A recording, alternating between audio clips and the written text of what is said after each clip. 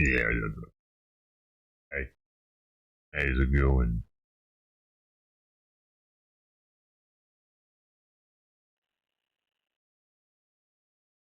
Hey, hey, hey, hey,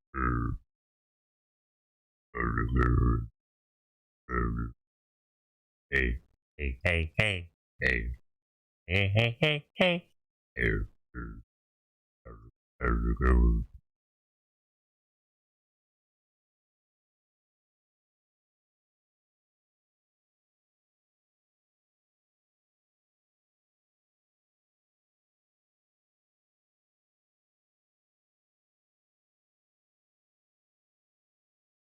Yeah, hello, hello, how's it going?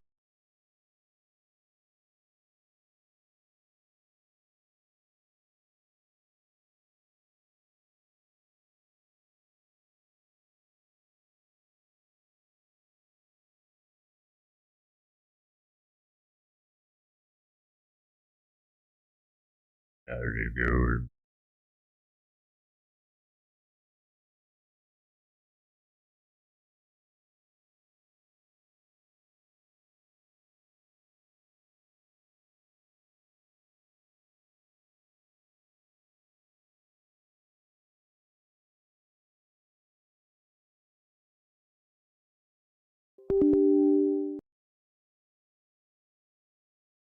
There's all this stuff I gotta do. That's the problem. I have to click all these things, man.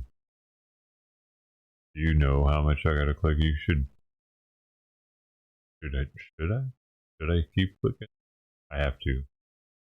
I don't have a choice. Ah,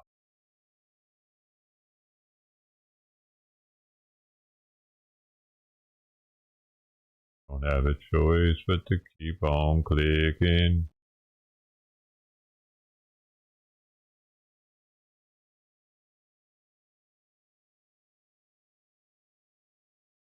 Dude.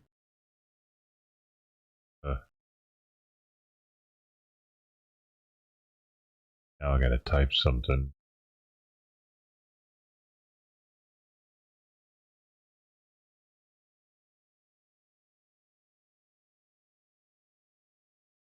Now I gotta click. I did it. Did it again. And I did it again. 2 clicks are better than one. Dude, my audio keeps doing some weird shit. I think I messed up. I messed up something here. And my filters is making me have to yell too loudly. I don't know. I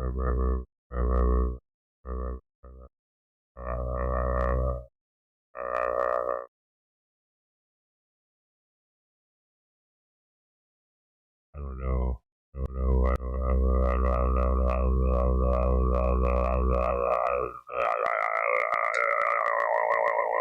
That's better.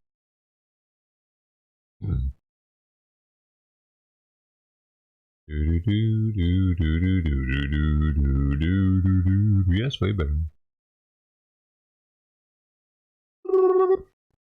Ooh, that high pitched. Still got it. I still got it, baby. Ooh. How you doing? Oh, how you doing? Oh, I don't know. I don't know if it's there. Maybe I need to fine tune it just a little bit more.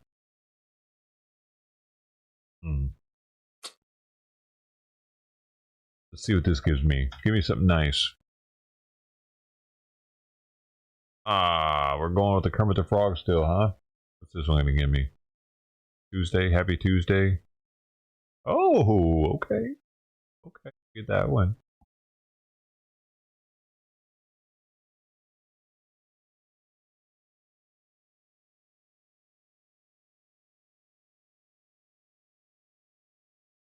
Hello, fellow fellows.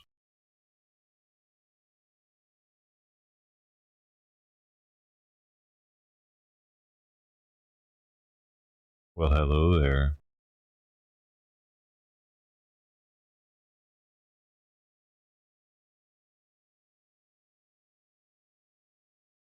Oh, you were expecting a naked chick? Oh, that's too bad. Hey, have y'all seen this?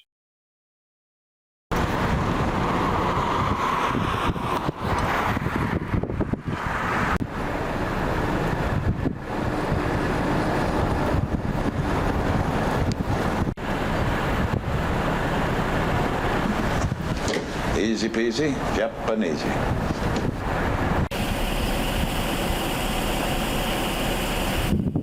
I gotta get some stuff figured out here. I'm not all figured out.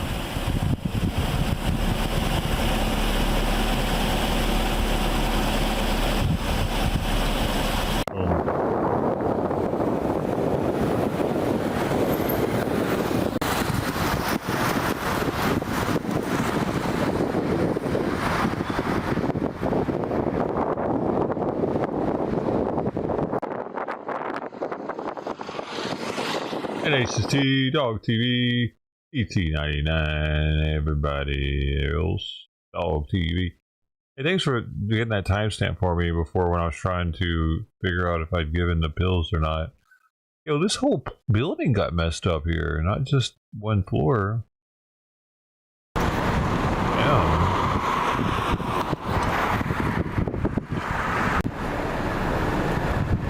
The whole side of it got fell apart.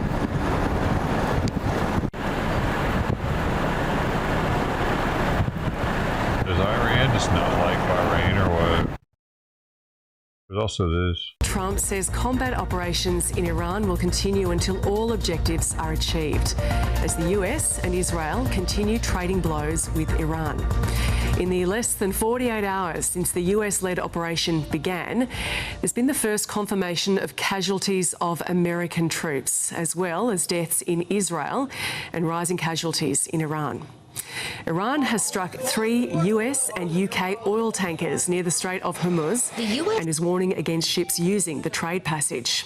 In Israel, 9 people in the town of Beit Shemesh have been killed in an Iranian missile strike. Emerging pro-Iranian groups are targeting US bases in the Middle East, most recently in northern Iraq near Erbil Airport. The US has stepped up its assault on Iranian military strongholds, deploying B-2 stealth bombers to strike underground missile facilities and naval headquarters. The President Donald Trump claims 9 Iranian warships have been destroyed and sunk. The first US casualties in the war have been confirmed. 3 US service members have been killed and 5 are seriously wounded. It's not yet known when or where the troops died. We pray for the full recovery of the wounded and send our immense love and eternal gratitude to the families of the fallen. And sadly, there will likely be more. Before it ends, that's the way it is. But America will avenge their deaths and deliver the most punishing blow to the terrorists who have waged war against basically civilization. I feel like he got off the script when he said that dumb shit. Iranian authorities say more than 200 people have been killed, including the Supreme Leader Ayatollah Ali Khamenei and other senior leaders. Iran's foreign minister says a transition council has already been established to elect a new leader. You know what I mean? It's not like we're fucking World War II and our boys are running into a hail of bullets. You know what I'm saying? Like, we knew people were going to die at Normandy, right? I mean, it was common sense. They weren't there wasn't anything to protect them from getting shot. But now there is, Trump. You know what I mean? Don't act like you're sending our troops into Normandy right now. That's what I feel like he overdid it right there, and it was stupidly done. The assembly of experts would be started. I assume that it takes a short period of time, maybe in 1 or 2 days.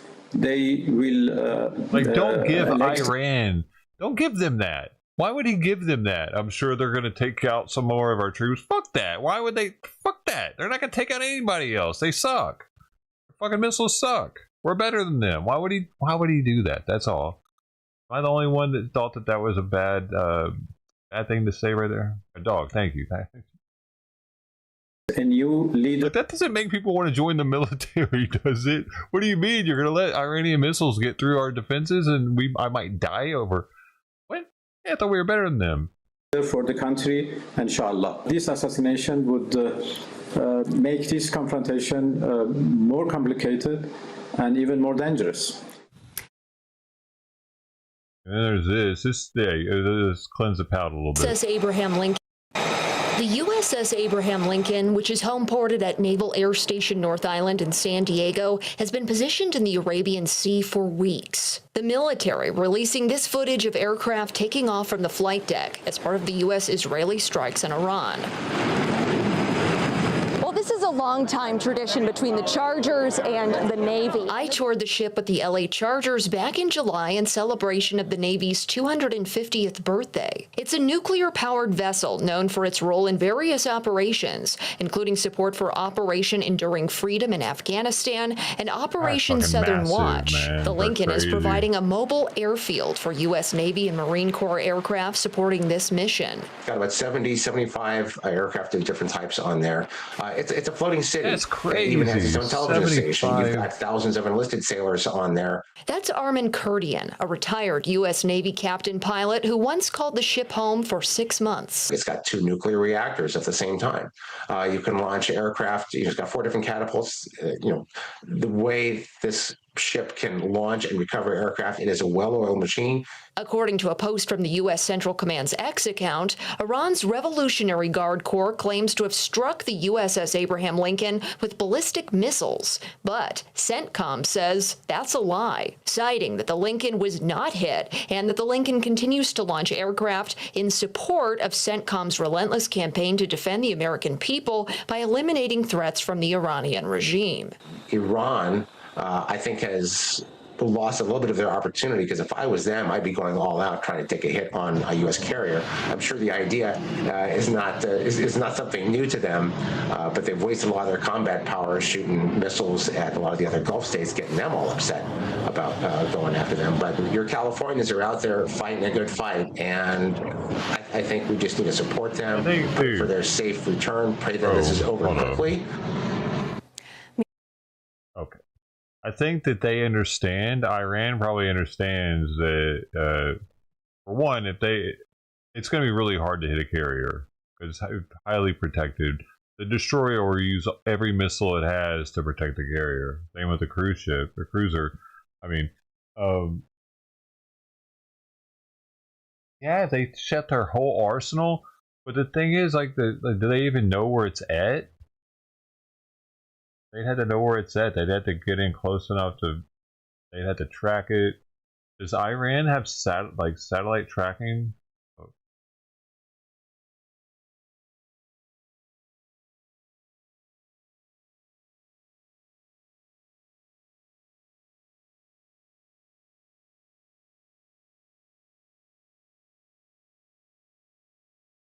Iran actively tracks U.S. Navy operations. So they lacked reliable, real-time, high-resolution satellite tracking.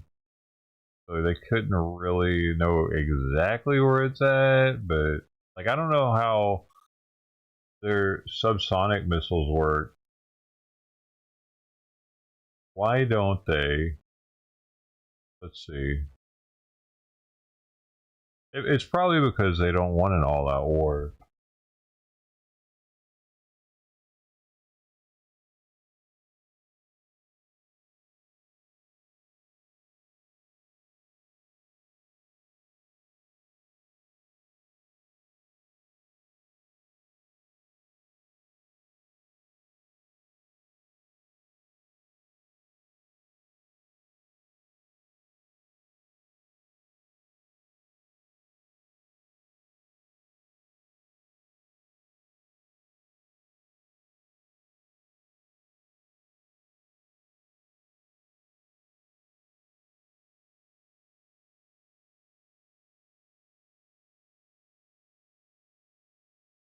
Iran lacks the missile numbers, accuracy, and capabilities to reliably overload a U.S. aircraft carrier strike group multi-layered defenses through saturated attack. U.S. carriers are protected by layered systems including Aegis destroyers with SM-6 missiles, E-2 Hawkeye radar planes. Oh, I guess the cruiser doesn't have any missiles to protect the carrier. I didn't know that. Interesting, because I know they got missiles too. Interesting. I'm about to ask it. I'm going to follow up question it. F-35 fighters, decoys, Sea Whiz guns. That's the Gatling gun thing. Making it, I forgot about that also too, the Gatling gun. Making it improbable for Iran to sink one, even with salvos. Iran's anti-ship missiles like Noor, Qadar, and Nasser have ranges of 200 to 300 kilometers, but poor accuracy against maneuvering carriers at sea, often missing in open water. Saturation requires hundreds of simultaneous missiles from multiple directions to exhaust defenses, e.g. a destroyer holds 96 interceptors. But Iran's inventory, while large, thousands of ballistic missiles total, prioritizes land attack over precise naval strikes, and recent conflicts depleted stocks. A full assault risks total war. That's what I was saying too. That remind me that I just don't want to go to war. That was another. I thought that we'd be able to keep them all at bay with what we got for defense systems. We didn't, and it's this reason. And they followed up with it. That's good. As failing to sink a resilient supercarrier designed with compartmentalization to survive hits invites massive U.S. retaliation targeting Iran's leadership bases and missile production. Iran prefers proxies, collaborated proxy strikes, and threats to deter without crossing escalation thresholds, avoiding direct carrier attacks amid ongoing 2026 tensions where U.S. denied Iranian claims of hits.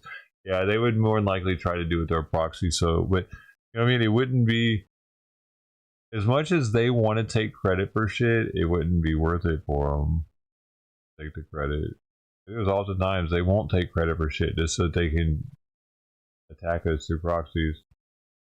We won't do anything to them.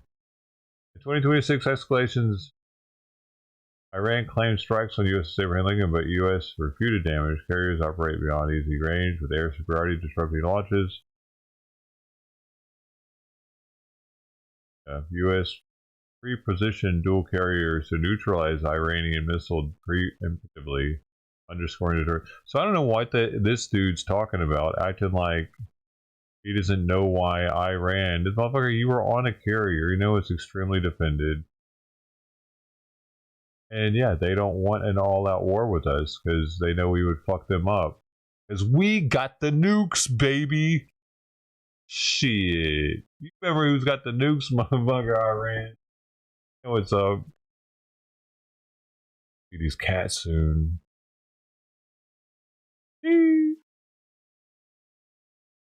Still got the nukes. Just because we haven't used one in a while doesn't mean we can't. I mean, we think Russia. You think Russia would risk an all-out nuclear holocaust for Iran? Because that's what would have to happen for, or China for Iran. One of those two would have to say and we would have to call their bluff and hope that would they really risk everything for fucking Iran, dude? Come on, dude. All of China's got so many population. Gonna risk all those billions, hundreds of millions. It's over $1 billion, but not 2 billion. I misspoke with billions. That's why I tried to correct it. In Russia too, right? The most populated European country.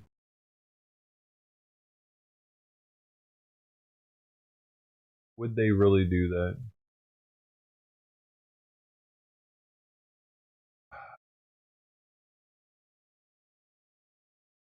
Put something on.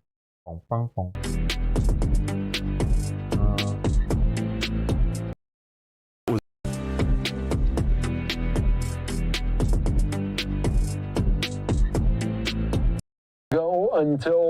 And it will continue until all objectives are achieved. Let's bring into the conversation right now with the Associated Press, friend of the program, Will Weiser. Will, thank you so much for joining us here on Live Now from Fox.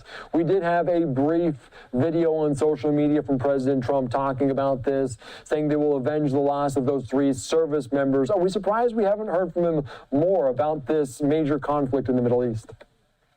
I think we are a little bit surprised. Obviously this is a president who likes to talk to the media. He talks to reporters, several times a week, sometimes multiple times a day.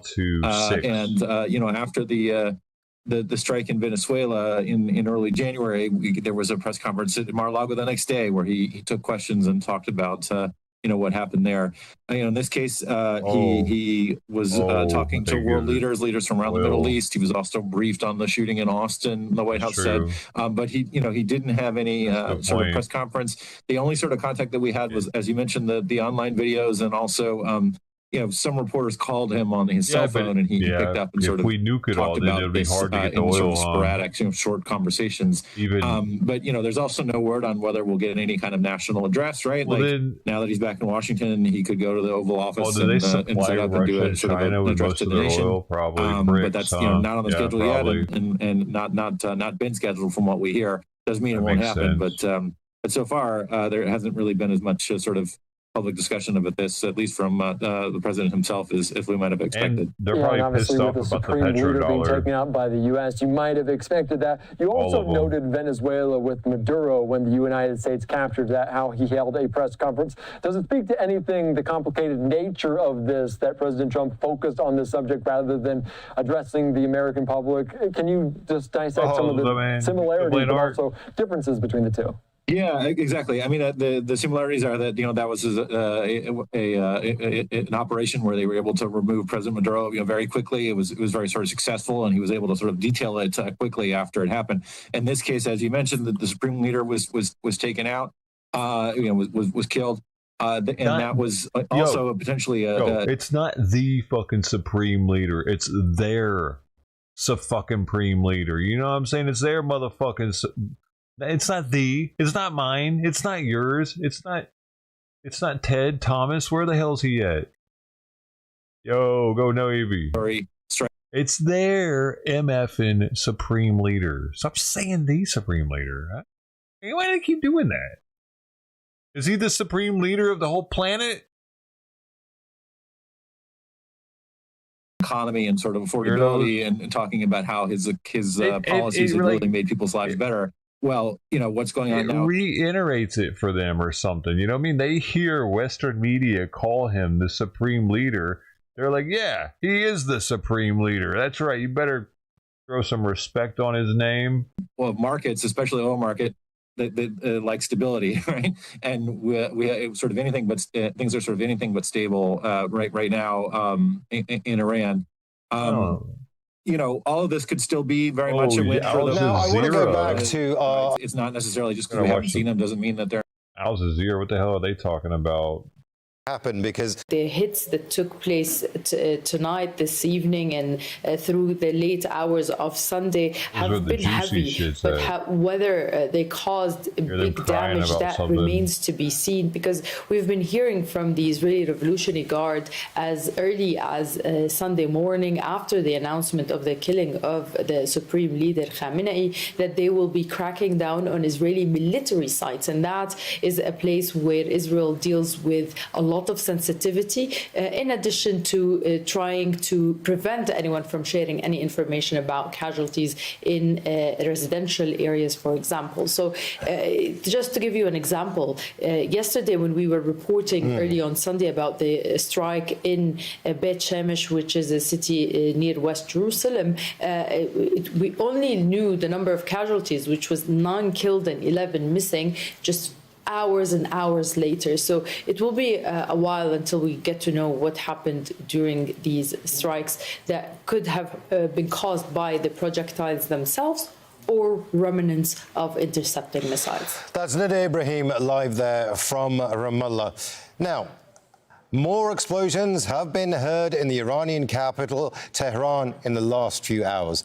The U.S. military says it struck more than 1,000 targets in Iran since the beginning of the joint U.S.-Israeli operation. Earlier, Israel launched a fresh wave of attacks on Iran, including strikes that hit a hospital in the capital, Tehran. President Donald Trump also spoke on his Truth Social platform, warning that his military operation will continue until all of Washington's objectives are achieved. He urged Iranians to rise up to topple the Islamic regime. Iran's formerly supreme leader, Ayatollah. And, the human toll of this also is quite significant. But the U.S. aside, there are major questions for the Middle East too, right? We could see a destabilization.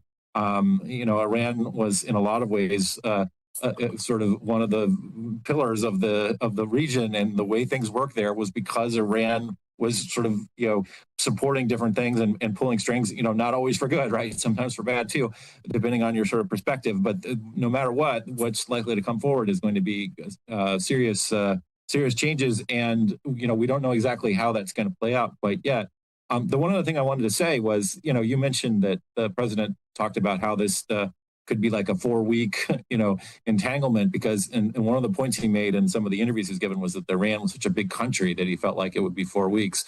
In 2003, when we went into Iraq and ran into Baghdad in a matter of days, right? It looked like it was going to be a successful operation and we'd be in and out, remember mission accomplished and all that stuff. We're not going in though. That's the thing. No one really knows how long this is going to last. We have right? drone warfare now. There could be a movement towards a ceasefire. We're building the shit out of one-way drones, dude. You could have a situation where it becomes a quagmire, and there's a lot of doubts around in violence around the rest of the Middle East, and all of a sudden we're in a conflict that takes a lot longer with no end in sight.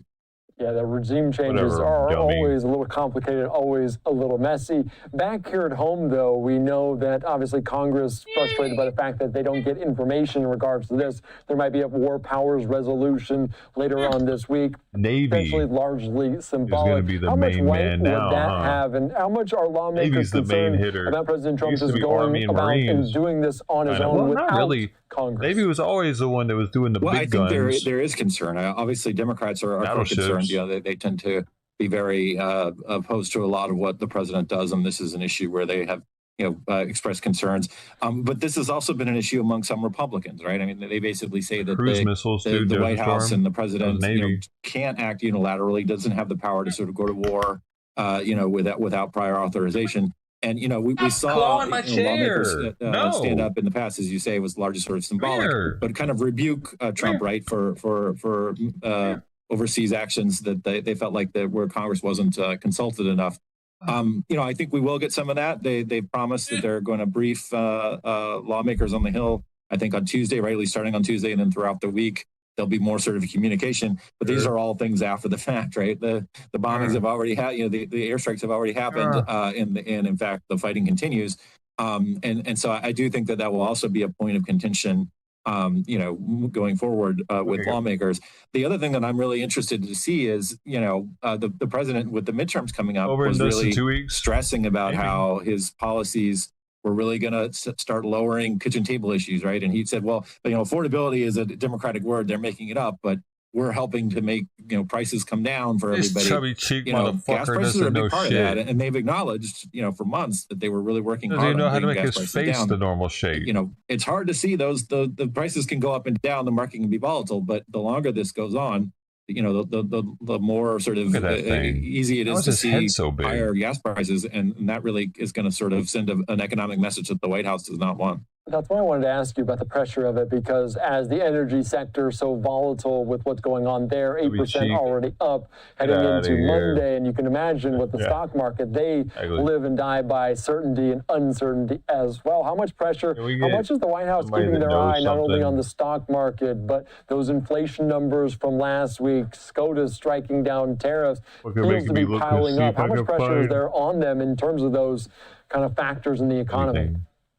Right. I think there's a lot of pressure, right? I mean, I think that the last couple of weeks, the message that's really emerged when poll after poll sort of showed people thought that the prices were too high, and that, that the Trump really wasn't doing a lot to sort of improve the sort of kitchen table issues and to make the cost of living more affordable. They would say, well, look at the stock market, right? Look at your 401k.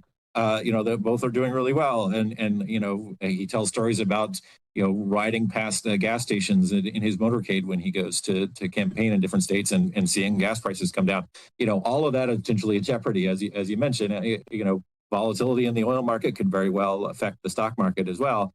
And the longer this conflict goes on, like I say, we don't know what's going to happen, right? And there could be a ceasefire relatively quickly, and maybe this all is behind us. But if this turns into a sort of projected fight in Iran and across the region, that's more instability, and that could certainly send sort of shockwaves through all kinds of markets. Not the kind of thing you want to campaign on going into the midterm for your Republicans.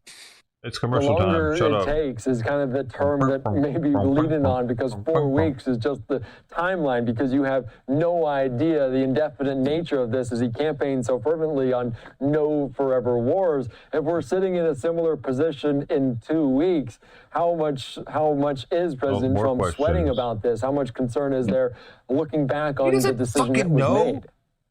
Why is he the expert? reporting He's that an we have Associated and others Press, have gotten just as like well, is that there really both was fucking not a lot of reporters. discussion about sort of what happens next, right? I mean, I think that they were very concerned about the possibility of Iran obtaining a nuclear weapon. They wanted to sort of send a decisive message to end that, and also to have Iran take the talks more seriously, right? There were talks going on, but the president didn't feel like they were sort of the sense of urgency that needed to be.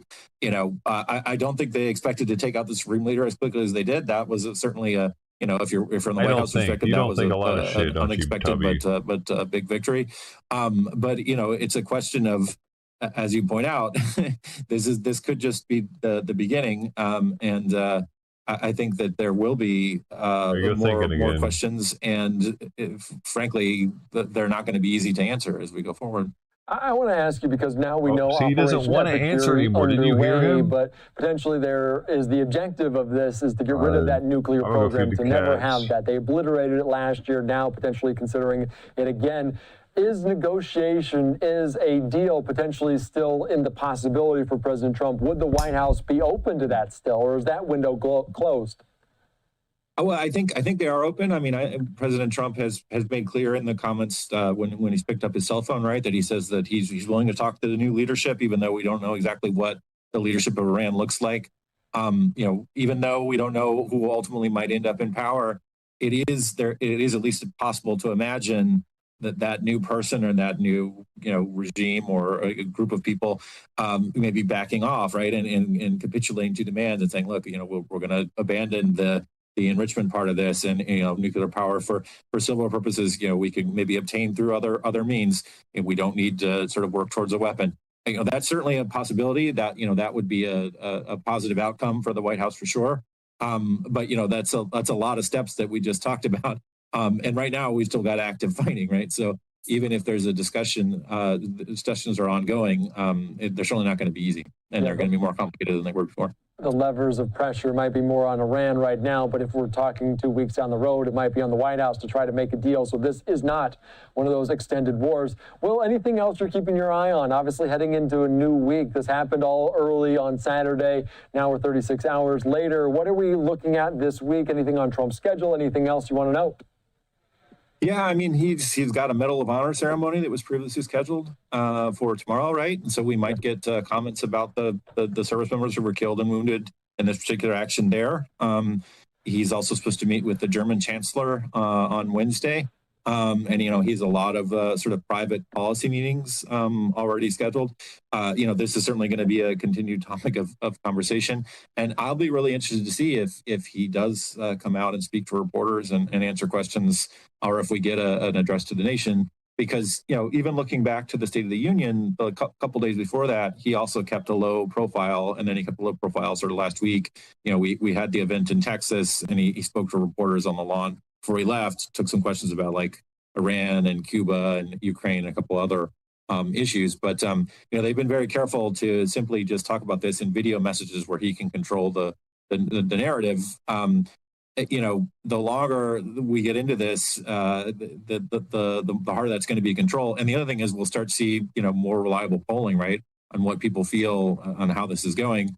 And he'll probably want to address that as well. Yeah, not really that public, which is not unlike presidents, but very unlike or unusual for this president, President Trump, not being in the public spotlight, especially after such a high-profile event and incident there in the Middle East. Will Weiser, thank you so much. I appreciate your time reporting on Live Now.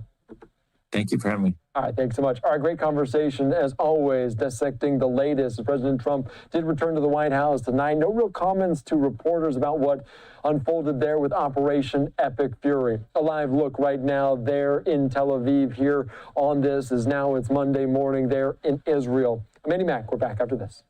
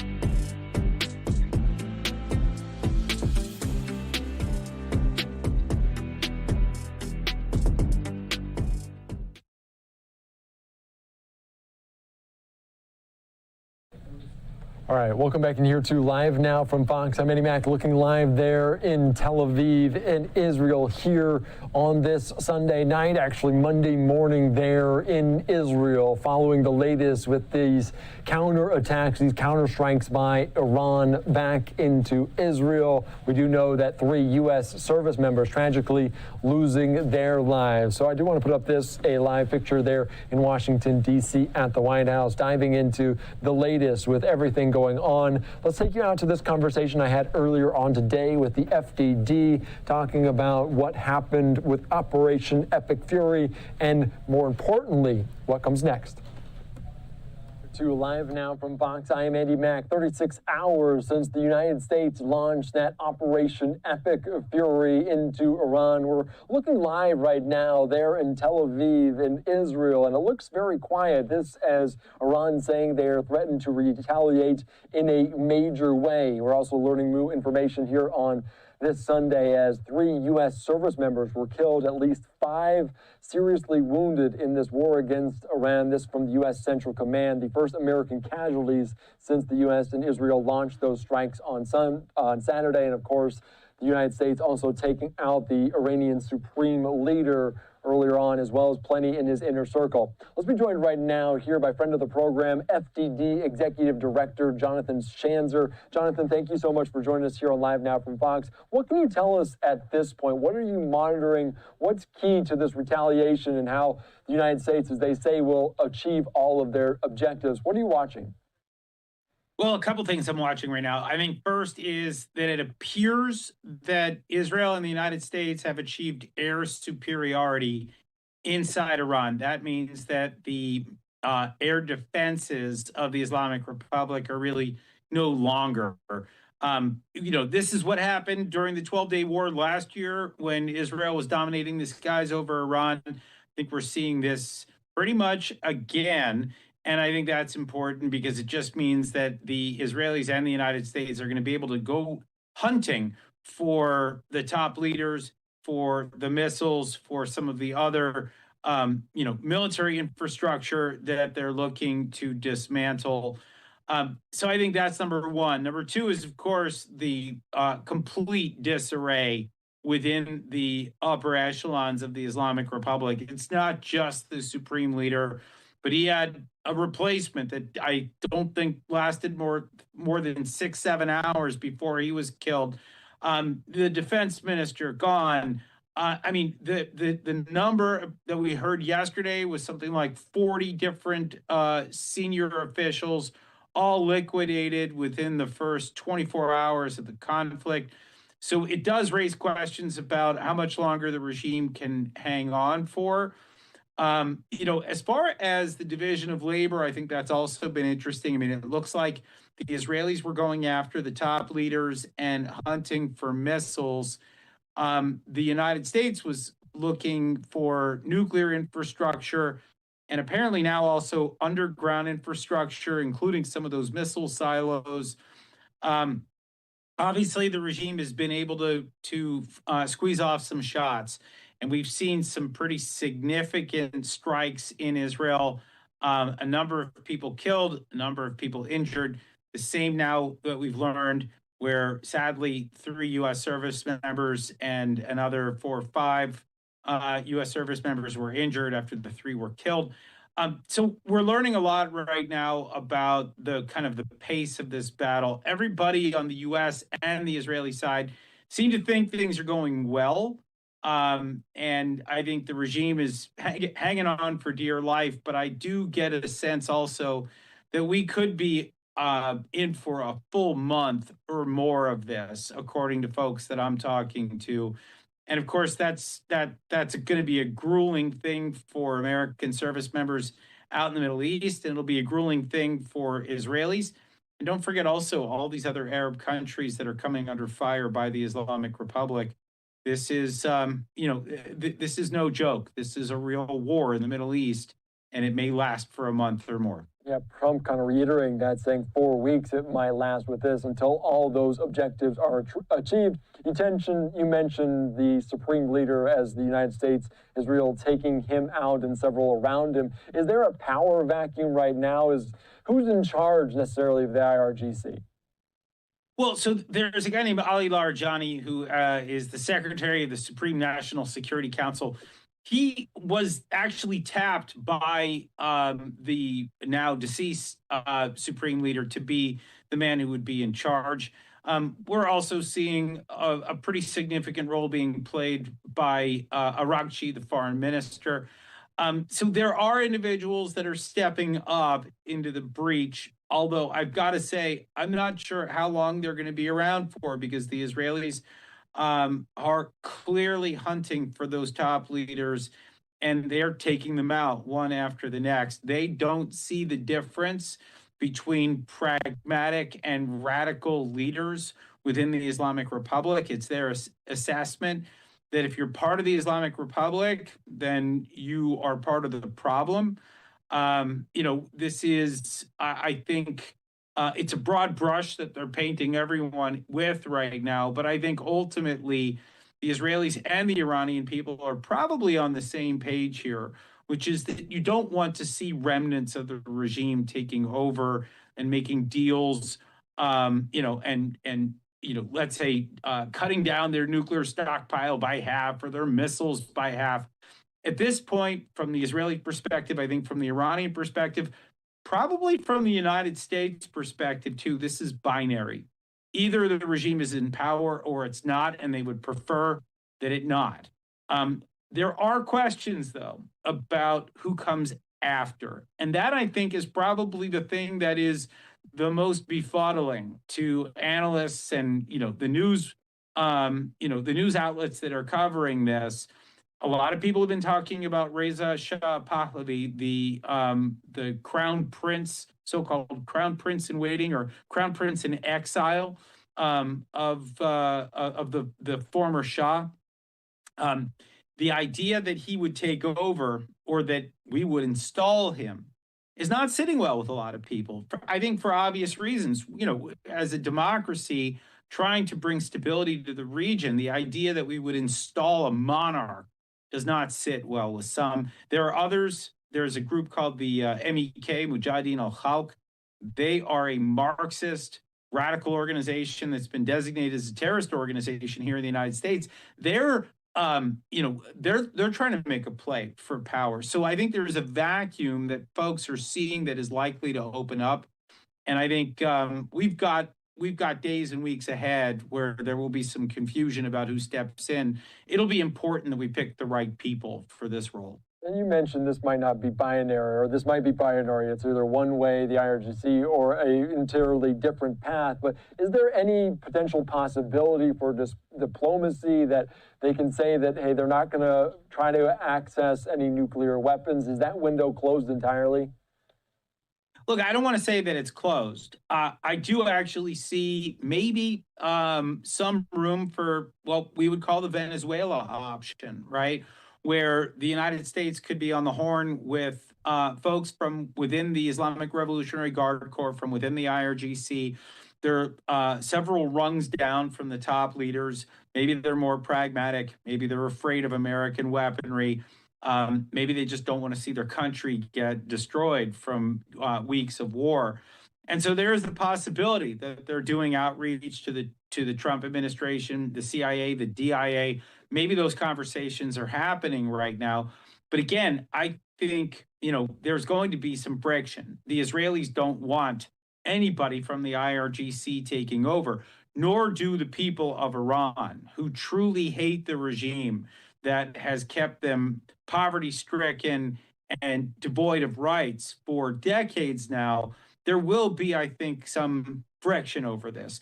It doesn't mean that we can't potentially move forward if you find the right people. But, I think the important thing to remember here is in Venezuela, it was a kleptocracy, but ideologically, it was pretty bankrupt. There was really not much there.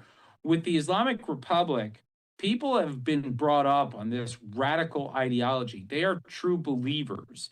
And it's for that reason, I think there will be concern about allowing for any remnants of this regime to hold on to power. People will be concerned about the resurrection of the Islamic Republic's revolutionary ideology. That's what we don't want to see after all the the munitions that we've spent, the immense effort leading up to the war. Remember, we've been in the Persian Gulf and the Mediterranean now. Our soldiers have been there for almost 5 weeks. And now there's a war that's underway. We don't want to make a deal with the wrong people. And I think that's something to watch here. I'm not saying the president is going in that direction. I don't even know if he's tempted. But I mean, these are the sorts of things, the conversations that are starting to happen about, well, what does the future hold for the Islamic Republic? And how do we find that off ramp from this war? We just need to be careful here that we're not making deals with the wrong people and that we're putting the Islamic Republic on the right path. This isn't necessarily engineering a regime or a regime change.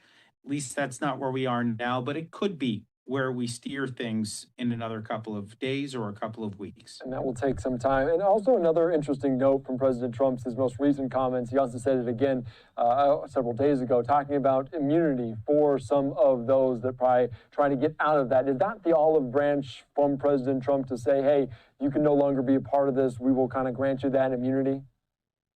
Well, look, I mean, we've seen these sorts of things before. De-Baathification, if you remember that from the Iraq War of 2003, 2004. What happened afterwards is, we were trying to make sure that there wasn't a complete brain drain, that people who knew how to run the country could continue to run it. There was also this question of, trying to entice people to step away from the regime that we were trying to bring down. So this is not surprising. I think the big question that a lot of folks are going to ask is, at what level do you offer that amnesty? In other words, if you are a senior cleric or a senior IRGC official with blood on your hands, should you get immunity? Should you be given that olive branch? And I think, again, there will be some friction over this, given how horrible this regime was to its own people, given how horrible this regime was and to the entire region, not just the Israelis, but the Saudis, the Emiratis, the Bahrainis.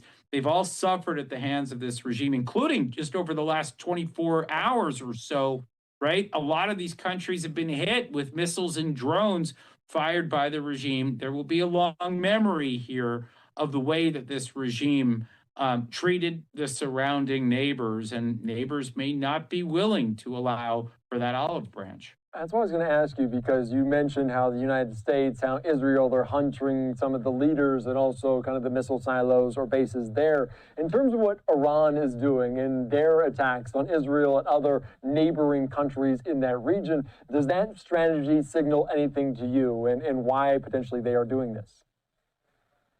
Look, let me just say, I think there is a strategy right now of the United States and Israel doing what needs to be done to remove this threat. That's the foremost strategy here, right? It's nuclear, it's missiles, it's the leaders of the regime, it's the military infrastructure that has propped them up. That is the primary strategy.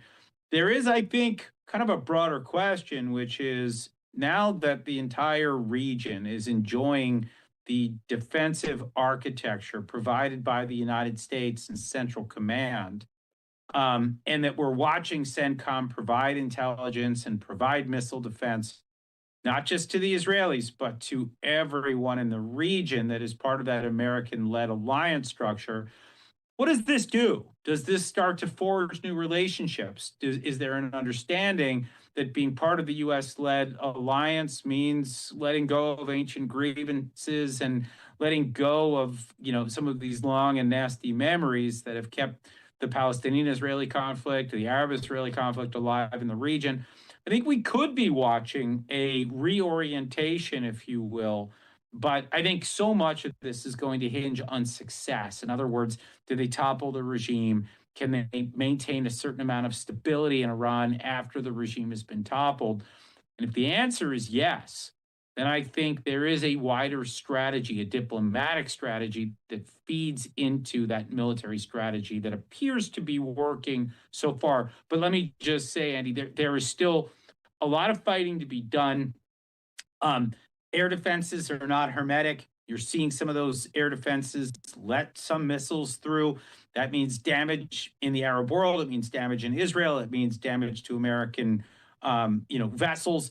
There will be setbacks. There will be steps backward in this war. But I think that if the Israelis and the United States stick to what appears to be a pretty solid war plan right now, and the Arabs have patience to allow for this to play out, I see some potentially very positive outcomes here, and that's obviously what I'm cheering for. Yeah, patience is another key with this could last 4 weeks. And President Trump also saying there are likely going to be more casualties. Already 3 U.S. service members losing their lives in terms of this. You mentioned the nature of this. The net is very wide. The Iron Dome is very strong, but it's not perfect. There have already been strikes in Israel and other nations as well. In terms of what we're seeing there, last year it felt like the response from Iran, it lacked sophistication. It lacked any power. Are we seeing a different tone? Are they showing a little bit more strength than they did potentially last year? Actually, as I'm hearing it right now, so far, they look weaker and less organized. And that's interesting to me because they've had a lot of time to prepare. But as I understand it, some 20 hours into the war yesterday, they had only been able to squeeze off about 180 missiles. I think we're probably up to maybe 200 or maybe even a little bit more now that went into Israeli airspace. Of course, there have been other attacks that we've seen in the Arab world. And this is really, in many cases, the first time that we're watching this integrated air defense system, kick into high gear. I think it's working. But I think that the Iranian strategy seems to be somewhat blunt. They don't appear to be getting close to the strategic targets in Israel that they probably were aiming for. So far, it looks like they're hitting civilian infrastructure. In other words, war crimes. But they don't appear to be able to penetrate Israeli defenses in places that matter most to them, at least so far. And so I think what they're finding is that they have to go into some of these civilian areas. And that's where they're focusing, at least for the moment. I'm hearing, though, that in some cases, the Israelis are able to target the missiles before they're launched. I'm hearing that the Israelis are targeting missile launchers. These are more static, and there are far fewer of them. And the more that are removed from the battlefield, the harder it's going to be for the regime to fire missiles. I'm hearing that in some cases, they need to fuel the missiles before they're able to fire them. The liquid fuel missiles can take 2 to 3 hours, and that leaves them as sitting ducks out in the middle of the desert in western Iran, and the Israelis have been able to strike. So, overall, at least for now, I'm not seeing an impressive showing by the Islamic Republic. Again, I think the Israelis and the United States have air superiority, which means they can, there's barely, if any, air defenses, which means that they can go around hunting for whatever they want, in close proximity to population centers and to military bases without real fear of getting hit. So I think the Iranian regime is reeling. It doesn't mean that they're gone. It means that they're in trouble, and I think they're trying to find their footing again with new leaders. I think what the thing that I would maybe just observe here is that they do appear to be more durable than anybody thought. After the rounds of strikes that we've seen, it was an enormous number of strikes yesterday, 1,000 plus by the United States, 500-600 from the Israelis, and that was just on day one.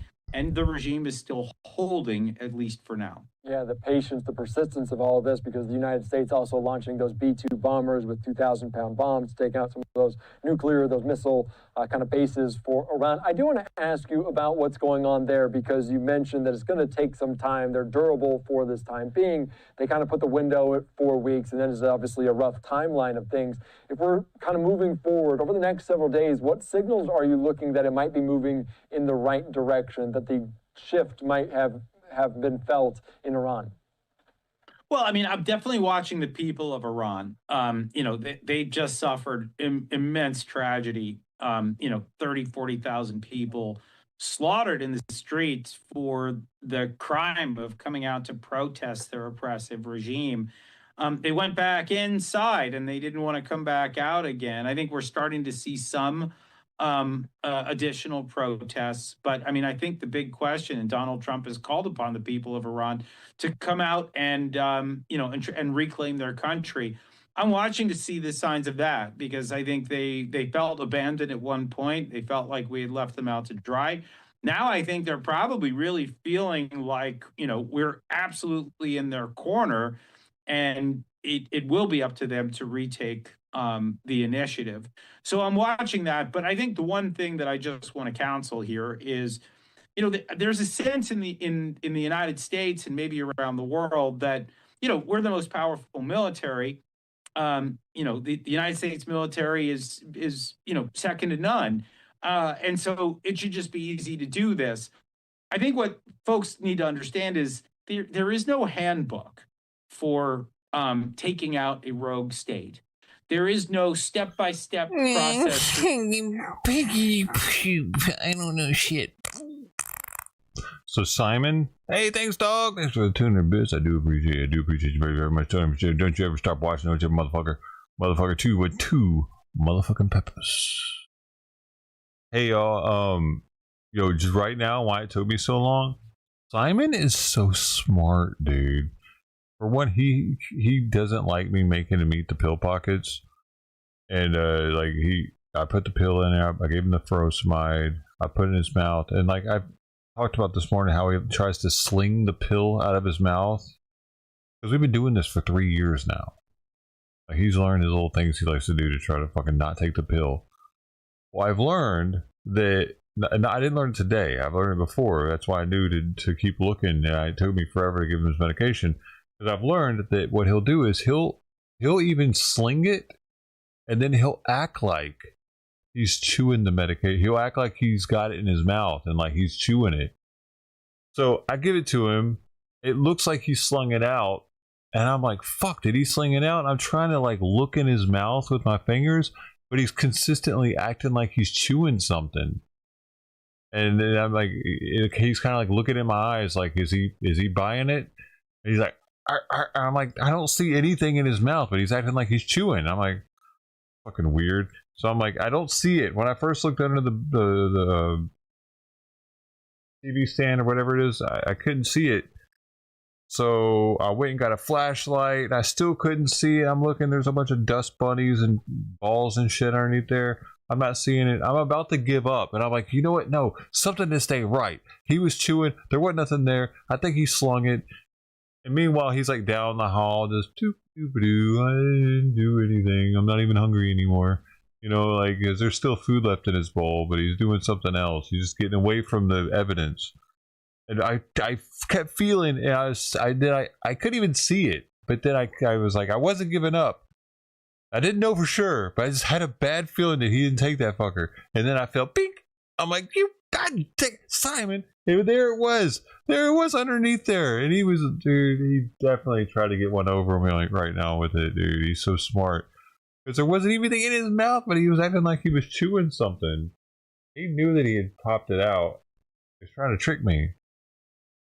I got it. That was good, yeah. We're good, buddy. Look, it's a concern. But whether we should be worried about it or not, I mean, let me just say, I think we should be leaving that to the FBI. Why doesn't he want the pill pocket? The it's CIA, a treat. And the National Security Council to be thinking about those things. He must have chopped down on it. We have seen the regime in Iran deploy the contractors to try to kill the Saudi ambassador, the Israeli ambassador.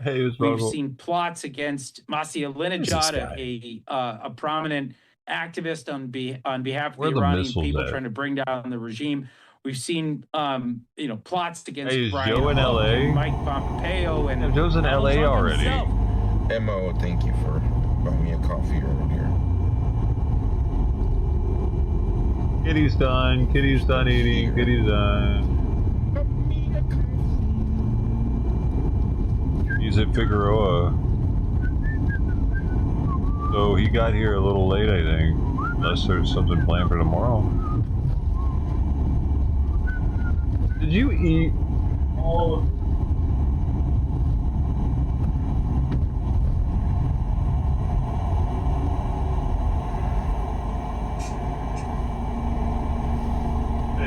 Always gotta leave just a little bit. He does that for the needy. For the kitties in Africa. Yeah. They usually follow whatever the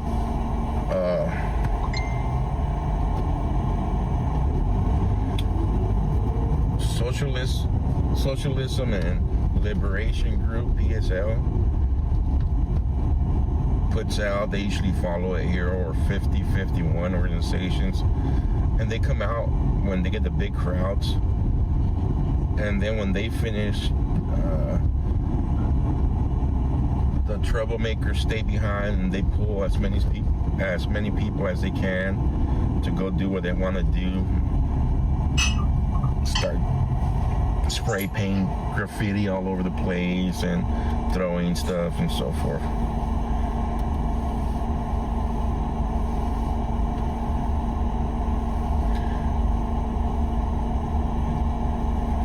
They might be all for the Middle East, Uncle Bill.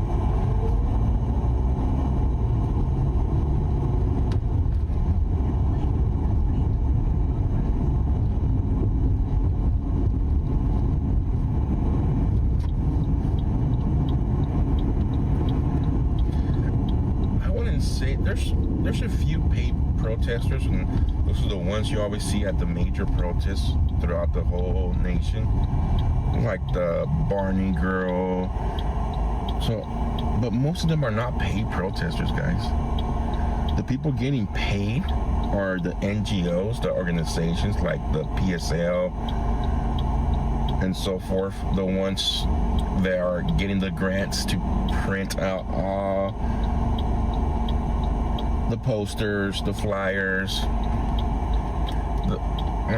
on the sticks to go picket and so forth.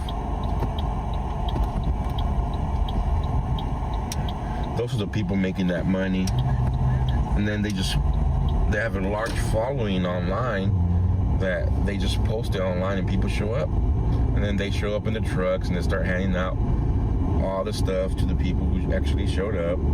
Those are the people that are making that money.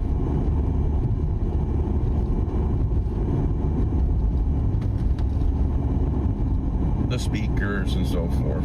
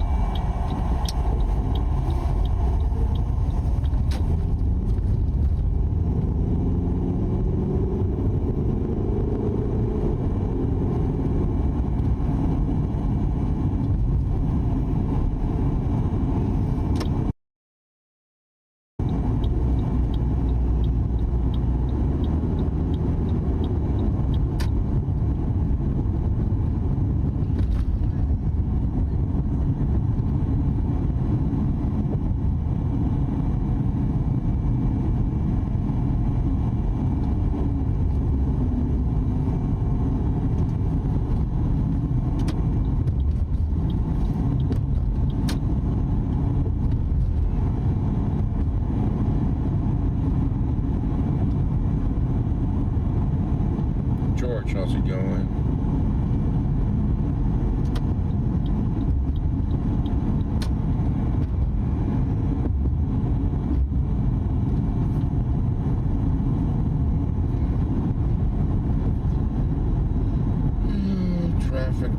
Traffic. I hate coming to LA.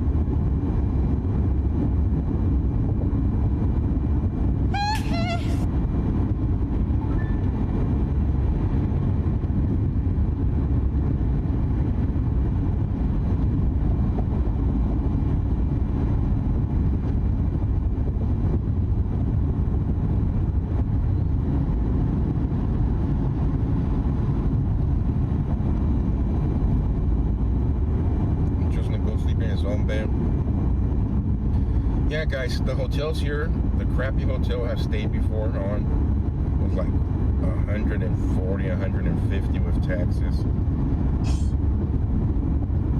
And the nicer hotel I stayed at was up here. was like 230 for a Sunday night. Ridiculous. I don't know what's going on in downtown LA tonight. So instead of spending all that money, I'm just gonna drive home, take my daughters out to eat tonight, and I'll just drive back tomorrow.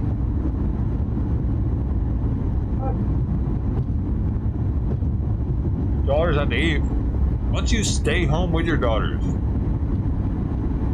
the hell have you been doing for the past week?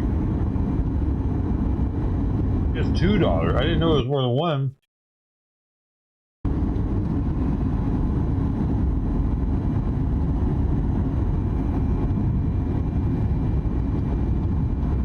It's not price gouging. It's more there has to be something happening in that area tonight.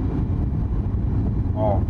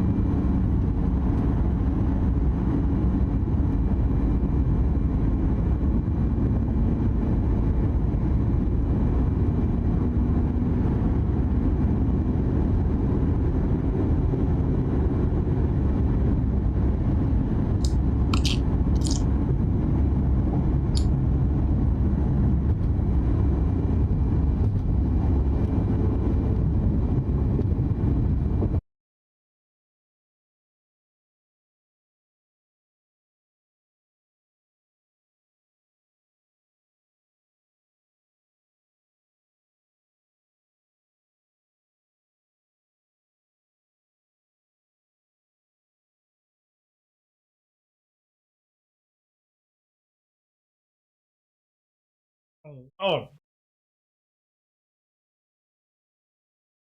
Maybe Simon does need more food.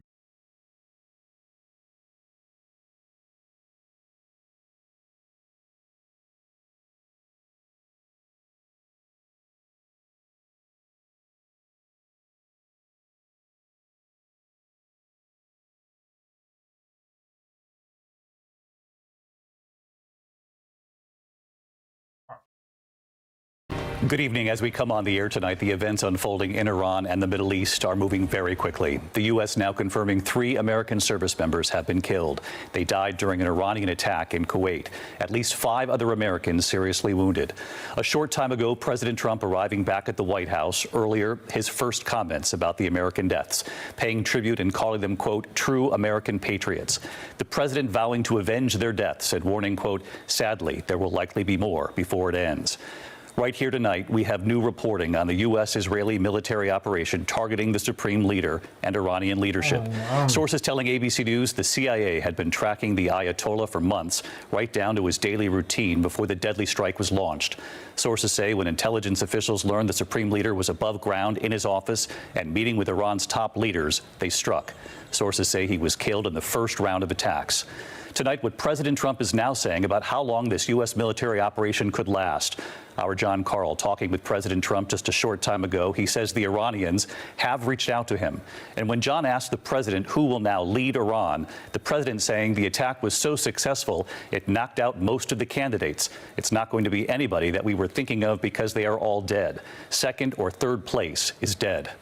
Tonight, across the Middle East, U.S. embassies on high alert, Americans now stranded. And ABC's chief foreign correspondent Ian Pannell on the scene of one of these deadly Iranian strikes. Their response to this U.S. attack.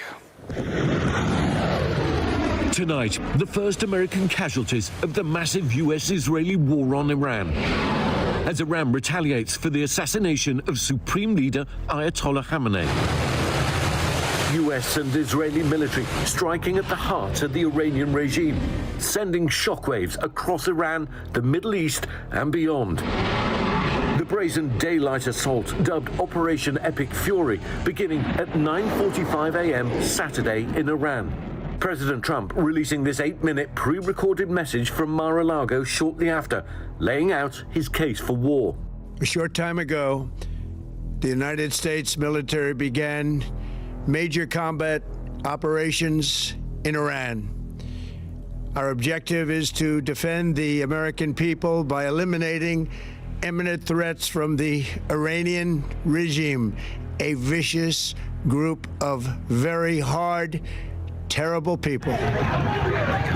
Waves of explosions rocking Tehran for hours. Screams of horror in the street, cars and buildings in flames.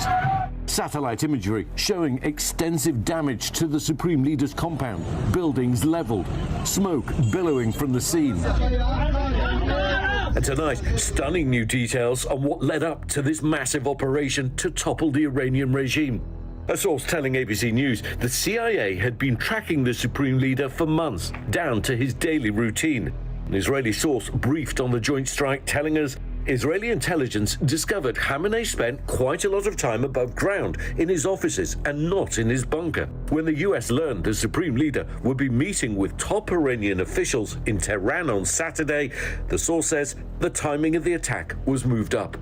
The US and Israel claiming the 86-year-old Khamenei was killed in the very first round of attacks. All in a matter of literally minutes. Iran's formerly Supreme Leader, Ayatollah Khamenei, is dead. This wretched and vile man had the blood of hundreds and even thousands of Americans on his hands and was responsible for the slaughter of countless thousands of innocent people all across many countries. The US alone striking more than 1,000 targets. Navy warships fired Tomahawk cruise missiles. The Pentagon launching new US one-way drones for the first time in combat. B-2 stealth bombers armed with 2,000-pound bombs striking Iran's ballistic missile facilities. The president saying multiple Iranian Navy ships were destroyed, claiming Iran's top military leaders want to surrender. The entire military command is gone as well, and many of them want to surrender into saving their lives. They want immunity. They're calling by the thousands. Give Simon more food. Combat operations continue at this time in full force, and they will continue until all of our objectives are achieved. We have very strong objectives. But so far, no indication from the interim Iranian government. Israel saying the joint operation has knocked out nearly all of Iran's defenses, leading to near total air supremacy over Iran, making it safer for fighter pilots to attack targets in the country. Iran's retaliation, swift and sweeping. At least 9 countries attacked. Israeli air defense intercepting a barrage of Iranian missiles over Tel Aviv. Some still getting through. We were preparing to go on air when another attack came in. The air raid siren has just gone off once again. It's been going all day. Already we're seeing the signs of what looks like air defense going up into the sky to try and intercept incoming Iranian missiles. All day long, they haven't stopped coming. Iran also targeting at least 4 US bases in the region. Dramatic verified videos circulating online showing those strikes, from Jordan to this US naval base in Bahrain, where 3,200 Americans are stationed. And after President Trump warned US lives may be lost in this operation, the US confirming 3 American service members were killed in action, 5 more seriously wounded. US officials telling ABC News they were killed in an Iranian attack in Kuwait. The Iran attacks also aimed at civilians. A drone blasting this residential building in Bahrain. Harrowing videos showing the moment that drone came crashing in. People inside taking cover. Iran targeting Dubai too. This luxury hotel up in flames. The airports in Dubai and Kuwait hit. Video online showing smoke filling the terminals. In Qatar, people running for their lives. Our Marcus Moore in Doha. You can see the air defense interceptors going into the air in those bright flashes of orange, and you can also hear the loud booms. This is what we've been hearing in Doha all day today. And tonight, Iran saying the death toll's rising. More than 1,000 people killed. Crews searching through the night. State media claiming an airstrike on a girls' school in Iran has left more than 150 people dead, including students. The US and Israel still working to verify those claims. A girls' school in Iran's an oxymoron. An order from the president in Florida. A war unleashed thousands of miles away in Iran. And here, somewhere in the middle, far from any battlefield, a quiet neighborhood in the Jerusalem hills. And a community torn apart. An Iranian missile evading the world's best air defenses, shattering the peace of a religious community that knew nothing of war until tonight. You see dozens and dozens of rescue recovery vehicles, police vehicles here. The rescue operation has been going on for hours and hours now. The missile landing in the town of Beit Shemesh, striking a shelter in a synagogue and the homes around it. The wounded carried away on stretchers. At least 9 innocent people died here. Definitely heavy munition. We were shown what remains of the lives once lived here. Rescue crews working against the clock, searching for survivors. Oh my goodness. Used to be a synagogue, used to be a house. Now it's just rubble. Prayer books scattered in the rubble. The residents didn't stand a chance. As they were running to the shelter, the missile hit. I did see reports that people had actually been sheltering in a bomb shelter because the siren had gone off. Is that right? Yeah, you actually can't see the shelter. It's underneath a lot of this rubble. There's a slight opening that they were able to move the debris to get them out. There'll be more days like this in Iran, the Gulf, and here in Israel. This is the reality of the conflict that is now taking place here in Israel, across the Gulf, and also in Iran. These conflicts aren't just about policy, diplomacy, and military tactics. They're about the lives of ordinary people, innocent people, being devastated and being killed. This Israeli town caught in the middle of yet another war in this region. It's a very heavy price to pay for trying to attack Iran. Is it worth it? Let me tell you something. The Israeli nation is a very resilient nation. We're not new to war. But this right here, the world knows that the Iranian regime targets its own civilians. It's a known fact. Here you see that they don't differentiate between any other nation's civilians as well. And had Israel and had the United States and any other nation involved had not gone in and preemptively targeted the threat of the existential threat against our nations, this would be a drop in the bucket.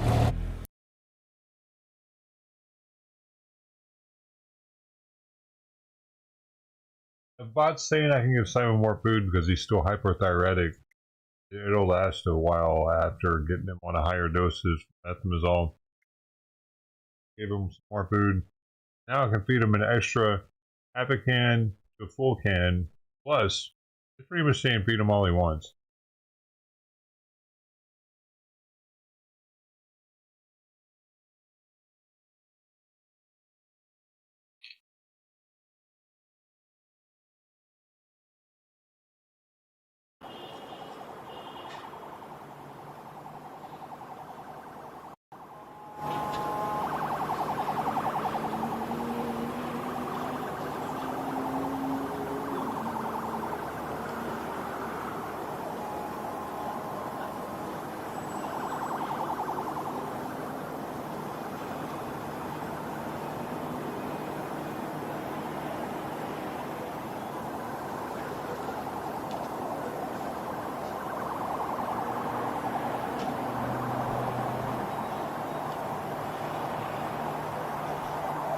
I feel bad about picking this, like, or not putting more food down this morning.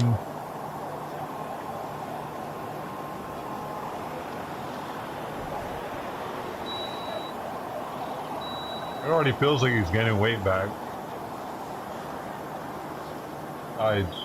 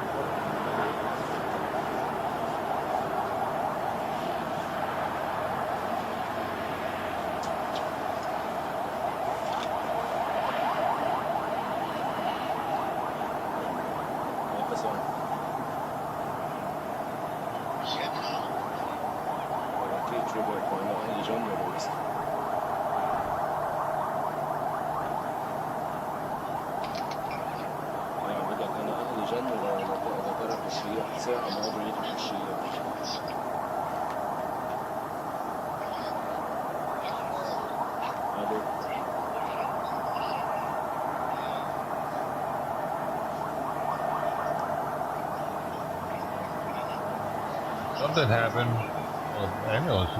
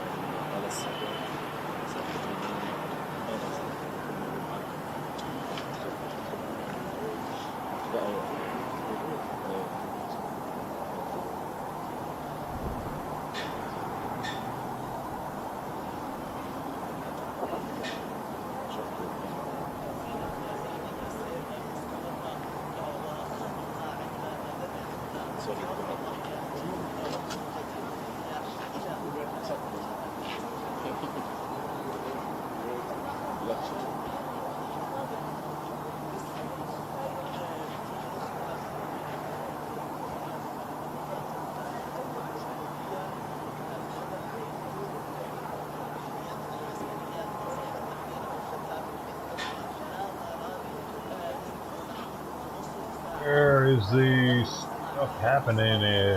None of this is happening. It's break time. Why is this stuff exploding?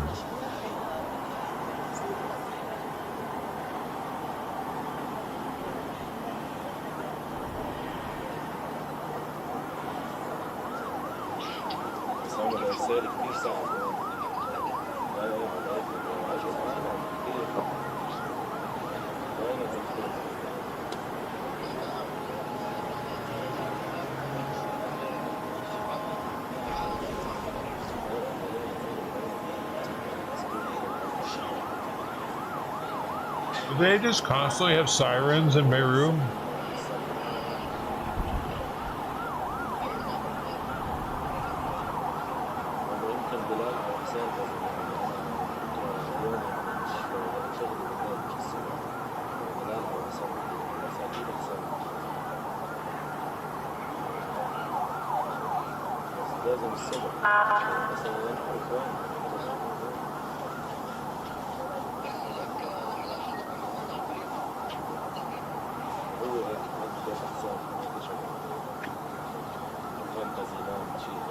An escalation of the language that we haven't seen the Gulf states use before. What's the danger of the spillover here into something much wider than just Israel, the US, and Iran?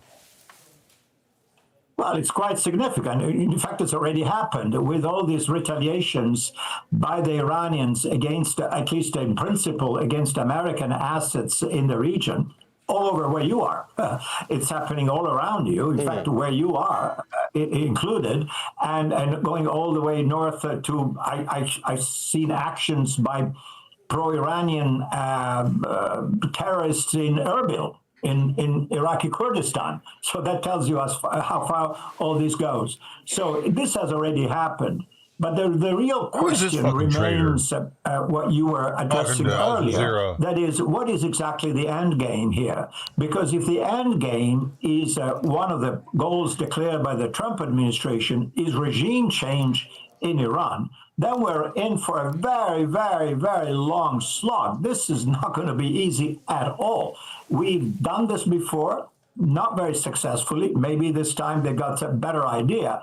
But if the goal is to destroy the regime, a few air attacks, however well targeted by the biggest air force in the world, is not going to do it. And so that will, in other words, the dangers of the conflict becoming a regional conflict with more attacks and counterattacks involving all the Gulf Cooperation Council, of course, Saudi Arabia in the first place, but the Emirates and Qatar and Bahrain and everybody else grows. And again, here it's has been debated already. What is exactly the end game? Well, let's talk about that, Paolo. Let's talk about that. I want to bring in Alex here. Alex, Donald Trump hasn't said what the end game is in any clear terms, but there is a strategy that seemingly is developing that people have been talking to me about, which is we are just going to keep killing Iranian senior leadership until we find someone that is willing to capitulate to all of Israel's demands and do exactly what we say. Is that an end game for you? Look, I do wonder militarily how long the United States can maintain this posture in the region with 2 aircraft carriers and all the assets sent over there. I mean, the United States has other files to worry about around the world, namely China, and in fact, you know, overall, you could question how long this could go on. Weeks, yes. Few months, maybe many months to come. That's when you start really wondering if that is sustainable.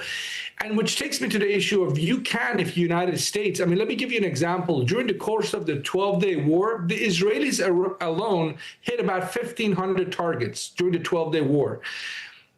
The United States can do a lot more than 1,500. Certainly they last for weeks and months, but that doesn't in itself bring the regime down. So you can do all the hitting, if you will, from above, unless you have a game plan on the ground inside of Iran, then I'm not sure if it's going to work as a strategy. And that's where Alex, it's a very interesting point that you're making there. I want to bring in Paolo here. Paolo, how are you an American is this going to take we can't do it? 250,000 US troops on the ground to effectively make a regime change? Because, as you point out earlier, not gone very well before. Look, if we would look at the classical ratios of what it takes to occupy, the ratio of military force that's necessary to occupy a country. Remember, Iran has 90 million people. 250,000 wouldn't be nearly enough, maybe enough to occupy Tehran, which is a very, very large city. And let me bring something else in here. We don't have to occupy We are running out of smart ammunition very, very rapidly. This stuff is not only extremely expensive, but it's also scarce because we have used a lot of it. Some of it to supply Ukraine in earlier days, of the war in Ukraine, which remember has been going on for 4 years. The U.S. in different moments has been a major supply, not now maybe, but at least earlier. And therefore, we're running out of the stuff. How long can these bombers be supplied? How many Tomahawk missiles are there left for the Navy ships in the region to launch against? I mean, did we run out in World War II? We're not fucking running out, dude. I don't think there's an infinite supply. Actually, Paolo, that's a very good point, because I've been speaking to, and I just want to take it slightly left field here. I've been speaking to people in Ukraine. Now, Ukraine is very worried that if the Americans get bogged down in a war in the Middle East, then that's the weapons being diverted there and not to Kyiv. Alex, do you think that's a legitimate concern? I just don't know enough in terms of the military setup over there to be able to comment on that. But clearly, as an educated guess, I can assume that if the United States focuses so much on another war in the Middle East that might suck it in deeper and deeper, it doesn't even have to be as bad as the Iraq War or the first Gulf War of 1991. Right. It obviously creates opportunities, maybe not so much to Russians in terms of expanding, say, into the Baltics, as some people have feared, but certainly being able to have a free hand in Ukraine. But the bigger question is a country like China that does actually want to sort of challenge the United States on the global stage. I don't know if the Chinese are ready. I doubt they are. But, in a different world, in a different time, perhaps China could have taken this as a great opportunity to go for the Taiwanese island, if you will. So that raises the fundamental question of, is this basically what the United States Trump is doing in Iraq? Is this serving core U.S. national interests? And we haven't heard the president make his case yet. And I suspect it's going to be Alex, we are running out of time, so I'm going to stop you there. I want to thank both Alex Vatanka and Paolo von Chirac for your thoughts. Always fascinating, gentlemen. Thank you so much.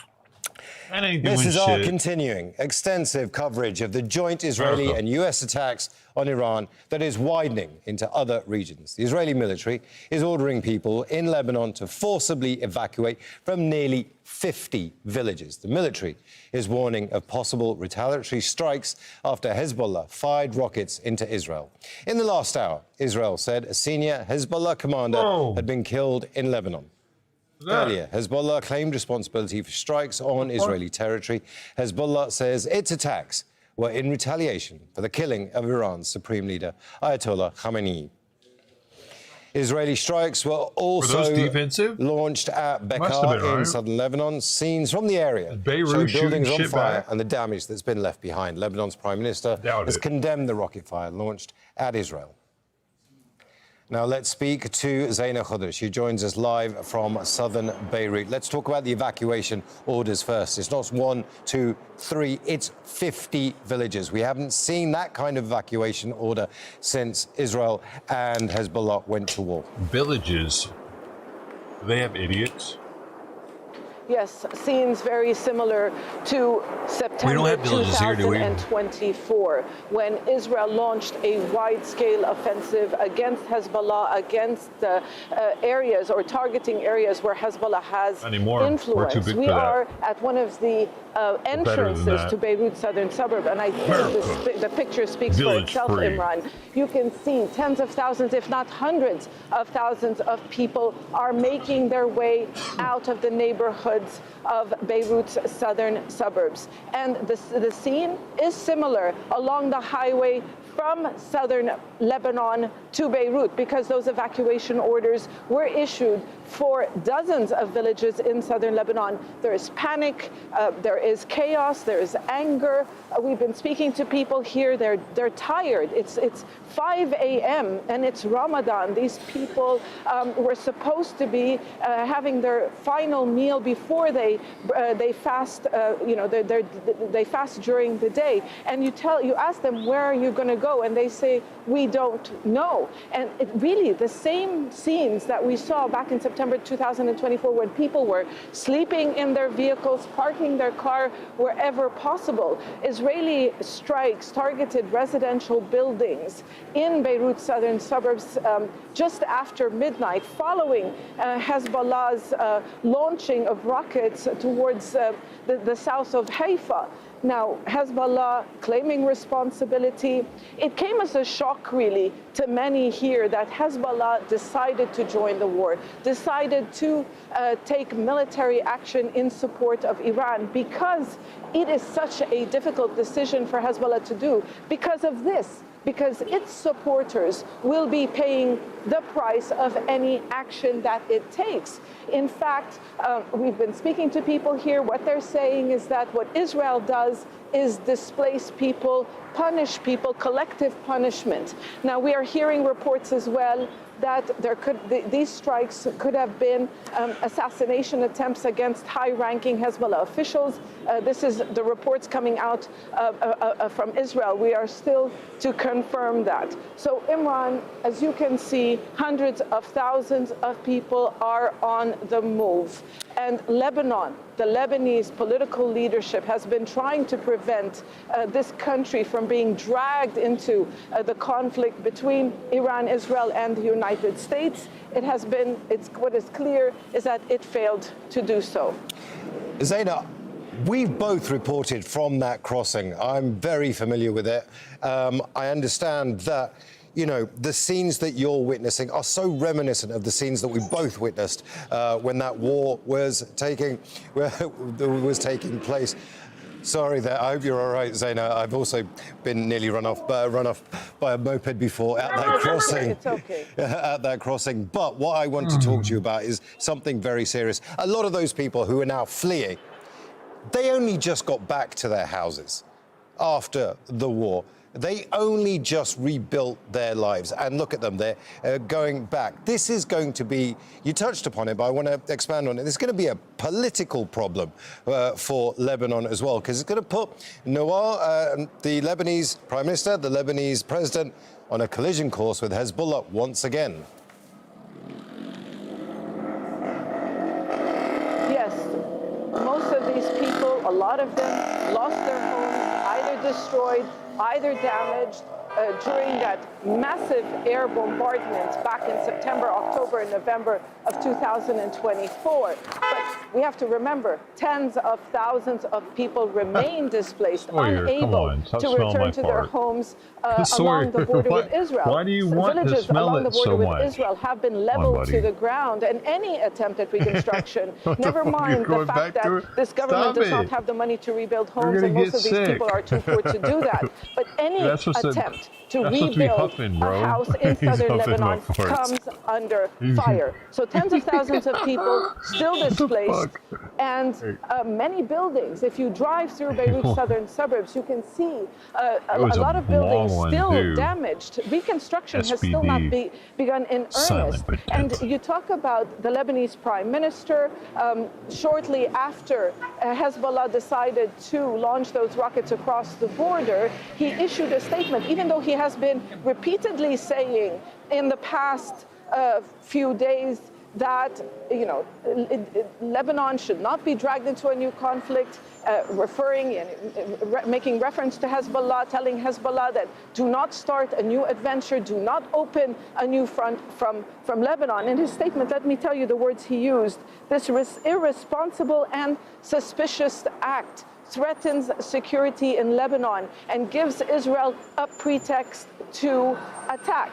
Now, what's interesting is in Hezbollah's statement, they said that they fired this rocket because it's in retaliation for the killing of the late Iranian Supreme Leader Ali Khamenei. And we have to point out that Hezbollah and its supporters regard him as their divine leader. They also mention that these attacks come within the framework of repeated Israeli aggression.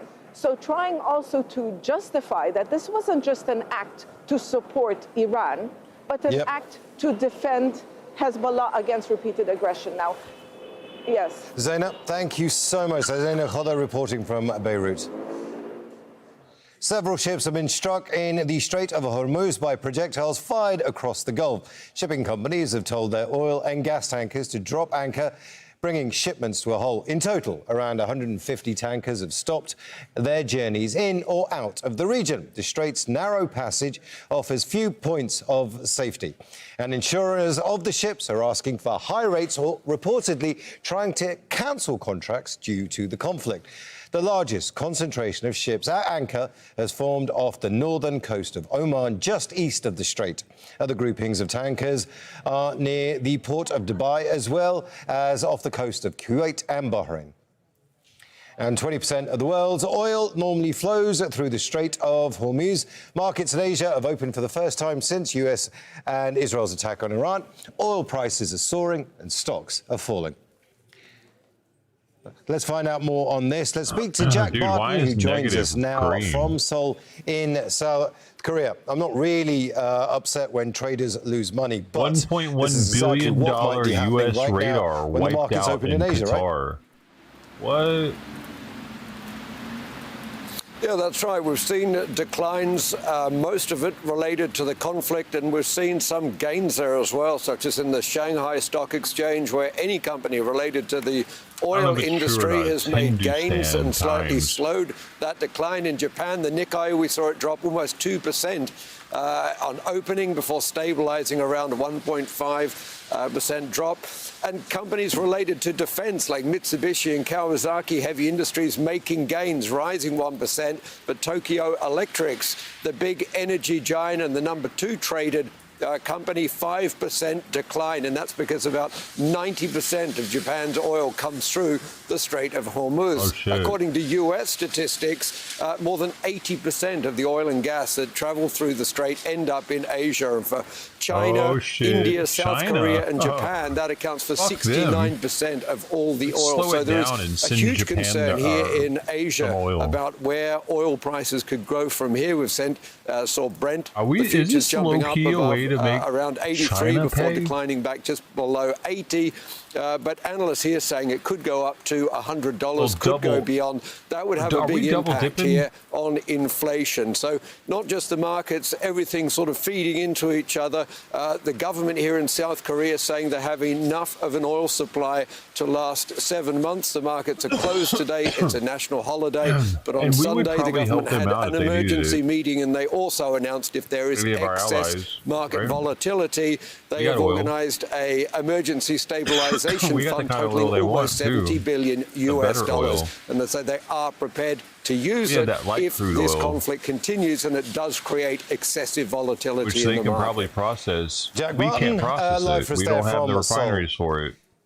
So that's how we sell our crude as one of the most severe disruptions to global aviation in years. Regional uncertainty of industrialization strikes across the Middle East have impacted having refineries and stranded tens of thousands of passengers. Airports in Dubai, Doha, Abu Dhabi have closed, impacting critical hubs between Africa, Asia, and Europe.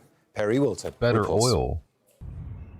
Light stuff that we got. Blasts have replaced the rush of jet engines above Dubai. So streaks in the sky for missiles really instead of the contrails from thousands of flights locals are used to seeing. Dubai is home to the world's busiest airport by international traffic, handling millions of passengers a month. But the closure of its airspace has stranded many. I think the one thing that I'm worried about is my flight, because I'm supposed to fly back to my home country in 2 days. It's being felt across the Gulf. Iranian strikes damaged Kuwait's airport on Saturday. Because we get it cheap. And in Doha, the airspace has closed for another of the world's busiest airports. And we're connected by land, but I mean, it's not coming there are up by delays land which are now Venezuela. being felt worldwide. Yeah. In Thailand, flights through the Middle East have been mostly cancelled, affecting hundreds. And it's the same in India. We came here from Uttar Pradesh, and for our flight scheduled to Dubai, our flight was cancelled, so we don't know what to do. We are helpless. There are 15 of us. In Paris, many more can't reach their destination. Unfortunately, our whole trip from our school canceled it, so we're no longer going to Dubai. Yep, there's no more Dubai trip in the future for us, unfortunately. But I don't think there are going to be many Dubai trips happening very soon. Airlines are citing imminent safety concerns for the cancellations, asking would-be passengers to keep across the latest updates for information. Be able to make it through the and with the next strikes difficult to predict, passengers are left wondering when things may return to normal. When we woke up, we found out that the airports had been hit, so it's the unknown. So my daughter's meant to be flying back today, so we're going to find out if the airport's open. So that's the unknown, that's the nervousness, what we're, concerned about. It's that unknown which hangs over the region, a region that's dependent on travel for its tourism and its workforce. And if the conflict in Iran continues, the aviation industry is likely to experience even more disruptions, impacting millions more. Kerry Wilton, Al Jazeera, Doha. You're watching Al Jazeera Live from Doha. I'm Darren Jordan with our continuing extensive coverage of the joint Israeli and US attacks on Iran. And after 2 days of strikes and counterattacks, the conflict is now widening.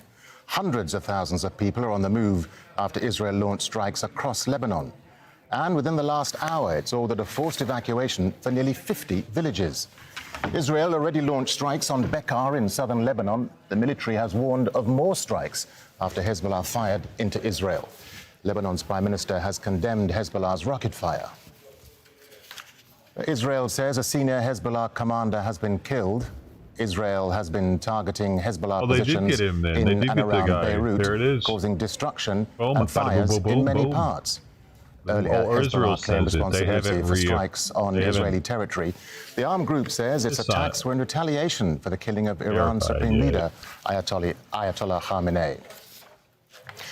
Let's bring in Nida Ibrahim. She's in Ramallah in the occupied West Bank. Nida, so the Israeli military had released a statement some time ago saying they'd be attacking Hezbollah targets in Lebanon, and now we have seen those Israeli strikes following the Hezbollah rocket launches. Tell us more about what the Israelis have been saying, Nida.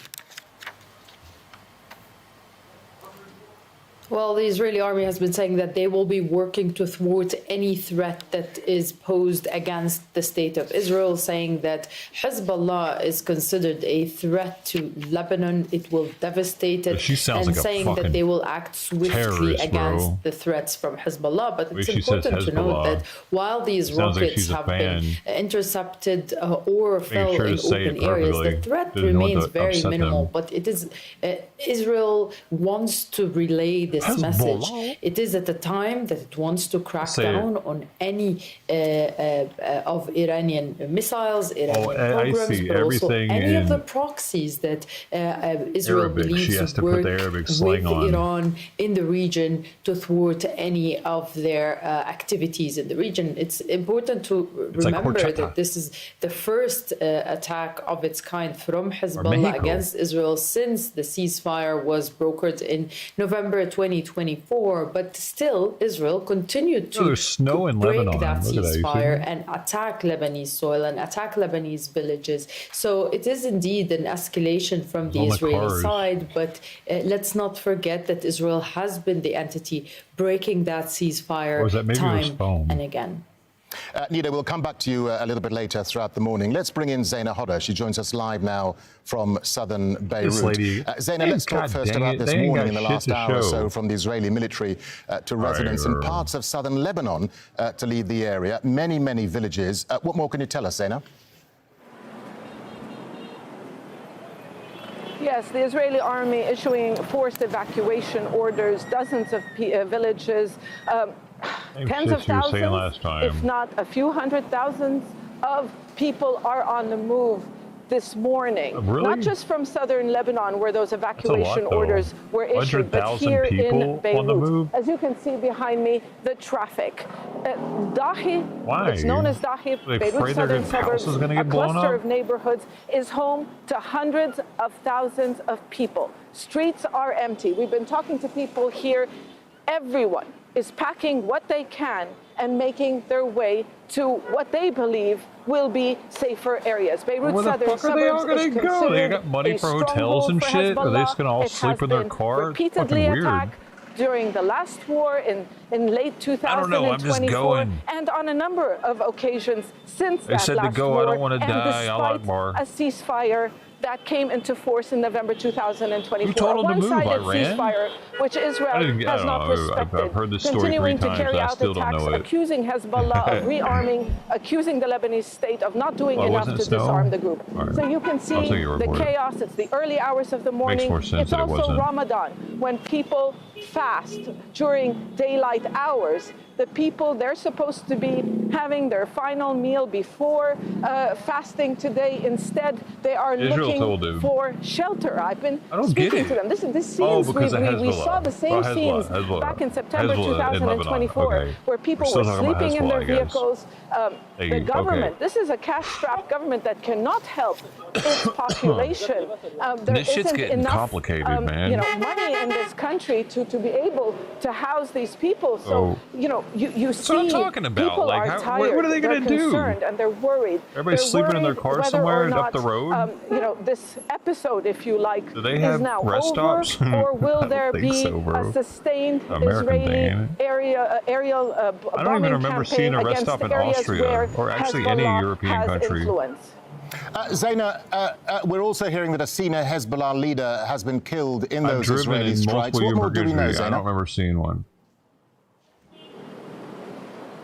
Well, the Israeli army saying that they targeted the senior leadership of Hezbollah. At the moment, we cannot confirm that, but there are rumors, there are reports, several names being circulated on social media. It's very difficult for us to confirm at this time. There are some reports suggesting that it was Mohammed Rad, who is the head of Hezbollah's parliamentary bloc. Yes, Hezbollah is an armed group in Lebanon. It used to be stronger than the Lebanese army and the Lebanese state, but it has been severely weakened with these ongoing Israeli attacks. But it does have representatives in parliament and in government. So right now we cannot confirm this, but you cannot rule this out because, again, despite that ceasefire, there have been assassinations of senior Hezbollah officials. Just a few months ago, an Israeli attack in the southern suburbs of Beirut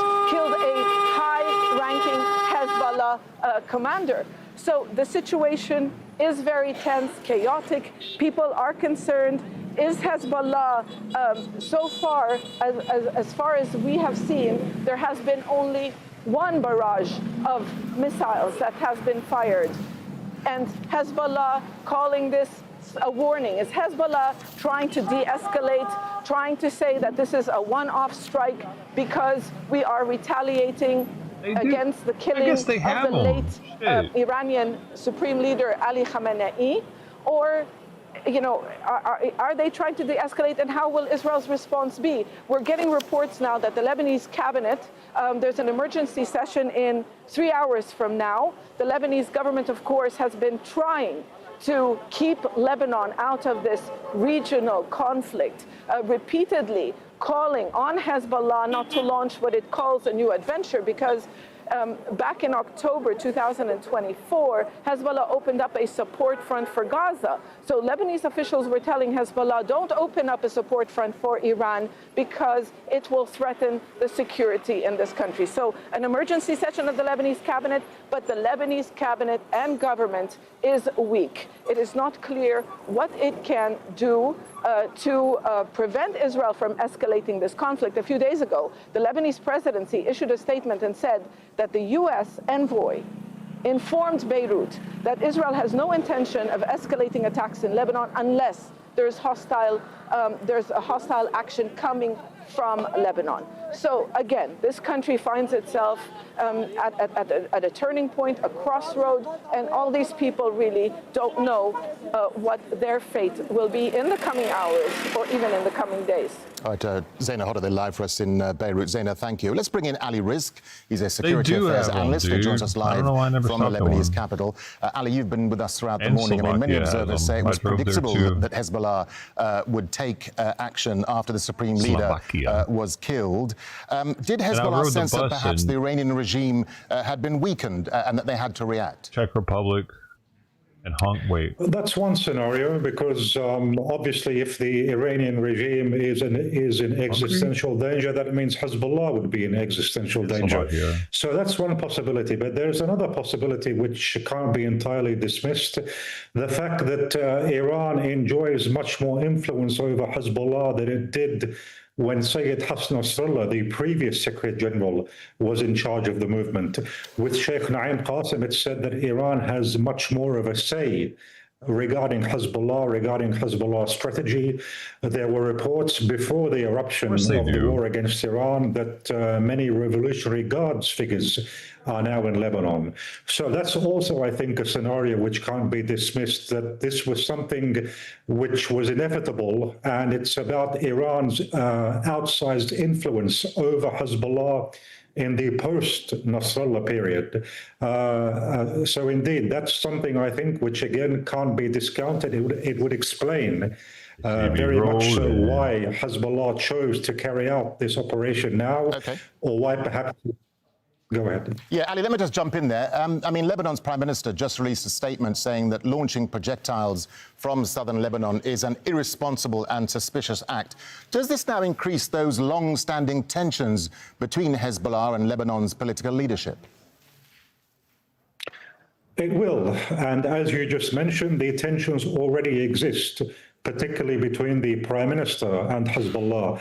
The Prime Minister has been very insisting, even more than the President, on the disarmament of Hezbollah, on the monopolization of arms, meaning that the state being the sole bearer of arms. And this is bound to further intensify and increase the tensions. But again, you have to ask, how much control did Hezbollah have over this decision? Was it the Revolutionary Guards and their outsized influence over Hezbollah which led to this outcome? That's a very, very possible scenario. On the other hand, as you mentioned, it could be that Hezbollah basically saw that perhaps the Iranian government, the regime, is in danger, and so it had to act. Let's not forget that the Americans and the Israelis in particular have been saying that this is about regime change. So if that was the case, it would be inevitable for Hezbollah to intervene. Hezbollah can't allow for regime change. I heard you mentioning how Hezbollah started the operations in support of Gaza. Now, obviously, the links between Hezbollah and Iran are much more powerful compared to the links between Hezbollah and Hamas. Let's be honest about that. So if you look at it from that angle, I think it's only logical to reach this conclusion that once the situation intensifies against the Iranian government, it's like having an infinite amount of respect for a bunch of Ali, so what are Hezbollah's ideological and political concerns now that the Iranian supreme leader has been killed? And like they have shitty IQs. Israel's at They're war having with way Iran. too many This, fucking kids. As you point out, could they're even pose assholes. a serious they're threat not to fucking Hezbollah's cool very people. existence. They're fucking assholes. If you're gay, they want you to be dead. They want to stone you to death. Now, the late Ayatollah Khamenei, he was known to be a very outspoken supporter of Hezbollah. Now, with the assassination of Khamenei, would this maybe perhaps underlie, some people have said, due to Khamenei's personal support for Hezbollah, this could undermine the Lebanese movement. I don't necessarily agree with that. I think it's more institutional, the Iranian support for Hezbollah, more than being at a personal level. But should the character of the Islamic Republic change, should it cease to be an Islamic Republic, then, of course, Hezbollah is in existential danger. And as you mentioned, you have the important ideological element. Hezbollah, by far, is Iran's closest ideological ally. It's possible that Iran took a picture of that and said, hey, it's a U.S. base. I haven't heard that a U.S. base was attacked here. Say it again. Say U.S. base one more time.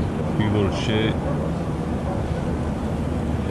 I believe the media is telling. I believe the government is telling media not to show the missile alerts, because whenever I tried to show the missile alerts, most of the time, the cameras would go out right as the missile alert started.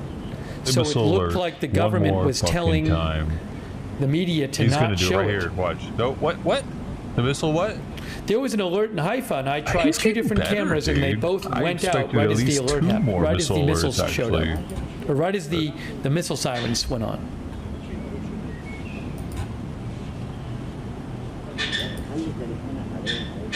What the hell's that noise?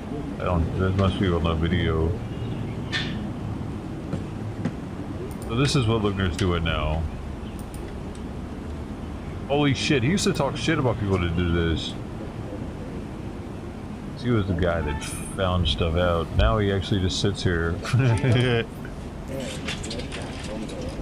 Alright, man.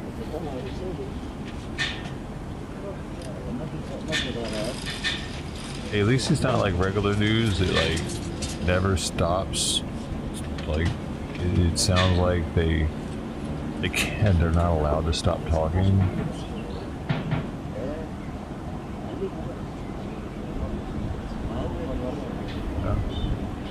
Something. That's his draw, I think, because the normal news would air this. Thank you, Flux. Thank you, KWNY Upstate. But they be sound like they're a used car salesman. Movie and Atami Miami. Thanks, Atami Miami. No, Atami Mommy. My brain has stopped working. Atami Mommy, thank you. Even live. And Julie Hahn and Brew Ghost.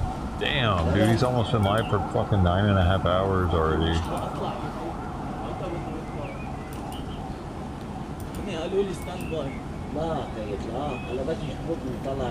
Beirut, is Beirut supposed to get hit again? This is what he's watching, right? Oh. I like it, though it is. Hold on. I hear the birds. Maybe not. Maybe it's a different birds.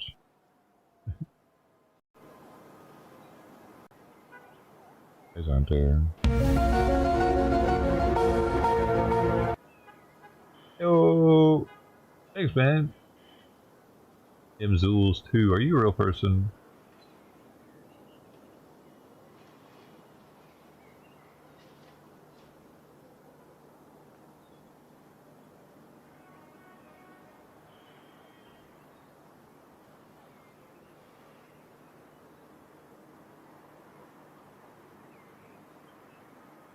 Oh, who is this? Is he talking right now? Attacking them.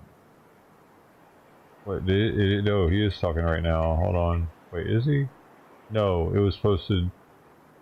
I'm just gonna rewind it so we can watch it here, though. So we don't have to go find it. Well, maybe it is live. Request. Let's listen now to the British Prime Minister. Wait, did she say it's live? An update on the situation. We also heard today from British Prime Minister Starmer speaking in this video that was posted to social media after the U.S. requested permission to use British bases for defensive actions in order to stop Iranian missiles. He says the UK has accepted that request. Let's listen now to the British Prime Minister. What you talking about? Well, would they say no? I spoke to you about the situation in the Gulf. Never forget World War II. And explained that the United Kingdom was not involved in the strikes on Iran. That remains the case. Over the last 2 days, Iran has launched sustained attacks across the region at countries who did not attack them. They've hit airports and hotels where British citizens are staying. Oh, shit.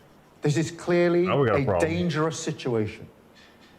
We have at least 200,000 British citizens in the region, residents, families on holiday, and those in transit. I ask all our people in the region to please register your presence. You know, England wasn't always known for being the forgiving, merciful one. I mean, like, they tried to beat us. Remember, they tried to kill all of our ancestors. and follow Foreign Office travel advice. The founding fathers, I don't know I if there are know ancestors. this is a deeply worrying time, and we will continue to do all we can to support you. Our armed forces, who are located across the region, are also being put at risk by Iran's actions. Yesterday, Iran hit a military base in Bahrain, narrowly missing British personnel. Oh, damn. The death of the supreme leader what happens will not stop Iran from launching these strikes. I wonder. Their approach is becoming even more reckless and more dangerous to civilians. You know what I mean? Yo, if all of a sudden they kill a British soldier, is Britain all of a sudden going to be like, hey man, let us get a couple in? Huh? Yeah, fuck you, Iran. We've been wanting to do that for a while. That's for Bobby. Decision that the UK would not be involved with the strikes on Iran was deliberate, not least because we believe that the best way forward for the region and for the world is a negotiated settlement, one in which Iran agrees to give up any aspirations to develop a nuclear weapon. But Iran is striking British interests nonetheless, and putting British people at huge risk, along with our allies across the region. That is the situation we face today. Our partners in the Gulf have asked us to do more to defend them, and it is my duty to protect British lives. We have British jets in the air as part of coordinated defensive operations, which have already successfully intercepted Iranian strikes. But the only way to stop the threat is to destroy the missiles at source, in their storage depots, or the launchers which are used to fire the missiles. The United States has requested permission to use British bases for that specific and limited defensive purpose. And it's blinking. We have taken the decision to accept this request, to prevent Iran firing missiles across the region, killing innocent civilians, putting British lives at risk, and hitting countries that have not been involved. Where are their bases? The basis of our decision is the collective self-defense of long-standing friends and allies and protecting British lives. That is in accordance with international law, and we are publishing a summary of our legal advice. We are not joining these strikes, but we will continue with our defensive actions in the region. And we will also bring experts from Ukraine together with our own experts to help Gulf partners shoot down Iranian drones attacking them. I want to be very clear. We all remember the mistakes of Iraq, and we have learned those lessons. We were not involved in the initial strikes on Iran, and we will not join offensive action now. But Iran is pursuing a scorched earth strategy, so we are supporting the collective self-defense of our allies and our people in the region, because that is our duty to the British people. It is the best way to eliminate the urgent threat and prevent the situation spiraling further. This is the British government protecting British interests and British lives. That was the British. I got the motherfucker creating a map for me right now. The bot creating a clear, detailed map of the Middle East, focusing on the Persian Gulf region, highlighting UK military bases with colored sectors. Mark these exact locations with pins. Do it, do it, do it, do it, do it, do it. I'm fucking using enough electricity to fucking power a small village. Alright.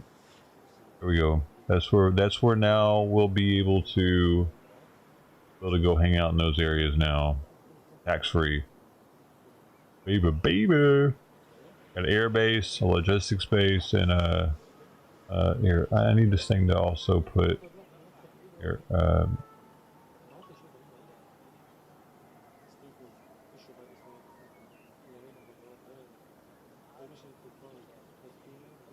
I need to know what country those are in.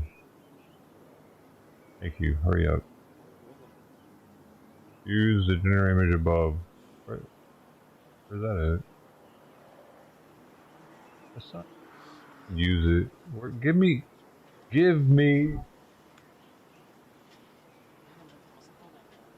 What in the hell are you waiting for?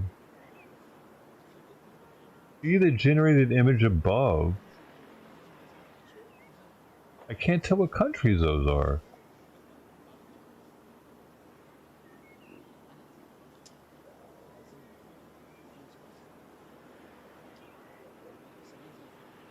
Regenerate that shit, you dummy.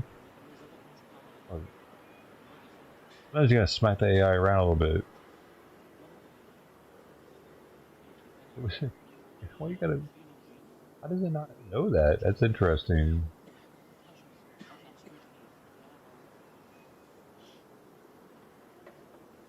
Wow, here we go. Yeah, there's 2 villages now. Fuck. Everybody's electricity bill's going up because of me. I'm sorry. I really wanted this map.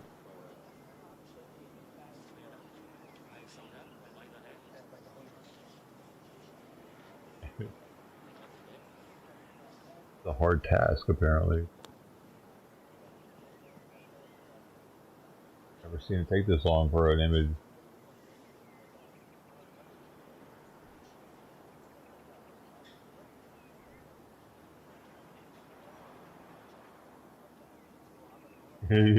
Why should be the exact same map? No label still. Oh, that's fucking you're huge. You're being an asshole now. I still don't know where. Oh, wait. Oh, this is Kuwait. So we're gonna be in Kuwait now. Weren't we already in Kuwait? But maybe it's just a different area in Kuwait. We're gonna be in Bahrain.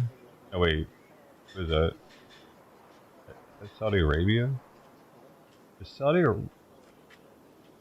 Arabia goes over that? I can't tell what the fuck that is.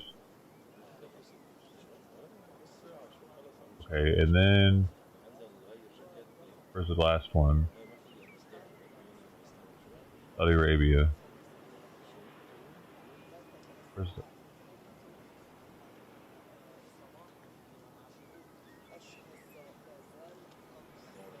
Bahrain? U.S. Naval Facility, Bahrain. Or UK Naval Support Facility, actually. So we didn't have something in Bahrain already.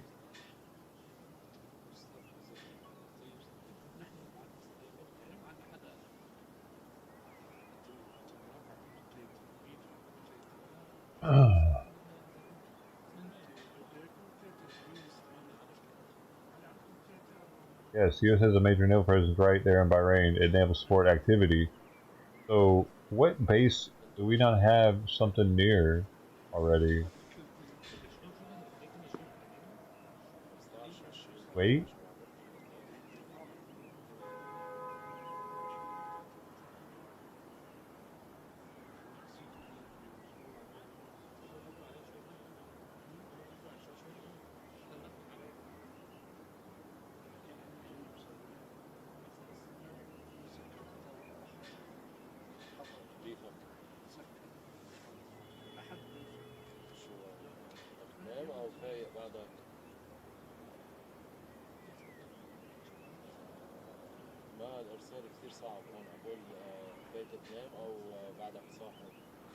Okay, 100 miles. I'm just pretty close, actually, but... See.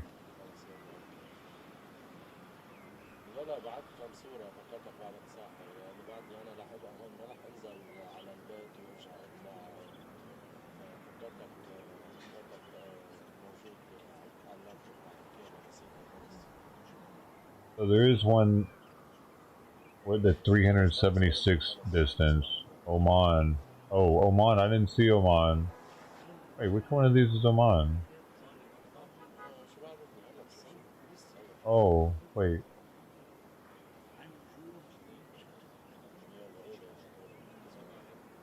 Nothing going down there. Weird.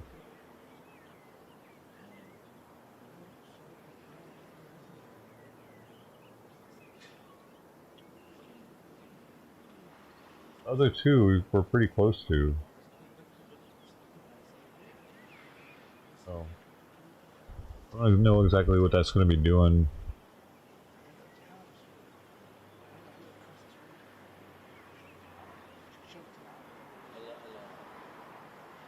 Oh, we're gonna take him in.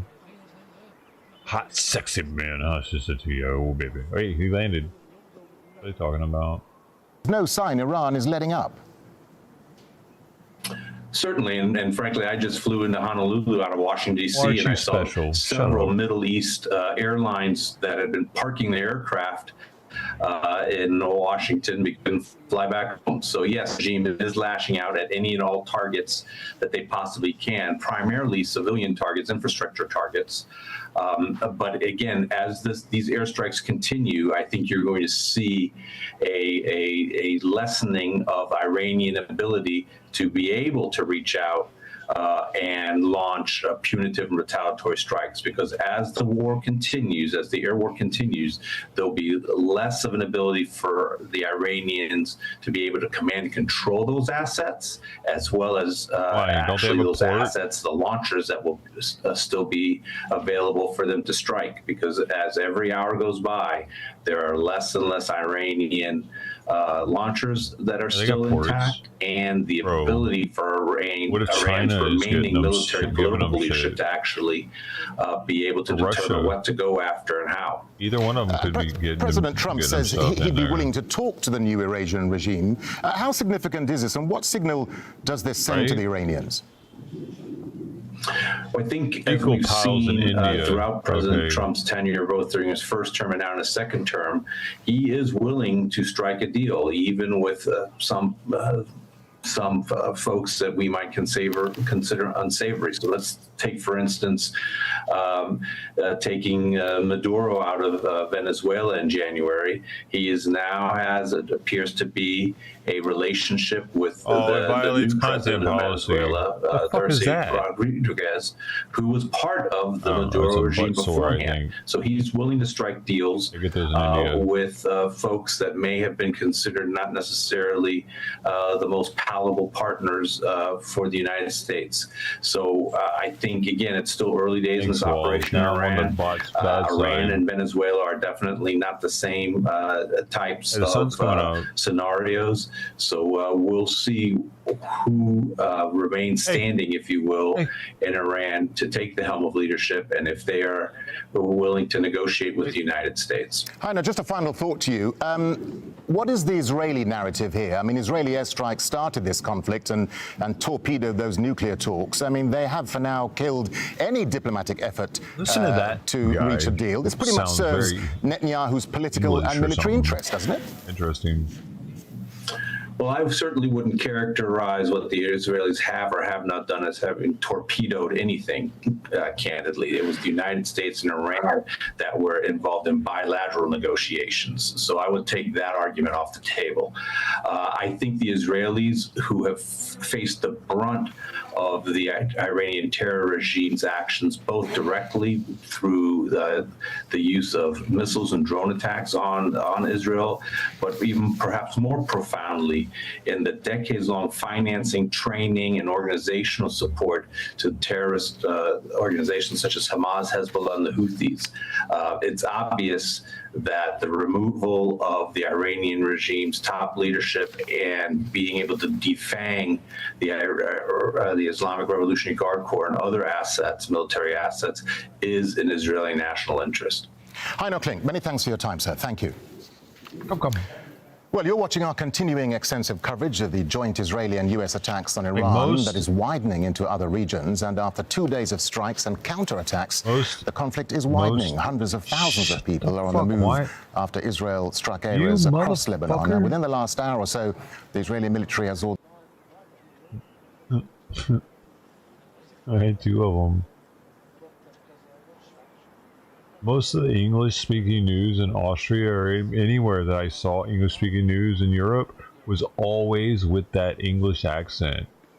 Like if you watch news that's in English in Europe, it's going to be an English dude, and that gets kind of weird after a while. It's a little like culture shocking to never hear American dialects anywhere around you. There's so many different dialects in Austria and Vienna because it's in the middle of Europe. So I just realized that. Like I was thinking about it. Right? It's one thing that makes Europe so Europe is all the English on the news. Anytime you watch the news in English, it's the English dude. Families still making their way out of the southern suburbs, a cluster of neighborhoods where hundreds of thousands of people live. People are making their way out. This is live. You can tell for sure because the sun's Israeli coming out. Airstrikes that earlier I was thinking maybe it was just a after Hezbollah claimed responsibility for firing a barrage of rockets across the border into and these Israel, cars have been flooding through there. Haifa city, according to you just talk about the same shit over and over though. A while ago, the president of the country, Joseph Aoun, issuing a statement saying, quote, launching these rockets targets all the efforts that have been done by the state to keep Lebanon out of what he called a dangerous regional conflict. An emergency session of the Lebanese cabinet has been called for. They're going to convene in approximately 2 hours from now. The question is, Hezbollah fired one barrage of rockets. Was this just a response to the killing of the late Iranian leader Ali Khamenei, as they mentioned in that statement, or are they planning to open a front from Lebanon? It's clear from their statement, if we read their statement, the words they use is that this was a defensive, Can you imagine though if one of our ships actually gets hit by something? And then they say officials concerned must put an end to the aggression on Iran. So is Hezbollah saying this is just a limited response? Because in many ways, Hezbollah is in a very difficult position. It has been weakened. Even if it enters this conflict to try to support Iran, it is unlikely to change the outcome of the war. And not doing anything and not retaliating for the death of a man people, its supporters consider their divine leader, puts it in a very hard situation. But right now, there's tensions in Lebanon.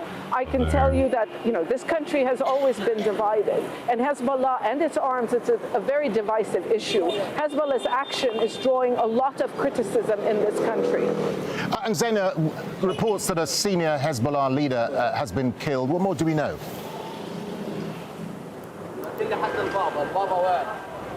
Well, the Israeli army is saying that those strikes that they carried out in Beirut's southern suburbs targeted a senior official in Hezbollah's leadership. We haven't been able to confirm that. There have been numerous reports, speculation on who that person is, with some people suggesting it could be Mohammed Rad. He heads the parliament delegation, or the parliamentary bloc that Hezbollah has in parliament, while Hezbollah is an armed group. It also has political representation in Lebanon. So we haven't been able to confirm that. But, Israel has been carrying out near daily strikes despite the ceasefire that came into force in late November, blaming the Lebanese state for not doing enough to disarm Hezbollah, accusing Hezbollah of rearming itself. Now we have to ask what happens next, especially if Hezbollah launched those missiles from southern Lebanon, an area where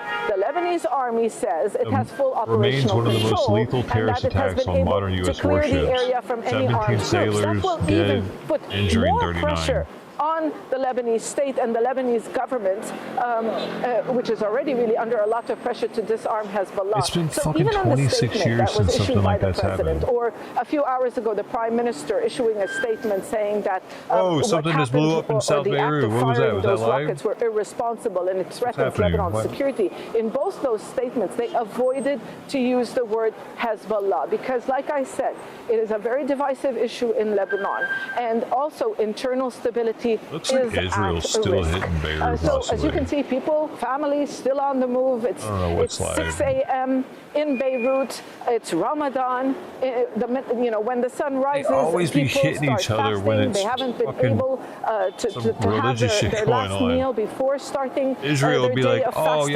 y'all doing people have been something?" telling me that we don't know Oh, is where it to prayer go. to call time? Really, similar scenes back in September 2024 when Israel began a That's a replay. wide-scale aerial bombardment of Hezbollah strongholds. But when we say Hezbollah strongholds, what we mean is where many of Hezbollah's supporters live, along with its leadership.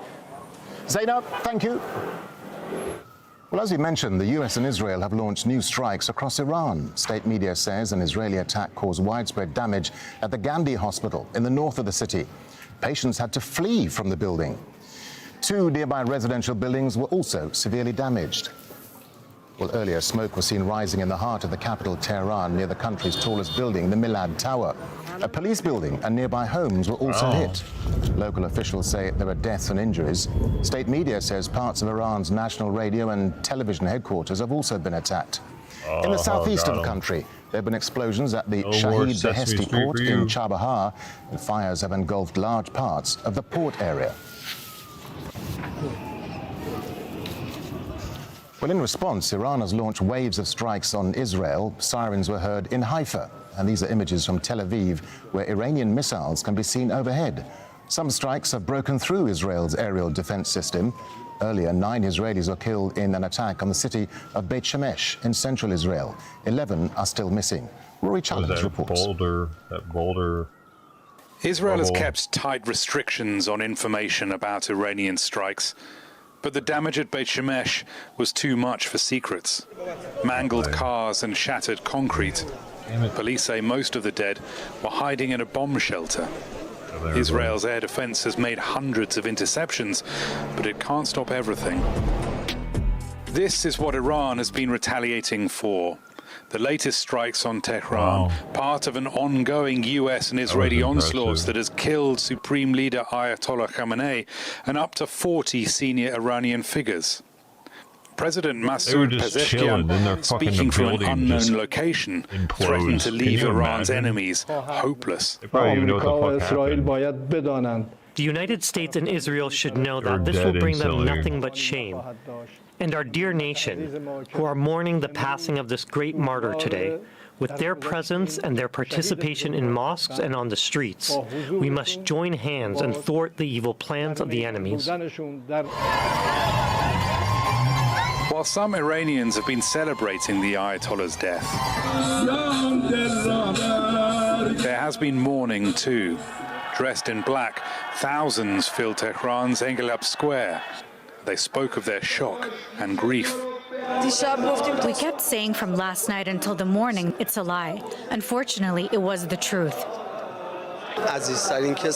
We lost our dearest person. We lost our elder. We lost our master. We gathered here because of this. I don't know what to say, really. In Minab, at a school hit by the Israelis or Americans on Saturday, rescue workers dug through the night. Iranian authorities say at least 165 people, mostly schoolgirls, were killed here. I think they're lying. The US and Israel want regime change, but the Iranian government is moving quickly to prevent a power vacuum. Are you serious? A provisional leadership council has been appointed, with senior cleric Ayatollah Ali Reza Arafi among its members. The aim? Stability until a new supreme leader is chosen. Rory Challens, Al Jazeera. Let's cross again to Tawhid Asadi, who's live for us in the Iranian capital. Tawhid, as we've been hearing there from Rory, there have been more strikes across the capital where you are over the last few hours or so. Tell us more about what you're seeing and hearing on the ground there. Look at that. There you go. Well, we heard a lot of explosion sounds overnight, specifically following a sort of ramp up that we have been witnessing when it comes to the Israeli and American strikes over the past few hours. Massive sounds, I can say, were heard in the west and in the eastern part. Shut the fuck up, you dummy. We're watching this instead. It's going to be better. Oh, we got to rewind it. Aircraft carrier in the Middle East. Well, this isn't a rotation. Why do you need a second aircraft carrier in the Middle East? Well, this isn't a rotation. This is a convergence. When these two behemoths of nuclear aircraft carriers meet, they will form a dual carrier strike force, a level of firepower capable of ending a war or starting one. Getting the new Gerald Ford to the fight is a logistical marathon. Currently operating in the Atlantic Theater, the carrier, along with the relentless destroyers of Strike Group 12, must execute a high-speed transit. They will pierce the Strait of Gibraltar, navigate the narrow choke point of the Suez Canal, and descend through the Red Sea. It's a 3-week race against time. But why? Why rush a second carrier to a region already patrolling with a Nimitz-class supercarrier? In modern naval warfare, the most dangerous enemy isn't a missile. It is exhaustion. A single carrier crew cannot fight forever. Humans need sleep, machines need repair. To solve this, the Lincoln and the Ford will not take turns launching one plane at a time. Instead, they will trade entire shifts. This is the doctrine of the battle rhythm. But why do you need this battle rhythm strategy for a carrier strike group? Imagine a floating city with nuclear fuel and 5,000 people. Without a system, it's chaos. Simply put, battle rhythm is the daily heartbeat of the ship. It synchronizes the admiral's decisions with the sailor's sweat. There are 2 pulses. First, the operational pulse. This is the air plan. For 12 to 15 hours, the ship runs continuous cycle operations, launching and catching jets every 60 to 90 minutes. It is a deafening, non-stop assembly line of violence. Second, the command pulse. While jets fly, commanders cycle through a fixed schedule of intel briefs, targeting boards, and night orders. Battle rhythm turns 24 hours of chaos into a sustainable routine of war. If you lose the rhythm, you lose the fight. Still confused? Let me simplify this further for 2 carriers working together. From midnight to noon, the U.S. Abraham Lincoln owns the darkness. This is the night shift. The Lincoln, a veteran of the Nimitz class, relies on her experienced air wing and battle-tested steam catapults to hammer targets under the cover of night. For 12 hours, she launches wave after wave, but as the sun climbs high, her shift ends. By noon, the Lincoln recovers her last jet and goes quiet, entering reset mode for maintenance and crew rest. But the enemy gets no reprieve, because as the Lincoln winds down, the U.S. Gerald R. Ford ramps up. From noon to midnight, the Ford takes the day shift. Using her electromagnetic launch system, she generates a higher tempo of sorties, launching raids when visual identification is easiest. She is faster, more efficient, and relentless. The result is a suffocating embrace. The Lincoln haunts the night. The Ford dominates the day. Between them, they ensure that for the adversary, there is no safe hour. There is only the noise of the next launch. But with 2 carriers, the Navy unlocks the continuous strike doctrine. As stated, the Lincoln owns the night, the Ford owns the day. By staggering their schedules, the United States can keep strike fighters in the air 24 hours a day, 7 days a week. There is no reset. There is no pause. For the adversary, the skies are never safe. Then there's the raw volume of fire. This is the Alpha Strike. A single carrier brings about 50 strike aircraft. 2 carriers, that brings nearly 100 dedicated fighters to the theater. The radar programming and software on the Gerald R. Ford-class aircraft carrier allow it to process massive amounts of information instantly. For example, when small killer drones are detected flying toward the flight deck, the system can quickly identify the most important threats, coordinate multiple weapon systems, and engage them by firing the close-in weapon system phalanx guns. This automated process requires much less manual control compared to older aircraft carriers, making the Ford class much more effective at neutralizing fast, small threats. That's the kinetic defense system. But what about cyber warfare? Well, we have this military-grade app that fights to keep you stealthy under the radar. Even if you are bombarded with all kinds of spam emails, jump calls, and all kinds of online breaches with our financial data. I mean, I this understood data doesn't that the just result in destroyers had the missiles, but I didn't know the carrier had any missiles. It's 60% off. Is it bullshit? You don't think they're doing that? One carrier than the other carrier? You think they're both running like 18-hour days? I mean, they'd be both running 24-hour days, but because the XO would go on and the UCO would go on, I would see them switching out. I could see them both being able to run at all times if they wanted to. On an annual plan. I mean, that's what they're built for. They're built for running 24/7. Why would they? I don't understand why he thinks that they would wear out either. Honestly. Diplomacy fails, these two ships can generate a pulse of power sufficient to overwhelm advanced air defense networks simultaneously. I think you're right, Navy. It is saturation warfare for the enemy. Too many jets targeting the Iranian coming from too many vectors all at once. And let's not forget the hardware itself of the biggest aircraft carrier ever sailed. How big? Well, for comparison, the Nimitz-class aircraft carrier looks almost the same, but the Ford's deck size is much larger. Let's break it down further. The Ford has around 25 decks or layers spanning from the bottom of the hull to the top of the superstructure, while the Nimitz class has about 18 decks. These decks or layers span vertically through the ship's hull and superstructure, showing a significant difference in size and capacity. This size difference gives the Ford class an advantage. It typically carries up to 90 aircraft, while the Nimitz class generally accommodates around 60, though maximum configurations for both can exceed these numbers. That's roughly a 30 aircraft advantage. All of this is largely due to the Ford's larger, more open hangar bay and wider flight deck. To give you a better idea of how the Ford accommodates such a large number of aircraft, most are stored in the hangar bay, which is directly below the flight deck, the top level used for takeoffs and landings. The hangar stretches across roughly 2/3 of the ship's length and provides space for storing, maintaining, and preparing aircraft when they're not on the flight deck. The flight deck itself covers about 4.5 to 5 acres, roughly equivalent to 3.5 to 4 American football fields in length and up to 1 football field in width. This immense area allows the carrier to accommodate and operate up to 90 jets and helicopters at maximum capacity. But what's the strategy behind all this attack? Before a single missile leaves a launch tube, the war begins in silence. This is Phase 1, the blackout. The United States initiates an invisible strike designed to blind Tehran instantly. High above, Space Force operations, likely utilizing the classified Silent Barker constellation, begin jamming Iranian communication satellites. In seconds, the link between the Central Command in Tehran and the provincial IRGC commanders is severed. Simultaneously, U.S. Cyber Command triggers pre-planted malware within Iran power grid, a digital weapon similar to the rumored Nitro Zeus program. The result is catastrophic for the defense. Tehran plunges into darkness. Air defense radars flicker and fail, and the leadership is left blind, deaf, and panicked. Since June, Iran has hidden its surviving mobile air defenses, the Bavar 373 and Russian-made S-400s. To hunt them, the U.S. Navy sets a trap.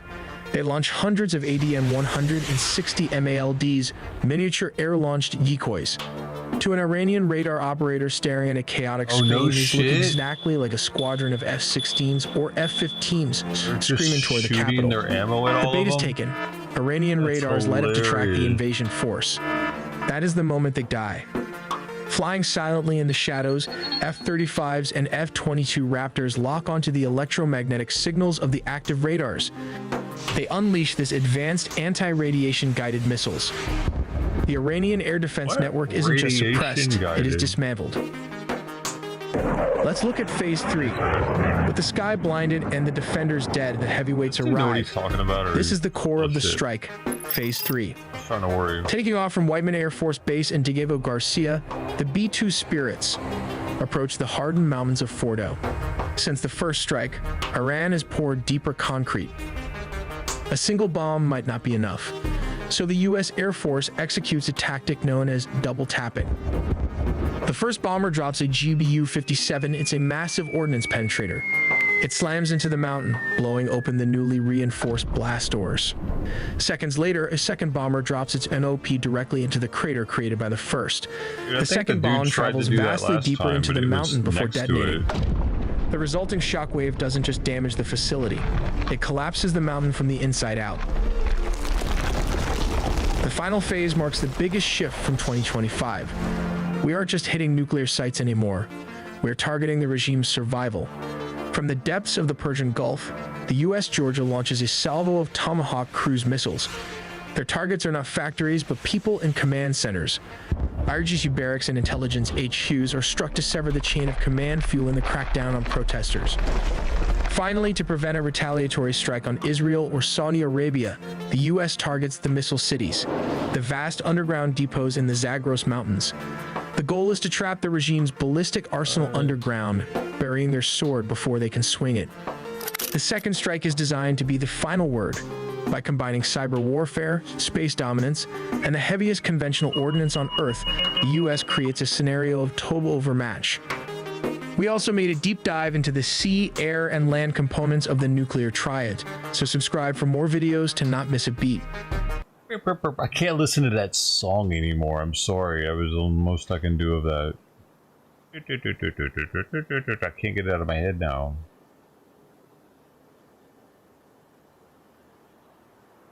Where were we? Is that new? Oh my god. The powerful Iranian strikes have shattered Dubai's image as a luxurious safe haven of glittering hotels and high-end resorts. So too have the thick plumes of smoke that choke the skies above the Qatari capital Doha, known for its opulence and calm. Sounds good. The Kingdom of Bahrain also wasn't spared. Neither was Kuwait, Saudi Arabia, or Oman, where tankers were struck just off its shores in the Strait of Hormuz, a vital global shipping route where 1/5 of the world's oil passes through. In all, dozens of people have been injured and at least 4 killed in the Iranian attacks on the Gulf that have largely grounded flights and shut down commerce in the region. Tehran's decision to fire volleys of missiles and drones at the group of countries that make up the Gulf has only upped the ante. Most countries here host large U.S. military bases, housing tens of thousands of American service members, including the headquarters of the Navy's 5th Fleet in Bahrain, which was struck on Saturday. Iranian President Masoud Pezeshkian has threatened his country's armed forces will, quote, crush the U.S. bases with force. And while most Iranian drones and missiles have been intercepted and no Gulf nation has fired back, the question now is, for how long? Fears of a sustained conflict expanding beyond Iran's borders have only grown following the killing of the supreme leader Ayatollah Ali Khamenei. Start shooting at Iran. That'd In Pakistan, be crazy, pro-regime demonstrators attempted to storm the U.S. consulate in Karachi. At least 20 people were killed. Protests have also erupted in Iraq, where hundreds were pushed away from the Green Zone in Baghdad with water cannons just a short distance from the American embassy. Really? We could use those here. Why we don't use them here? At least in the summer. See that they had 3 main objectives. The first was the leadership, the second was the infrastructure, but the third, they needed Iran to play into it for them to achieve that objective, and that objective was to bring the entire region into this meat grinder. And it's quite unbelievable for everyone that Iran would walk face first, eyes wide open into such a trap. Right. So when you say they were clearly prepared, even though the attack was wide and perhaps not expected to be that wide. In the case of Qatar, it successfully thwarted dozens of Iranian missiles. But how long can it continue to do this? How long can Gulf states continue to push back with their defenses? Is this sustainable? Peking person on there? Sustainable, the Gulf states have great relations with very many security partners. Like one of them. So there is no worry from that side. But sustainable, we also have to think about the economy, and we have to think about the people and regional stability. No one wants this to go on any longer than with two yesterday. Peppers, motherfucker. You know, not even at all. Fucking cheese. And Yeah. motherfuckers on the side, baby. Yeah, baby. Motherfucker peppers. Look at that shit, boy. And I got to do a bag of Clancy jalapeno kettle chips. Motherfucker. That I got from Aldi. All right, y'all. Man, it's still cold as a motherfucker out there, man, but still can't go nowhere. And I don't give a fuck. All right, y'all. Before I get What is he with it, watching? let me say these Oh, grits. look, he's actually like James Brown or something, dude. Look at this shit. He's actually watching you, bro. Amen. Yeah, it's cold out there, y'all, man. Can't go damn. Man, I can go somewhere, man, but you know, I'm taking a chance. I'm doing some. Does he know we can see that? You know, some shit to myself. And I don't want to do no If shit that's to myself. intentional, that's a balls move right there. So I'm not going to do it. I'm not Let them see a keep my little ass flex in the and motherfucking house. James Brown in the background. Oh, what am I going to do? Shit. Yeah, man, I need something to drink, yeah. So let me get my tall glass. Put the ice in. Shit. Get it in. Yeah. No more time I eat my. Man, that's sloppy. To drink that spaghetti, bro. You want some sauce with your noodles? Or no, you want some noodles with your sauce? Man. No. Get some good. He's gonna have to get a spoon. Dude, that's when you just like he's gonna have diabetes, dude. This is mostly alcohol, supposedly. This would be a lot of sugar in there. All right, Joe. Now, shit all over me. All right, Joe. All right, buddy. Until next time, baby. Until next time. See you later. Subscribe, baby. Subscribe. Bye.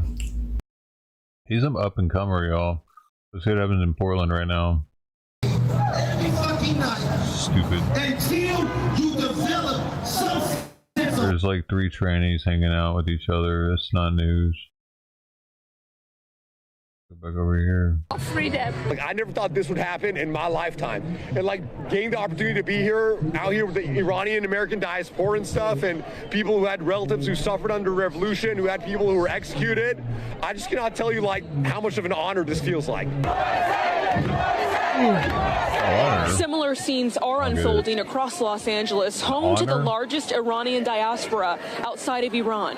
There, crowds have poured into the streets, dancing, singing, and waving Persian flags in celebration. But not all reaction has been supportive. On Saturday in New York City, protesters gathered to condemn the U.S.-led strikes. But those who gathered here today in Times Square celebrated, praising U.S. military action. In Times Square, CB Cotton, Fox News. So that was CB Cotton talking about how people in the U.S., the Iranian communities here, are reacting to this weekend's strikes on Iran, also the elimination of the supreme leader Khamenei. We want to bring in right now an expert on this, political scientist, Dr. Benjamin Rad. Thank you so much for being here with us. My pleasure. So let's start with, since we just heard in that story some of the reaction here in the U.S., how are the people inside of Iran reacting to this weekend's strikes, also the death of the supreme leader and some other powerful figures in the Islamic regime? Yeah, I'm sure many people have seen on social media the videos and images of street celebrations, of fireworks going off, of people celebrating the demise of the supreme leader, and what they're hoping is going to be either the fall of the regime or at least a change of guard or relaxation of the police state that they live under, the oppression they live under on a daily basis. So, but they are guarded. They are cautiously optimistic because they know that the battle's not over. They know that the regime still has a lot of elements still intact and is still capable of extreme violence. And of course, with so many powerful figures within the regime being taken out at this point, what's next for leadership? We did hear a little bit earlier today, President Trump had a phone call with the New York Times where he was asked about what's next for leadership in Iran. He said there are some choices about who could lead next. We also heard from Iran's top national security official saying an interim committee will run the country until a successor is chosen for the supreme leader. So what's next in terms of leadership for the Islamic regime, and what steps would need to be taken to reach democracy that many Iranians are calling for? So let's start with the first step here. And Iran's constitutional system has a process for. The issue is that there is nobody as a candidate who has the stature and the following that.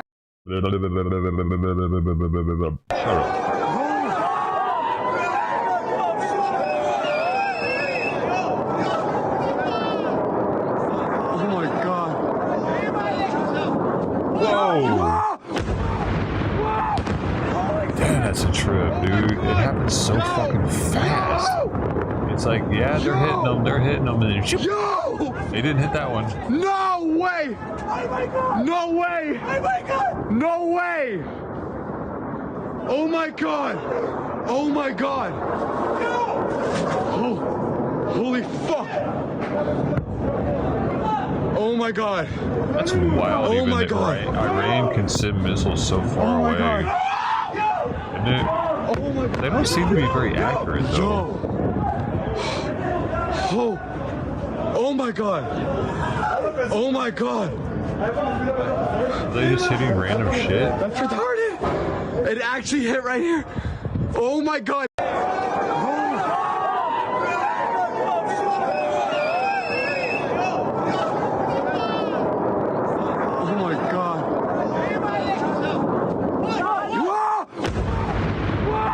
That's wild.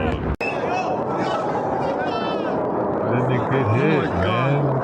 How did it get through? Maybe it did get hit right there. Did it get hit right before it kept on coming down? Oh my god. Right there. Something hit it right there. Pink right there. Oh my god. Or did it? Right there. Because what is that it leaves behind? Unless it, like, has more propulsion all of a sudden? Does it go faster from here to... Holy shit! Oh my god! Yo! Weird. Yo!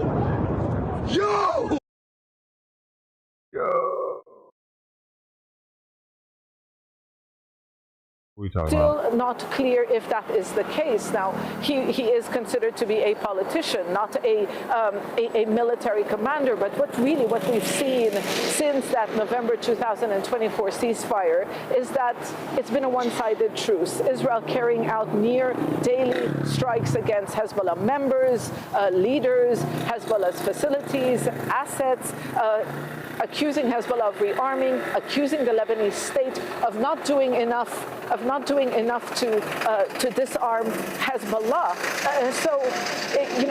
There is a lot of concern here whether or not there's going to be an escalation, because just a few days ago, Lebanon's president issued a statement saying that the U.S. ambassador in Lebanon told Beirut that Israel has no intention of escalating in Lebanon as long as there is no, quote, hostile action coming from Lebanon. So a lot of concern, hundreds of thousands of people on the move, the government opening schools as shelters. And these people are tired. I've been speaking to them, and they just don't know what is next. They haven't recovered from the last war. Tens of thousands of people, we have to remember this, tens of thousands of people remain displaced in Lebanon since that last war. Reconstruction of destroyed and damaged homes have still not begun in earnest. Zaina, as you've been telling us, just a final quick thought from you, as you've been telling us, Lebanon's political leadership wants Hezbollah to disarm their fighters. There was a deadline set at the end of last year, but that hasn't happened. So tell us more briefly about those tensions between Lebanon's political leadership and Hezbollah.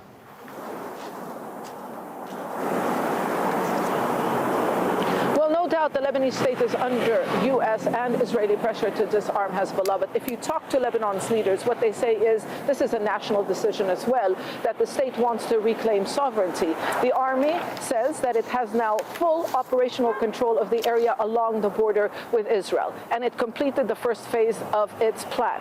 Now, the second phase of its plan was supposed to have begun. It's an area north of the Litani River, south of the Awali River, further north. But it still hasn't done, it still really didn't implement the plan because it says they need capabilities. And there was supposed to be a conference this week in Paris for donors to provide the Lebanese army with the capabilities to do so. But many in the international community have been questioning the Lebanese army and the Lebanese state's will to actually go after Hezbollah, if you want, and disarm Hezbollah north of the Litani River, because Hezbollah has said it will not cooperate. Hezbollah says it cooperated in the south because that, according to Hezbollah, is in line with the ceasefire agreement, but it will not do so north of the Litani. The Lebanese state has been treading carefully, reluctant, trying to avoid internal conflict. So the very fact that rockets were launched from Lebanon will put a lot of pressure on the Lebanese state and the army from the international community, especially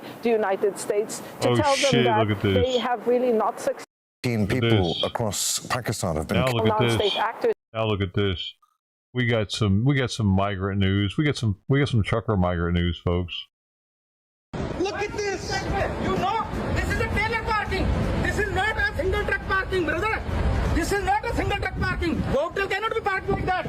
This is a truck parking. This is a hotel. This is a hotel. You have to go to the forward. No. This fucking stupid. Look at this. I'm in my fucking spot. Check this out. Bruh. Don't waste your time. You hit me. Nothing has happened to your truck. Nothing's wrong with my truck, but you hit me. Get away. Don't care about that. How he's parked, see. Look at how far you are. You shouldn't have parked here. So what can do I do? What can I do that? I can hit that one. You want me to hit that one? You want me to hit I wouldn't hit anything. I do not hit anything. The truck on the right place, bro. That same thing. That is in the right place. The end of the line. Look at the end of the line. The end of the line. The yellow line. The white paint. The white paint. Listen, I am on my right. I am not wasting this parking. And you said I'm racist? No. You. Why are you doing like that, bro? You said I was yelling at you because I'm not yelling. You came out. You said, you're an idiot. Fuck. Why are you saying like that? You hit my truck. No, yaar. Nothing has happened to your truck. My bumper. Brother, nothing has happened to your truck. It doesn't matter. You hit me. Oh, yeah, doesn't leave it to where you're on the road. So many things happen on the road. Be calm. Okay? Don't fuck. Don't say like that when you come out. You hit me. Why are you saying fuck? Why? That's a nice ass truck, man. Damn. He's driving a fucking Volvo. Those are top of the line. I don't want to waste the time of the cop. No, you don't want to waste the time of the cop because you hit me. No, I didn't hit you. You're saying that you were parking and you hit me. Bro, come and move it forward. They are wasting my time. So he's trying to say that his truck should have been pulled further forward? Look at this.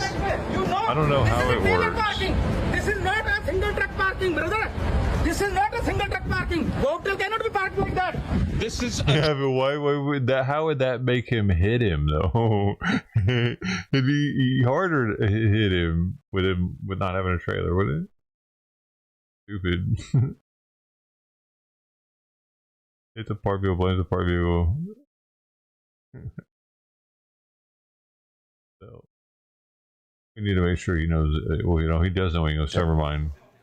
He's good.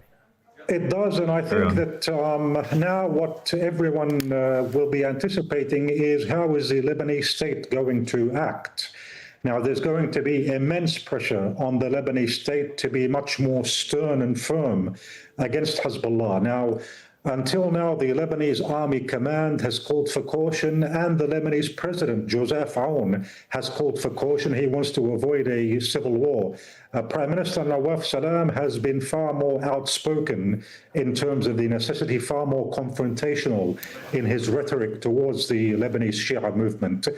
So will this lead the other Lebanese officials, President Aoun, the Lebanese army, will this lead them to take a more confrontational approach against Hezbollah.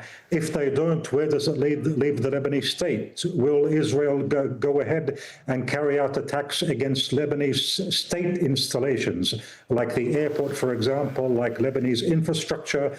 These are all questions, I think, which will become much more clearer in the coming hours and days.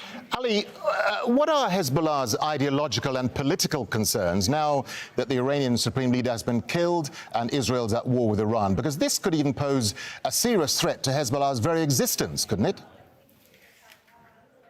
Indeed, it would. Hezbollah's ideological concerns is that you no longer have a 12th Imam Shia leadership in Iran, because there's a very, very important ideological pillar in the relationship between Iran and Hezbollah.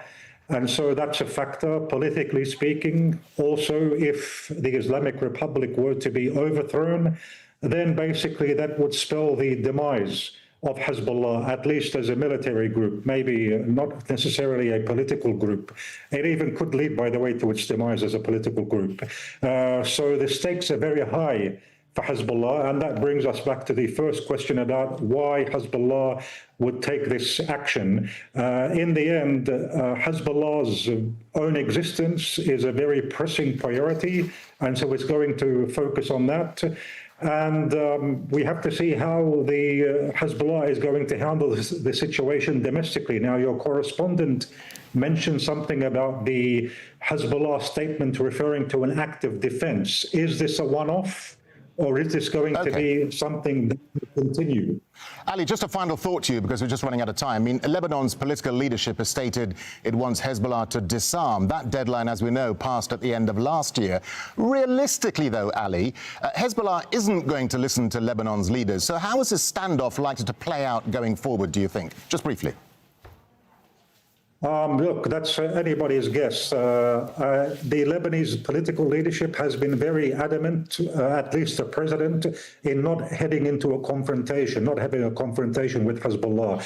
And domestically speaking, Hezbollah militarily is still more powerful than the Lebanese state. So I think it's rather far-fetched that you're going to see civil strife to erupt in Lebanon, but you're going to see more pressures, I believe, on the movement. And Israel, I do anticipate that it's going to escalate quite significantly. Ali Rizk, many thanks for your time, sir. Thank you.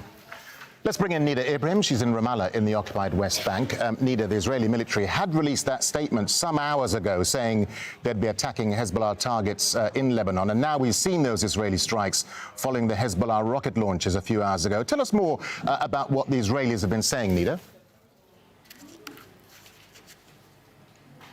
Well, the Israeli reaction was swift, was immediate. Soon as the news came to our phones about the barrage of rockets being fired from Lebanese lands into Israel, we've seen Israeli army reacting, saying that they will crack down on Hezbollah, and saying that anyone who is threatening Israel, that Israel will be dealing with them, calling Hezbollah an entity that is devastating Lebanon. But it's interesting to read some of the writers in Israeli media, some of the security analysts who are saying that it might be just a one-off response from Hezbollah in retaliation and in response really of the killing of the Iranian supreme leader. And they're talking about whether Israel will be wise enough to not continue with this war against Hezbollah and use this barrage of rockets as an excuse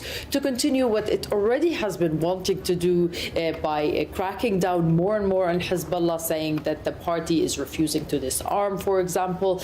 This is a very important talking point that we've heard Israeli officials talk about often and time and again. So they're saying, is Hezbollah trying to walk a fine line between wanting to respond, wanting to show respect for Iran, where the Revolutionary Guard has been involved in establishing Hezbollah, and between its own survival, given the very difficult moment that we are now in, given that Israel has the U.S. support, and also because Israel already has the technological power, and Hezbollah is already in a weakened position. And there are some suggestions, if you may, in Israeli media asking the Israeli leadership for some wisdom in dealing with the situation and saying it might be too early to assess whether Hezbollah is indeed joining the fighting, but indeed the first reactions from the Israeli army that we've heard were focusing on the fact that if Hezbollah decided to join now on the third day of the start of the war, then Israel will definitely crack down and attack Lebanon. Yeah, Nida, and with these renewed tit-for-tat strikes between Hezbollah and Israel, I mean, this now raises worrying concerns about a widening of this current Iran-Israel conflict on yet another front. Yes, well, Israel has been saying that it has been preparing itself for such a scenario. It already called up around 100,000 of its reservists, saying that many will be deployed near the Lebanon-Israel borders or the Israel-Syria borders. So the idea that Israel wants to show that it's ready for an all-front war, given the backing that it has from the U.S. and from the Trump administration. So it seems that Israel wants to weigh that. And there are also others who are saying that maybe it's Hezbollah's rockets, as few as they may be tonight, they're giving Israel the chance to do what it always wanted to do, which is more of a ground invasion. And already we know that Israel has been occupying lands in southern Lebanon, and the belief is that Israel wants actually this escalation to kind of crack down on Hezbollah more and more, which is something it has always said it wanted to do. Just a final thought from Anita. Let's just go back to the Iran-Israel conflict. I mean, meanwhile, sirens have sounded in Tel Aviv and Jerusalem overnight. Are you getting any more details of what damage has been done by Iranian missiles? Well, not yet, Darren. We're still monitoring and trying to see the Israeli ambulance service, the Israeli media, as well as the Israeli official channels, which have been already imposing, let's call it, a tight censorship on anyone sharing any videos or any information of the results of these Iranian-led attacks. And they're saying that it's part of protecting the security of the nation, but we know that it's also part of the psychological warfare that they want to make the nation feel that everything is under control and that they don't want to spread panic and chaos amongst Israelis who are not really used to having that kind of a lifestyle and already could be disrupting their relationship with Benjamin Netanyahu.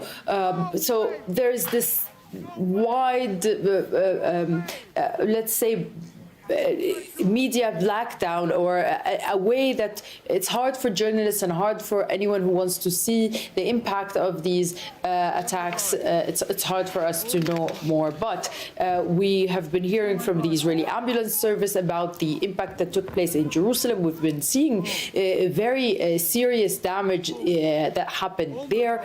The Israeli ambulances talk about at least 5 injuries, and the Palestinian Red Crescent talks about dealing with 1 injury of a Palestinian woman in Jerusalem. Nida, thank you. Well, all this follows more explosions in the Iranian capital, Tehran. The U.S. military says it struck more than 1,000 targets inside Iran since the beginning of the joint U.S.-Israeli operation. Earlier, Israel launched a new wave of attacks on Iran, including strikes that hit a hospital in Tehran. President Trump also spoke on his social media platform, warning that the operation will continue until all of Washington's objectives are achieved. He also urged Iranians to rise up and topple the government. Iran's formerly supreme leader, Ayatollah Khamenei, is dead. This wretched and vile man had the blood of hundreds and even thousands of Americans on his hands and was responsible for the slaughter of countless thousands of innocent people all across many countries. Last night, all over Iran, the voices of the Iranian people could be heard cheering and celebrating in the streets when his death They're both was playing announced. the same exact thing right now. The entire Al military Jazeera command and Fox News. is gone as well. These actions are right, and they are necessary to ensure that Americans will never have to face a radical, bloodthirsty terrorist regime armed with nuclear weapons and lots of threats. This isn't live, is it? For almost 50 years, these wicked extremists have been attacking the United States while chanting the slogan, "Death to America" or "Death to Israel" or both. They are the world's #1 state sponsor of terror. We are the world's greatest and most powerful nation, so we can do something about what they do. Well, as we mentioned, the US and Israel have launched more strikes across Iran. State media says an Israeli attack caused major damage at the Gandhi hospital in the north of Tehran. Patients had to flee from the building. 2 nearby residential buildings were also severely damaged. Well, earlier, smoke was seen rising from the heart of Tehran near the country's tallest building, the Milad Tower. A police building and nearby homes were hit.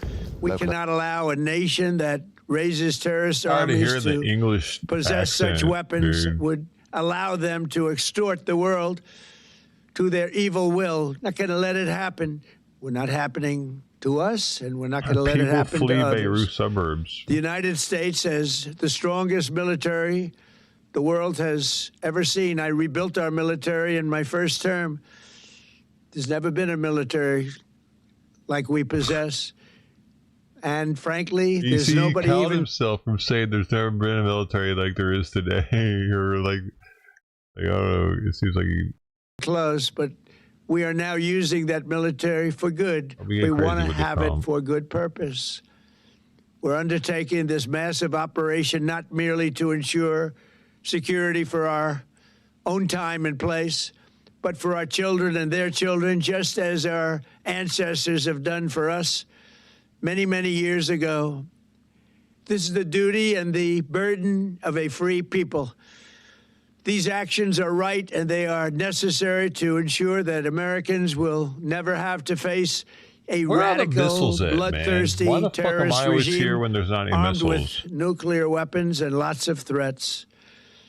For almost 50 years, these wicked extremists have been attacking the United States while chanting the slogan, "Death to America" or "Death to Israel" or both. They are the world's #1 state sponsor of terror.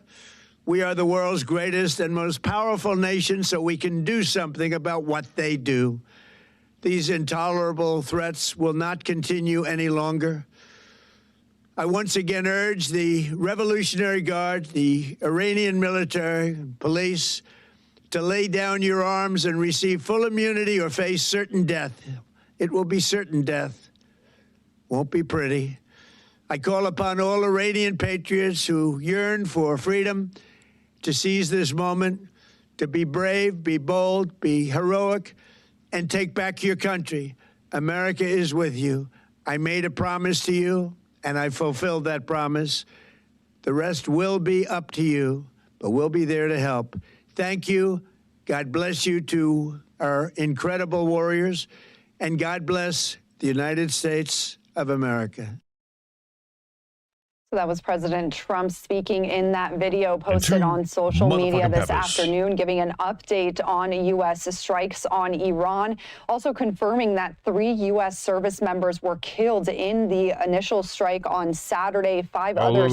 He went to get some different. He went. I'm gonna get with it. He went. Stop. I wish I knew something about New England, but I don't. I came just I'm over here, y'all. Shit. I'm still on my weight loss journey, and I appreciate everybody sticking with me as I go through this bullshit. You know what I'm saying? But yeah, I'm looking better. I'm feeling better. Weight loss journey. Oh shit. He's having Panda Express on his weight loss journey, by the way. Yeah, I'm talking about shit. That's the only meal he's having all day. Motherfuckers in drive-through shit. Motherfuckers in the drive-through and out of my way. Motherfucker, man, move your ass out, motherfucker. Go here and talk to this motherfucking AI again. Out the way, motherfucker. Shit. Shove this pepper up your ass. Get out my way. Alright, we're gonna turn right here. Ooh, boy. We both did who at the same time. That was weird. Motherfucker, boy. Like we tongue licked right there or something. back. Boy, it ain't what, 1, 2, Yo, 3, that's 4, 5, 6, 7, 8, we talked 9, about that 10, before because he 14 said he lost a lot of weight before, and I was wondering if that's how he did it. Shit. And I know it's about 14 cars. He was like skin and bones. He said. I saw the cars in front of them, in the back of the motherfuckers. I see the cars in the back. It's about 14 motherfucking cars. Shit. Ain't bullshit. And I don't appreciate that shit either, man. See, the thing about it, I take offense to the shit. You know what I'm saying? What you been talking about? It's like these motherfuckers knew I was coming to Panda Express to buy some shit. What? So they said, let's fuck with Tonyo, man. Let's go to Panda Express too. Talking shit. Make his ass wait. You know what I'm saying? Let's get there before Tonyo man get there. You know what I'm saying? And I really believe that shit too. It's recording so early. These motherfuckers, boy. Got me waiting like a motherfucker. You're retarded. Oh shit, but it's all good, man. Get that mushroom thing up in your mouth already. Motherfucking no. Get the peppers out. And the reason why I guess is good. Shit. Ass. This line ain't no joke right now though. He ain't moving.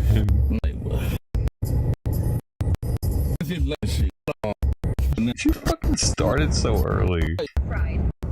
What rice or chicken entree, please? Hold on. I gotta hear this shit. Yeah.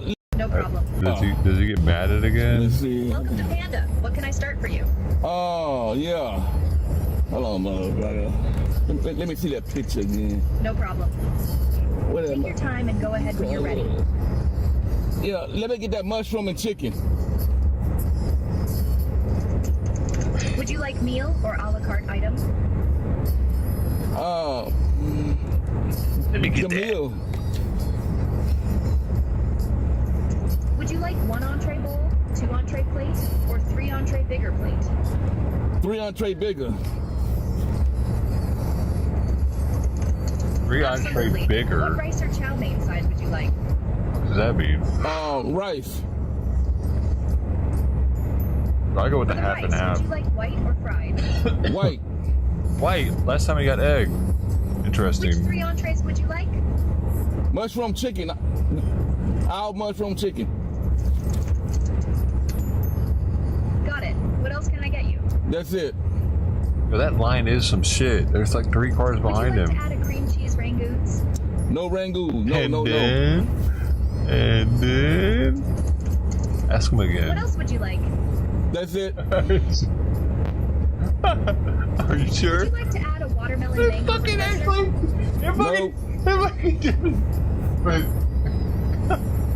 Okay, your order comes to $15.37. They do that shit intentionally? Because of the stereotype? That shit just asked him if it wanted more shit 3 times. That's cool, man. I don't give a shit.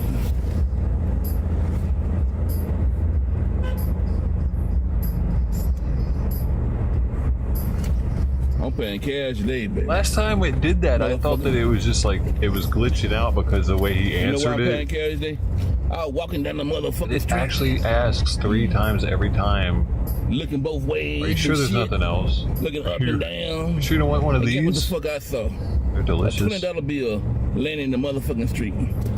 So I picked up the $20 motherfucking bill, and guess what I said? I'm going to Panda motherfucking Express and give me some. It's a very crispy bill to find on the ground. Chicken. And here the fuck I am. Getting some mushroom and motherfucking chicken. The 20 motherfucking dollars I found laying on the motherfucking street. Yo, baby. Now I got out now. I'm stealing now. I got 2 cars in front of me and shit. So I'm waiting now and shit. He's older than I am. I'm moving. Am I moving? Yeah, I'm moving. Shit. Motherfucker. So I got 1 car in front of me now. Get on up there.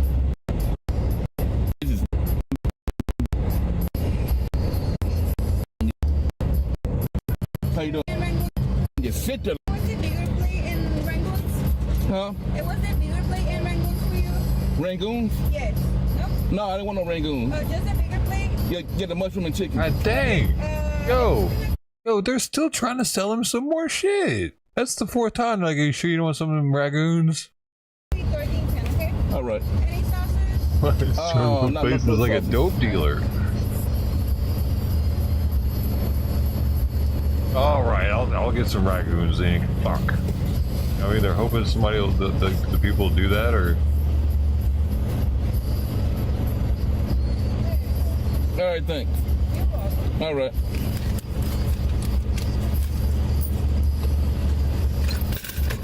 All right, thanks. Appreciate it. All right.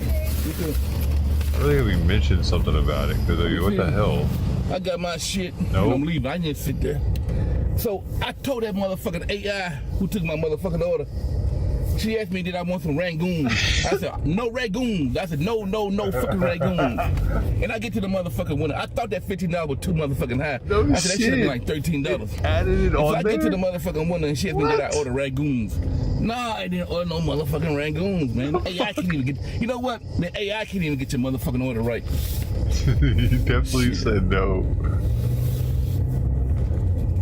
That's... Ain't that a bitch? Something, man.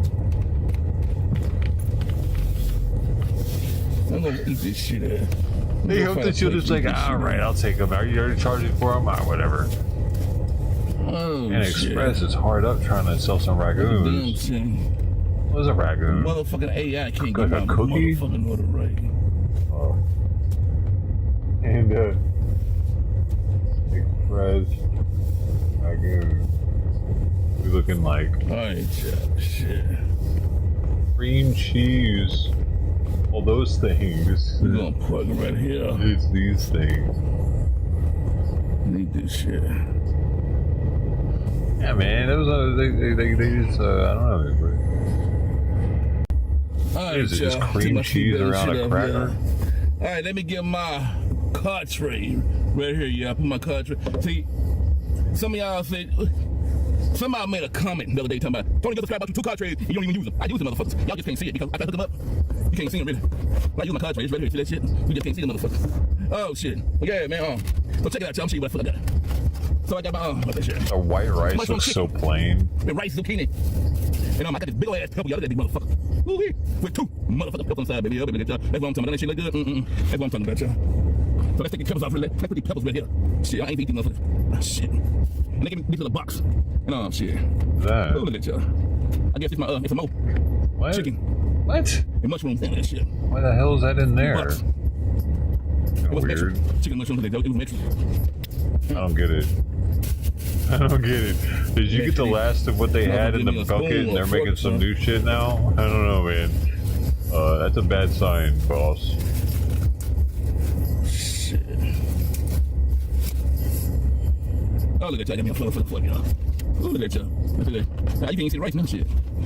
All right, y'all. Before I get with me to these grapes.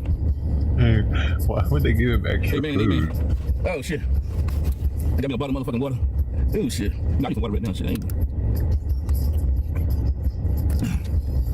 They dilute your stomach acid. Right, let's see what this tastes like, man. You want to have a right sick, viscous stomach acid. This motherfucker here in the way, shit. What is that? And nice and acidy. I don't even like zucchini that much. But this shit kind of good.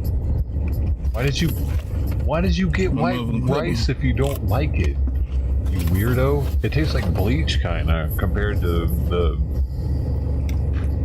Like, I can't imagine their white rice tasting very good. Damn, boy. That's some good shit, boy. That big ass pepper. Big ass pepper. Hey! James, are you a real person? Oh, that's a good motherfucker, boy. Thanks, man. We got a non-Asian dish, it would seem. You gotta stick with the OGs at the Chinese place, man. I don't know about like I said, I appreciate y'all being with me on my little weight loss journey. Chicken mushroom. About this shit.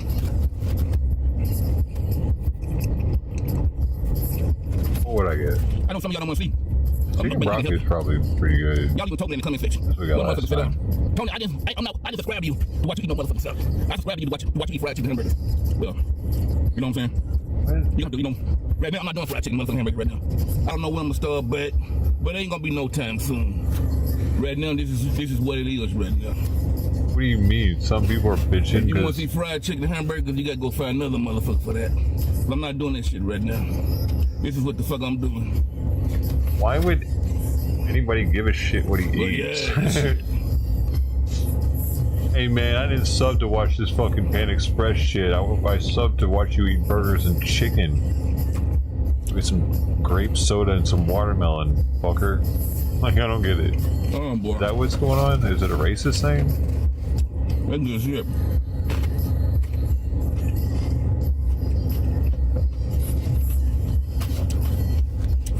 Why else would they care?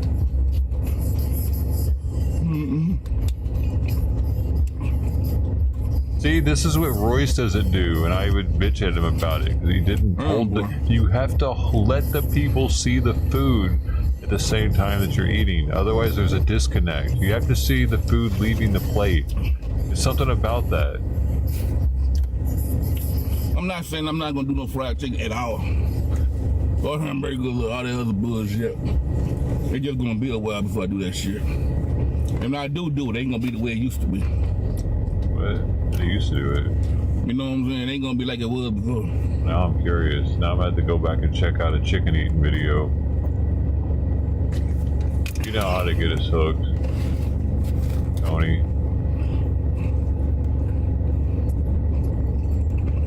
Get it. Look at that shit, boy. Never. Get it shit. This is a pretty basic meal in comparison to what he's normally eating. How much today? Today's Sunday. The bigger fucking spoon or something. Maybe I don't know. I might come to Penn Express Tuesday, Wednesday, Thursday, motherfucking Friday. Why? I might do a whole week long of motherfucking Penn Express. What's wrong with him? I don't know. I'm just talking shit right now. He needs to bring his own fork next time. That's just too little.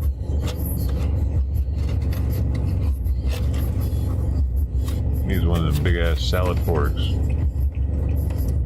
Or maybe a spoon, a tablespoon, a metal one. Or like one of them wooden cooking spoons. Oh boy. Motherfucking boy. You can do like a third of the scoops if you got one of those.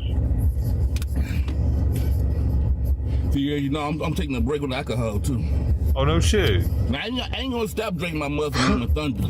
Excuse me. I'm just taking a small break right now. You know what I'm saying? Shit. Oh, shit. I ain't forgot about my Lemon Thunder. Believe that shit. I'm just not fucking with it right now, bro. That's good. I dig it. Yeah, I was about to say, how the fuck's he supposed to lose weight? He's still drinking. He said he was gonna keep drinking and he's still gonna lose the weight. How about that?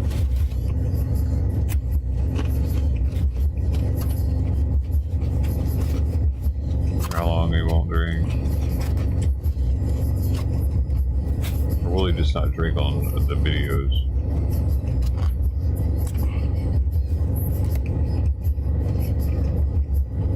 Are you drinking right now?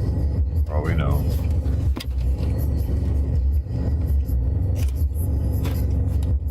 Like on the video. Or right now as he's watching his James Brown. He's not married, huh? Interesting, because he had that little kid with him at the grocery store in that one video, but he doesn't have a wedding ring on.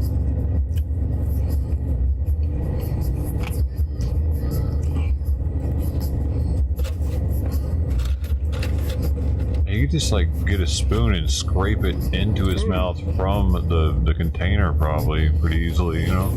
Put a bib on.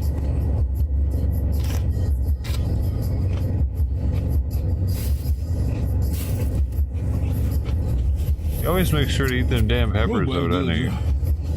Man. It's gonna make his ass live to like 100 years old no matter what. The two motherfucking peppers. That's how you live to be old. I'm gonna say the rest of this shit. You eat two motherfucking peppers with every meal. That shit fills you up. See? I want the pepper right there. The power of the pepper.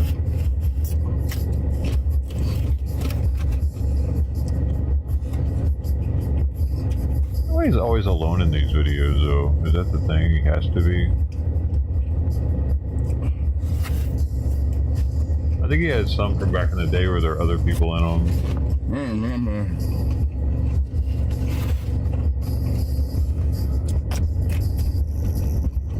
We used to seeds and everything, huh? Well, do motherfucker.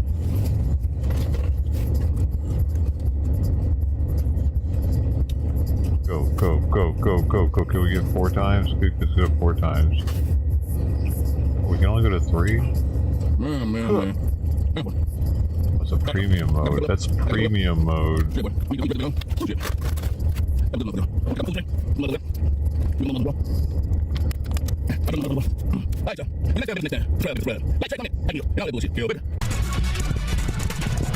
How you do it? Yeah, buddy. I was waiting for his video for the day. This police presence. There are cops at the hospital. Breaking news. Breaking news. SoCal Iranians unable to reach family in Iran. We're already looking at that.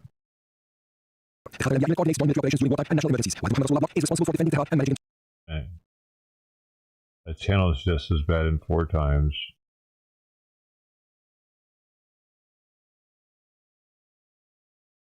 Where was I? What was I looking at?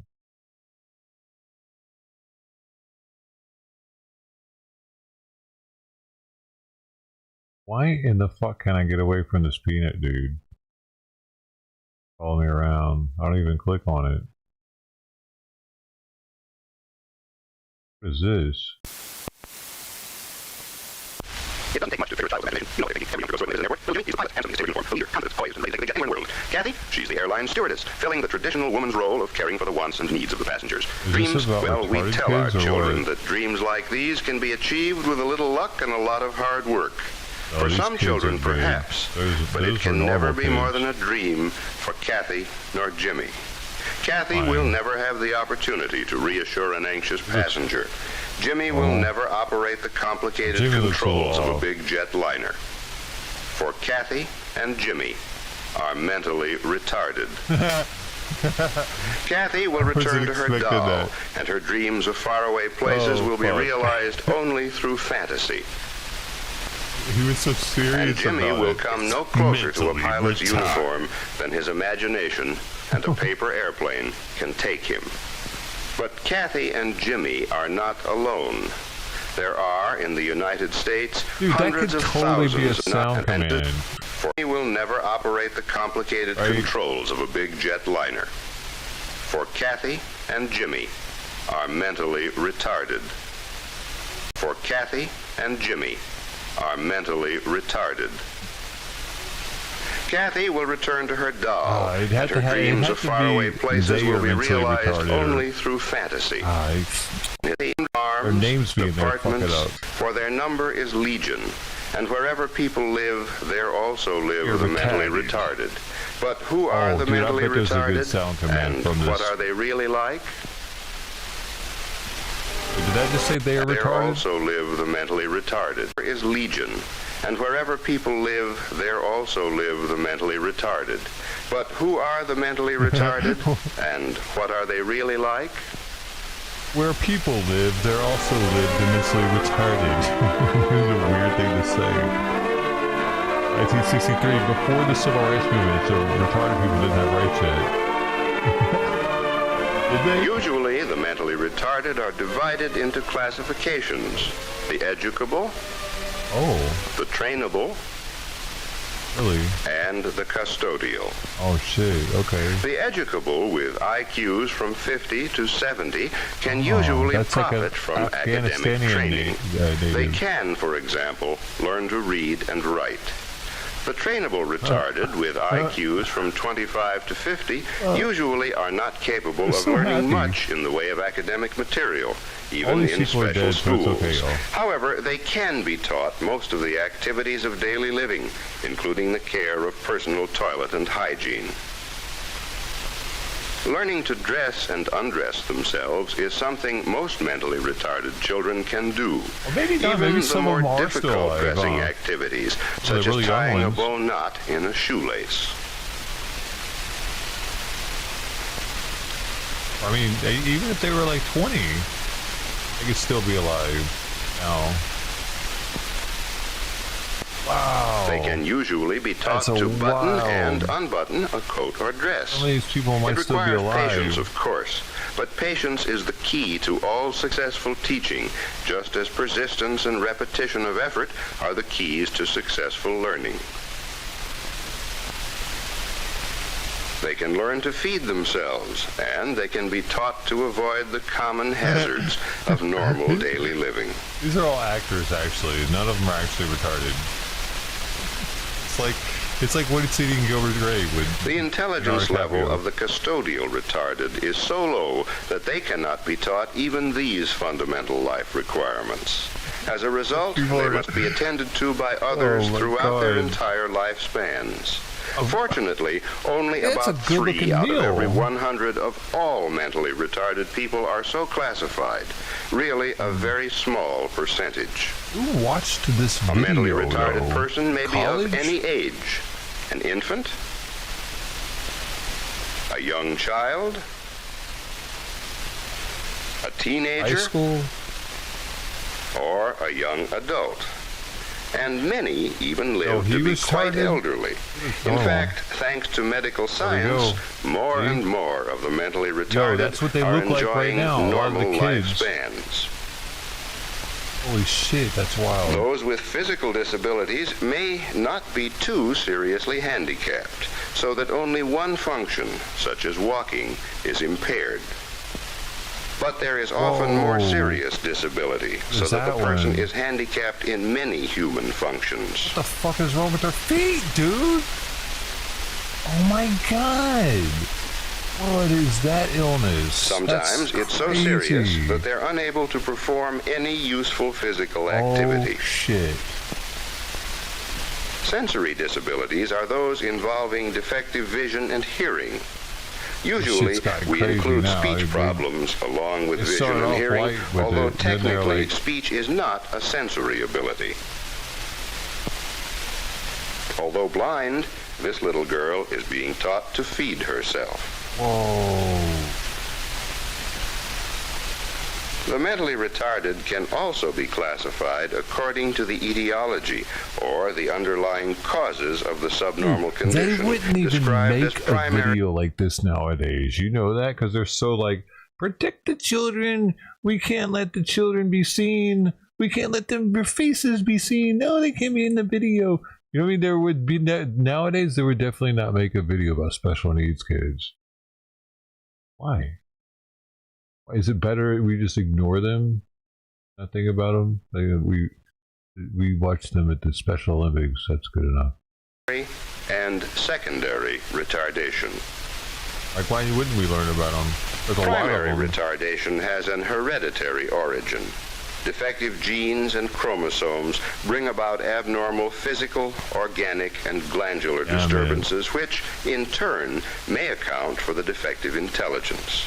The twins, and these 3 brothers, are good examples of primary retardation. Research has thrown much light on these mysteries, but we still have a great deal to learn. Whoa, dude. Why do their necks do that? What?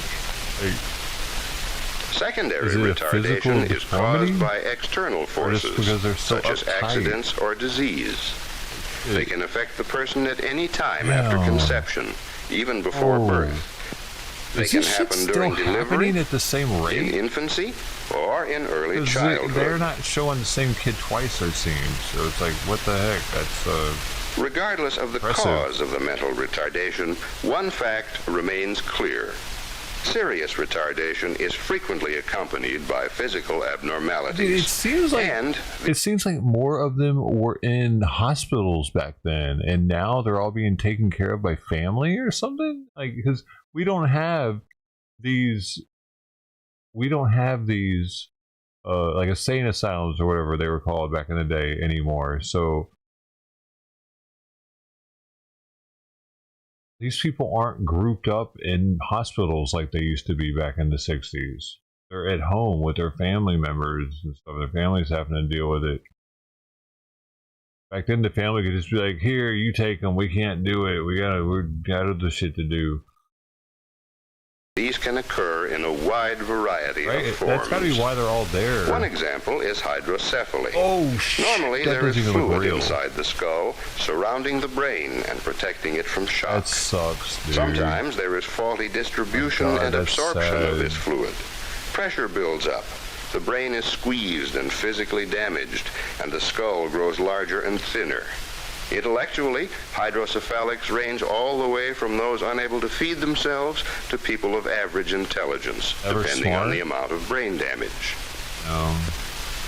It is important to note that the term hydrocephalus, like other terms applied to the mentally retarded, such words as cretin, microcephalic, cerebral palsied, mongoloid, and others, merely describe a condition. The terms do not explain the condition, nor do they tell us really anything about the individual's social, educational, or vocational potentials. Obviously, we can only assess the abilities or potential of the mentally retarded on an individual basis.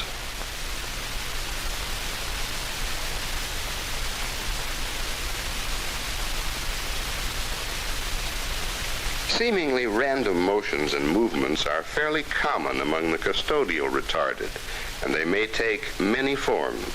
Sometimes there are motions which seem to have no meaning whatever and may even cause unintentional self-inflicted injuries. Although these conditions are common, they are more apt to occur under conditions of stress, such as when strangers are present. Most of these cases are rarely seen outside of an institution, and such conditions are really quite rare.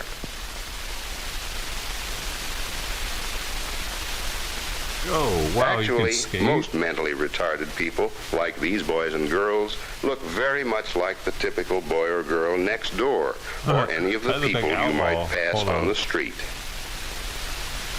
The vast majority of the mentally retarded are intelligent enough that they can be taught a great many things. However, there's a wide range of ability even among those considered educable. And their ability to learn obviously varies according to their level of intelligence, as well as their emotional stability, their level of socialization, and the presence of any physical or sensory handicaps. Therefore, to whatever extent possible, they should be given individual instruction. This calls for very small classes. It's highly desirable to have no more than 10 to 15 students in the classroom. Naturally, this will vary according to the training, experience, and personal dedication of the teacher. Highly important factors in the education of the mentally retarded. Equally important is a stimulating environment, one which can encourage the child to want to learn. Education for the mentally retarded goes far beyond the teaching of the 3 R's. Much of their formal schooling involves learning to do things normal people take for granted. Even simple problems, such as learning to tell time, require patient instruction. Regardless of how far a retarded person can go in school, there are still many simple tasks which must be learned in order to get along in society, even one's own family. Telling time is just one obvious example. Back then. But it goes further. Many retarded children must be taught to identify and use even the most common household articles. For those who are capable of such things as learning to read, it's important to encourage them to go on, to learn as much as they are capable of. Not only because it will help them to assume their eventual place in society, but also in terms of personal satisfaction. The reading may be slow and labored, but learning to read, even at very simple levels, can be a valuable experience and an enjoyable pastime. However, we must remember to set realistic standards that are not too high for the individual. And what applies to reading also applies to other academic efforts. But academic efforts are only part of the picture. It's equally important that the mentally retarded learn to get along pleasantly with other people. Yeah. Better. This may include learning the common courtesies, finding enjoyment in sharing, in an asylum and in helping others. Good. Sometimes, as with all children, the learning has its difficult moments, when consideration for others seems less important than having one's own way. All children need time for constructive and educational hobbies. Arts and crafts in group settings promote concentration. They serve to develop hand-eye coordination and hand and finger dexterity. I made some of this for my mom. I was in school.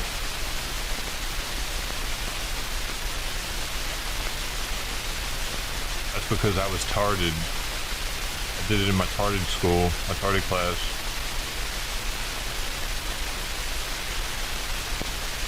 I graduated, so I'm no longer tarded. For those who have talent and who are interested, music lessons can be a great source of personal satisfaction. They help to develop a sense of rhythm and coordination.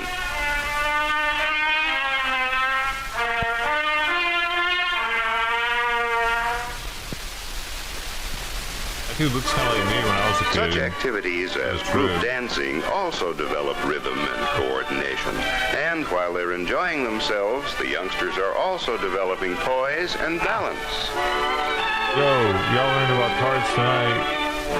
I'm learning about cards more than you are, though, because I'm actually paying attention.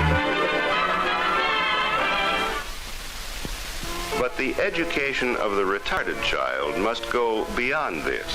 For, like anyone else, the retarded have spiritual and religious needs, and these too should be satisfied. That's a sound. The retarded have spiritual and religious needs. That could be something y'all could blast whenever I go to watch Outlaw.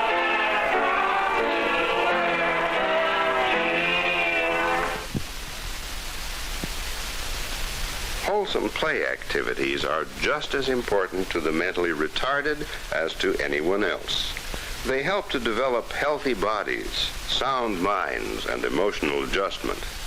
Baseball may or may not be played as organized competition between two opposing teams.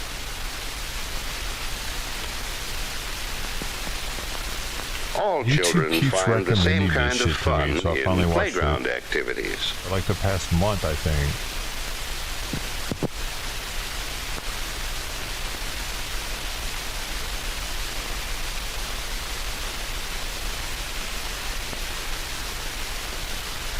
Even at home, opportunity should be provided for some form of healthy exercise through play activities.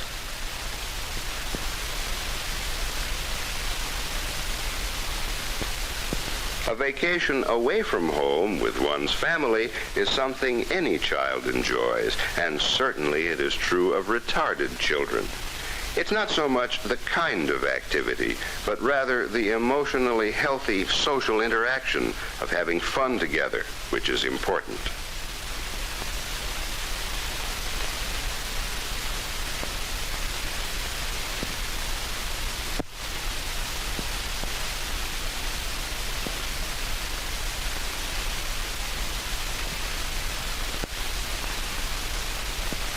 Even within the confines of an institution, supervised play should be part of the total program.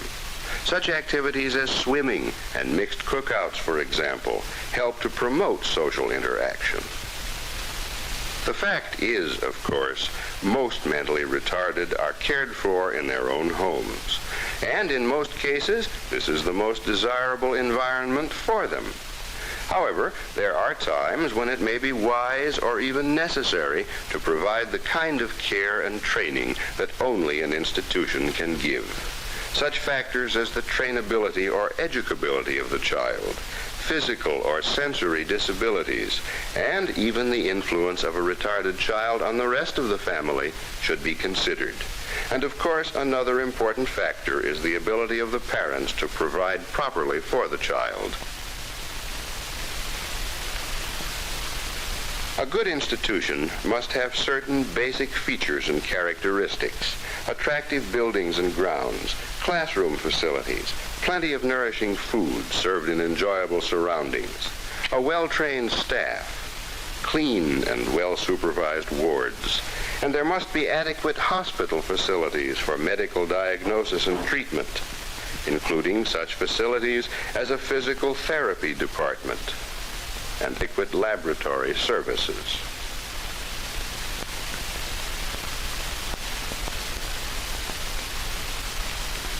Further, there should be cottage-type living for those who are capable of profiting from the experience of responsible group living. And a good institution will have a variety of opportunities for vocational guidance, training, and job placement for those with vocational potential. And speaking of jobs, most people, if they believe the mentally retarded are able to perform any useful work at all, probably think of them only in terms of the most simple manual operations. And they would undoubtedly feel that such tasks should require almost no judgment or decision-making. The fact is, however, that many mentally retarded are capable of goal-directed activity. They can do many kinds of jobs, which are often denied them, such as filling orders. A great number of the mentally retarded are dependable and quite capable of following instructions. This boy works regularly as a messenger, carrying important messages and documents. Many of the trainable retarded can learn to take certain kinds of household responsibilities, some of which may be more complex than they are usually given credit for. In so doing, they not only help their parents, but more important, they gain the satisfactions which come from being responsible and contributing members of the family. In fact, certain kinds of household chores have their vocational counterparts. Learning to do these tasks at home neatly and efficiently may lead to job possibilities. There are many jobs in both large and small industry which can be competently handled by some of the mentally retarded, even though they involve several different kinds of operations, which necessarily must follow each other in the correct order.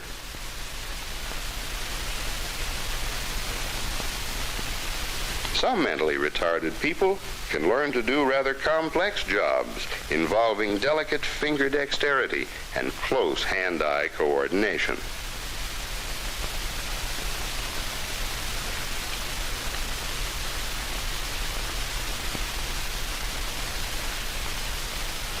Sometimes it's difficult or impossible to train a person for a specific job before employment, but his potential can be determined, and on-the-job training may solve the problem. It would be wrong to expect a mentally retarded person to become a master craftsman. The standards are too high.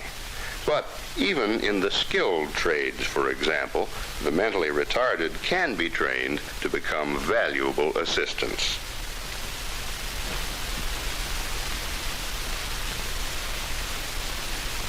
The idea of assisting skilled workers holds true even in the field of nursing.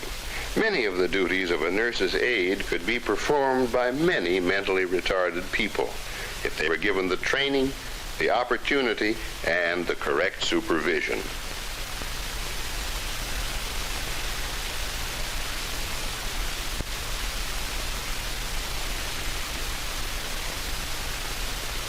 It's often surprising how well they can learn to do some very complicated, responsible, and even somewhat hazardous jobs. But regardless of the job level, and regardless of what kind of general or specialized training has been given, the mentally retarded are no different from any of us in one respect. The most important single qualification for job success is socialization, the ability to work pleasantly and cooperatively with others. Who are the mentally retarded? They are people. They come in both sexes and in all sizes, shapes, creeds, and colors. Their number is, and wherever people live, there also live the mentally retarded.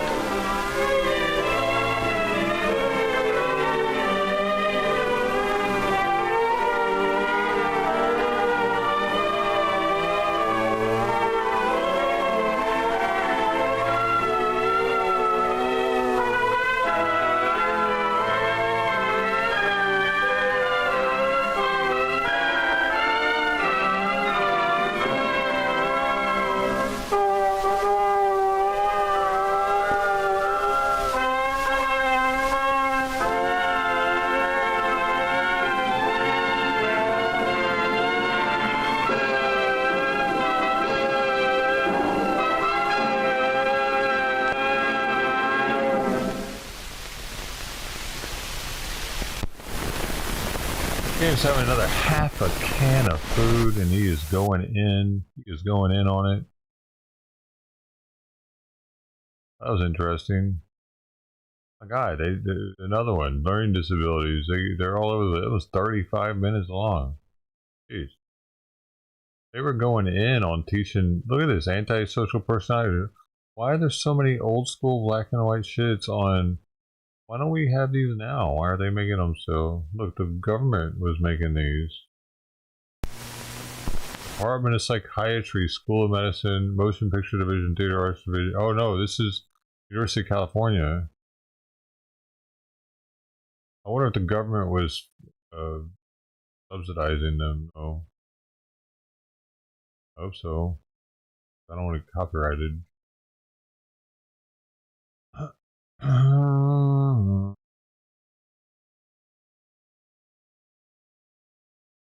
Look, they're still going.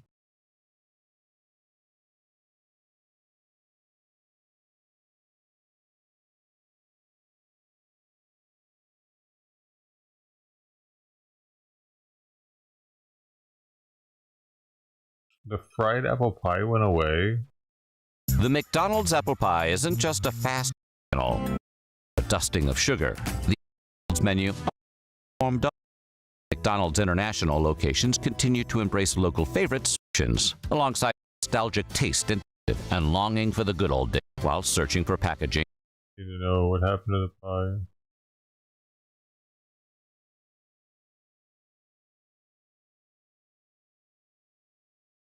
No. What y'all doing? Why is there growling?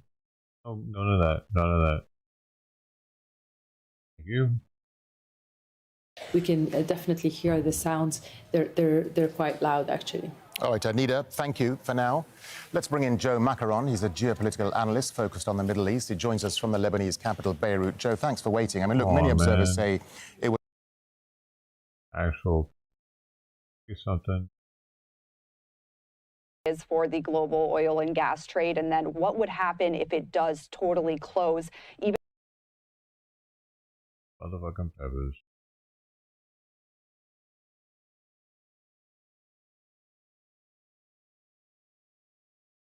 Why isn't anything exploding anywhere?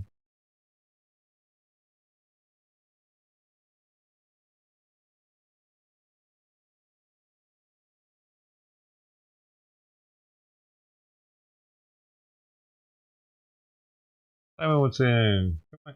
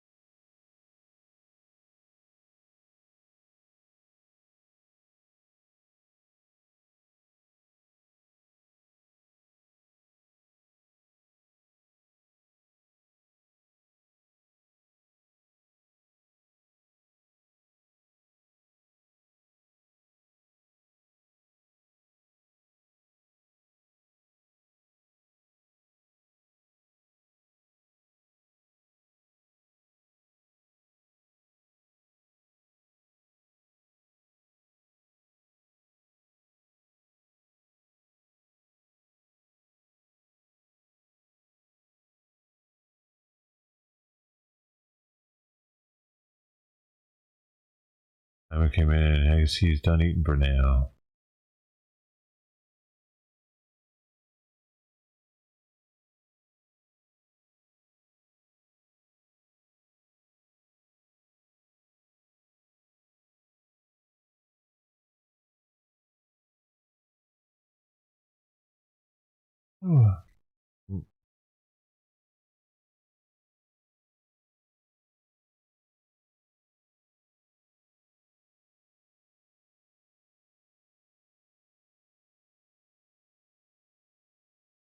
No news. No news about Iran happening. Usually stuff pops up when stuff's happening. Nothing's happening, dude.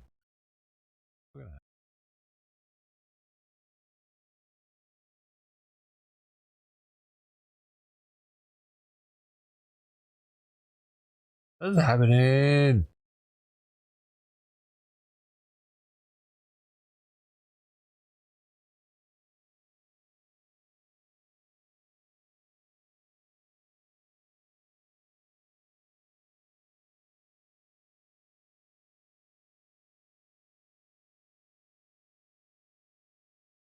Oh, says could last up to 4 weeks.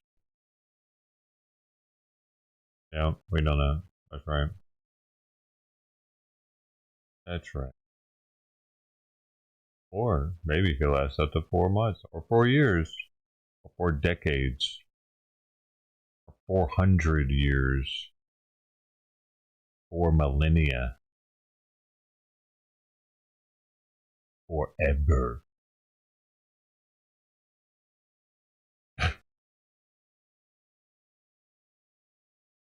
I ain't scared. Forever, let's do this. Never give up. We're never giving up.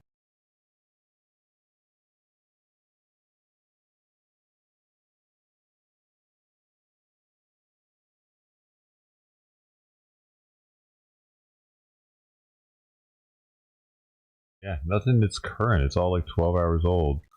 What happened to all the news?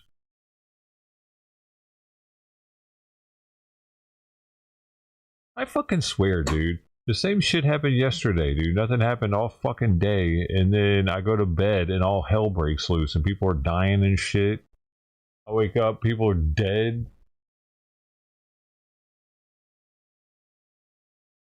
I mean, I'm here for the missiles. I get no missiles. I've seen a missile all day.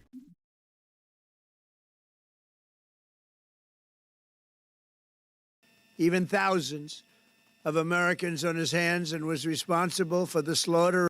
What a bullshit. America? When are we shooting them?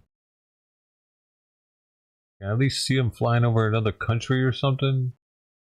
They were posting videos like that the first day.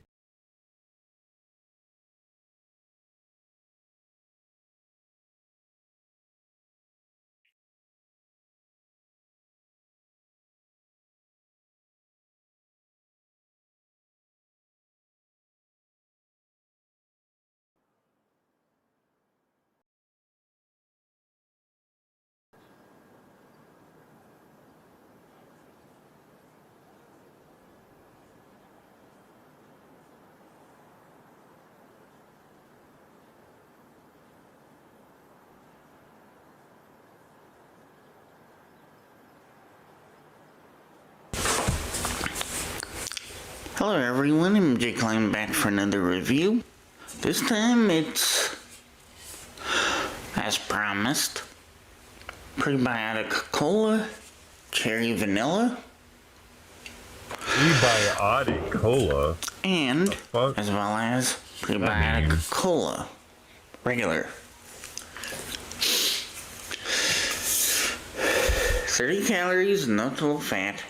35 milligrams of sodium, 6 grams of total carbs, 3 grams of dietary fibers, 5 grams of sugars, 5 grams added sugars, no protein.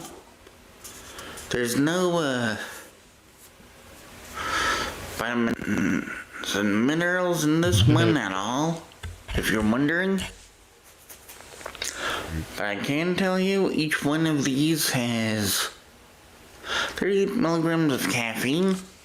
Is he gonna ever trim it though? Because the thing is, like, he's eating his mustache when he eats now. That's why he does soda reviews and not sandwich reviews. Yeah, both implies the same on the nutritional facts. Let's hope He doesn't these even are eat good food though. anymore. He just drinks soda. But There are ingredients: aluminum muff, carbonated water, cane sugar. Hey, you. I see, my little boy. There's stevia extract. PepsiCo put stevia extract. There's phosphoric acid. Caramel color, natural flavor. Caffeine.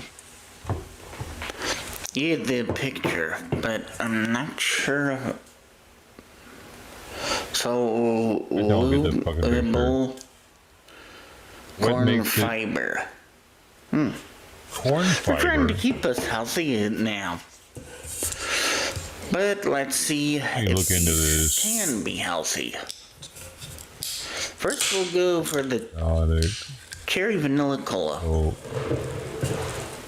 And pour that. Simply Pop, a new line of prebiotic sodas aimed at gut health.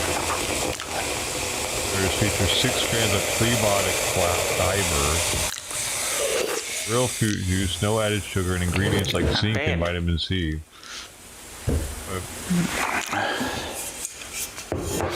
Then we'll pour. What is the ingredient that does it? That's not flavored. Those aren't Simply Pop. What are those? Oh, you're wondering why one's not flavored.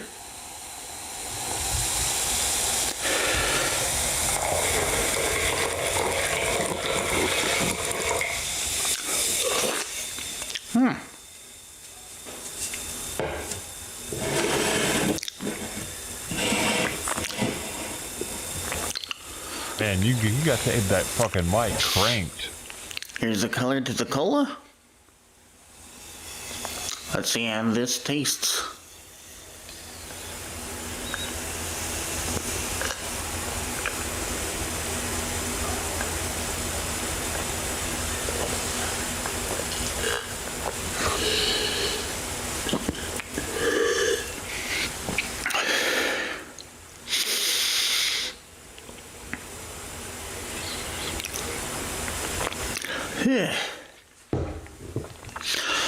Picking from the can and the cola.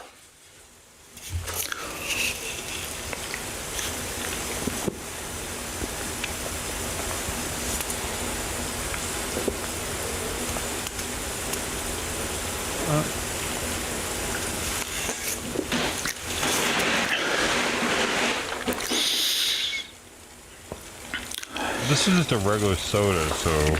Tasting it now, it seems like you get that stevia. Like he's used to the energy drinks. In the back end. So this is like a much milder. There should not be stevia in the back end.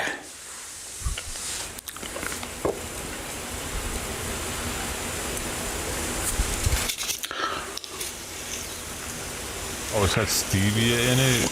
Yeah, nah. I try to stay away from the weird artificial shit or the plant sweeteners.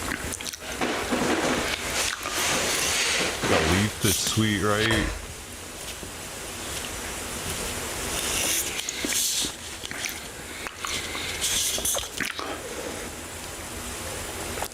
I think he needs to just turn the mic down a little. On the prebiotic cola. I'd say this one's a solid, well, doesn't really beat out the Pepsi ones I've had before. So I'd say a solid 8 out of 10. Now to the prebiotic cola cherry vanilla. Color.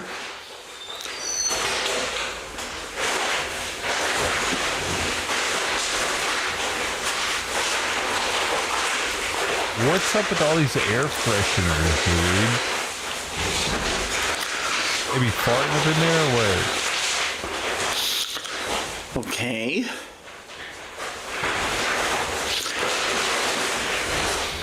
This one has a flavor more than anything.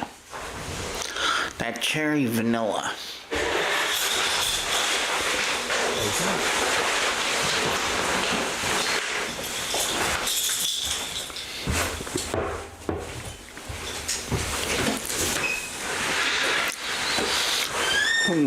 let's go back in from the can.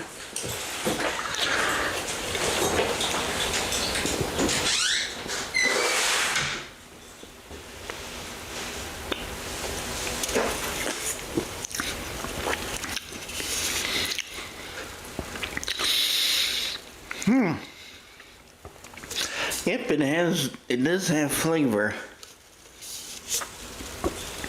I just drink the rest of this off cam because I got a rating for this. I'm gonna give this one It's a different dude than before. A higher rating than the regular prebiotic cola. Prebiotic cola cherry vanilla is gonna be behind the background probably thinks this is excuse me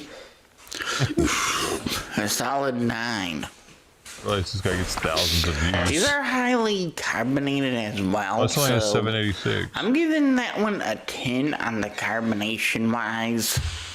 You don't like the regular soda. So like to see PepsiCo did not change the carbonation for their prebiotic sodas. I could know. However, if I can, I'll get some milk. And if Kroger and Marion has Lotus energy drinks, we are going to go over Lotus energy drinks. But I could also get the mushroom-based drinks. I've been thinking about that still. Not sure what they're called, but I'll let you know, guys, if I do get them. But next week will be Cocoa Loops. So, for now, MJ Klein's out. Peace out. See you next video. Later, everyone.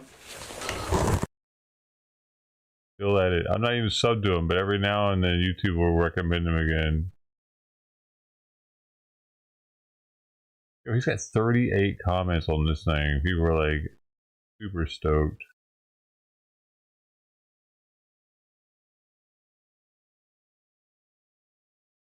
Yo, how does he eat? Wait a second. I just want to see. No, how does that get in your mouth? You're not like a mess.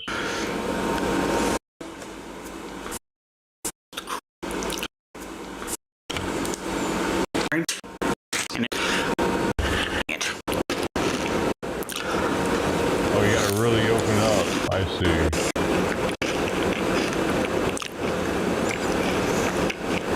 A big spoonful too.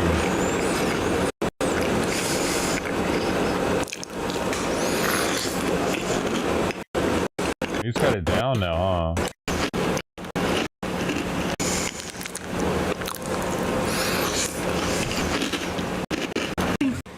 Off cam. Just eat the rest off cam. But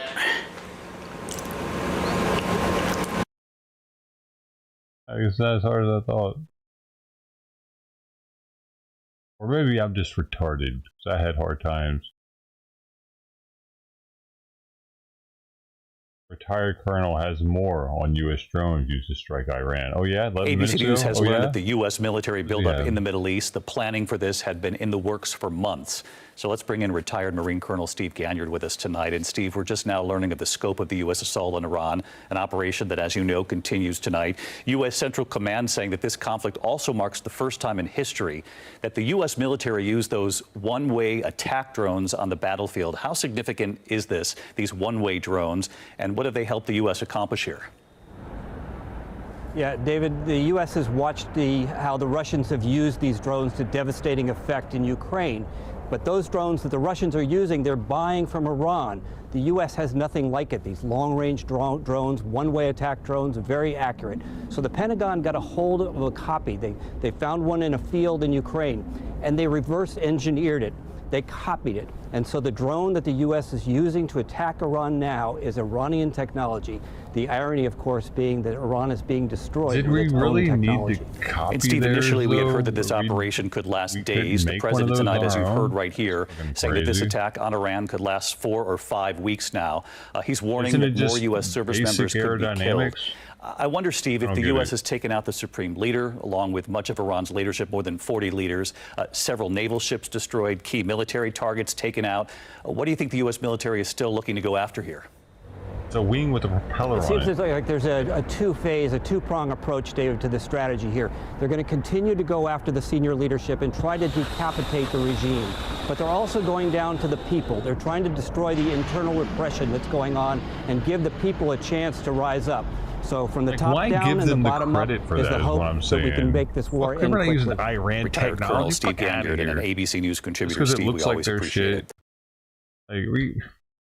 Like we couldn't make that. Like we couldn't fucking make one of those. We're making stealth bombers, and we can't make one of the Iranian drones without their assistance. I don't believe that, dude.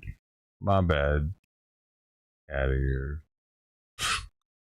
New conflicts, and this is very disappointing even to those who supported him. Of course, those who voted against the U.S. president they must are have not just happy so with happened this. to have The made most a really recent polling good that has come out, 1 in 5 support this action. All right, Al Jazeera's Rosalind Jordan there, live for us in Washington, D.C. Ross, thank you. Well, as we mentioned, Iran continues to strike U.S. assets across the Gulf, targeting several military bases. Earlier, loud explosions and sirens have been heard in Kuwait for a third consecutive day. But we are borrowing and like their authorities type in Bahrain of say warfare falling debris from by an doing intercepted missile kamikaze runs has like killed that. one Like, person it's on a kinda foreign like ship. Kamikaze run. 2 others but were with injured near Salman Port, without a where a person fire in it. broke out. Bahrain's military says it's intercepted more than 60 Iranian It's missiles interesting that and we 34 wanna, drones like, since the conflict began. Old ass technology like that. Now, it's being described as one of the most severe disruptions to global aviation in years. Regional uncertainty and continuing strikes across the Middle East have impacted thousands of flights and stranded tens of thousands of passengers. Airports in Dubai, here in Doha, and Abu Dhabi have closed, impacting critical hubs between Africa. Saying the same shit over and over.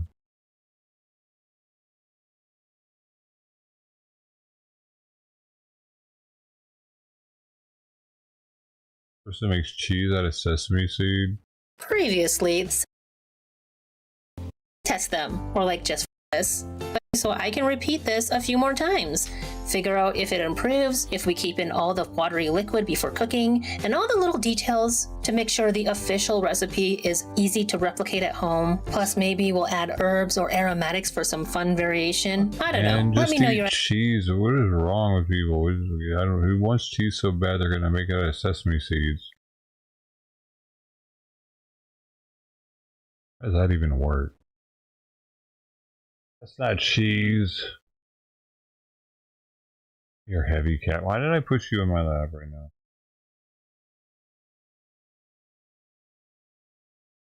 Every day you're getting heavier.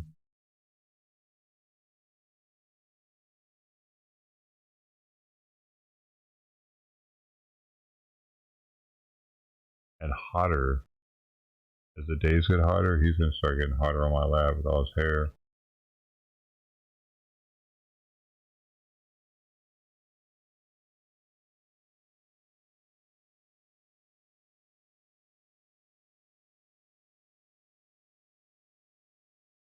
That's it. There's nothing else.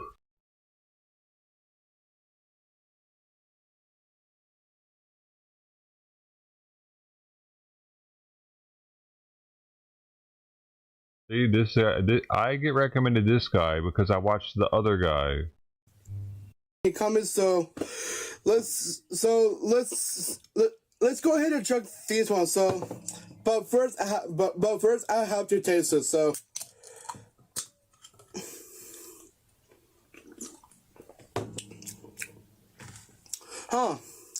This is not bad, you guys. Okay, guys, so when I drug a thread with him, like and subscribe, and please give me a 30K subscribers. So let's get it so far. If you want to watch retarded people, I have what you're looking for. 3, 2, 1. I am also retarded, so at all times you're watching a retarded person here. The hell is a Milo? Milk? Nestle product. Milk in a can? That didn't sound right. I don't think I've ever had milk in a can. Are we allowed to have that? One more. 39K. No, he's at 24.6K right now.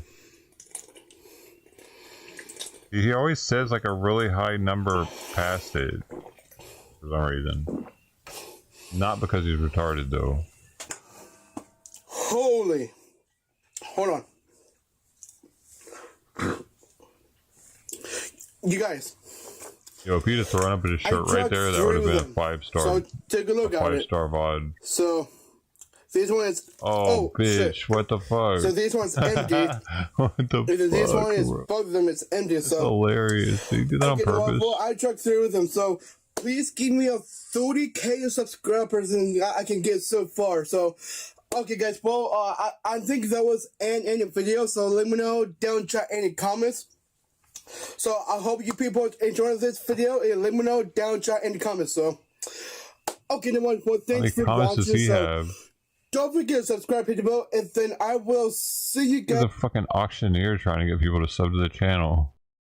He's got fucking 1,352 comments from 6 days, 3.9K likes, dude.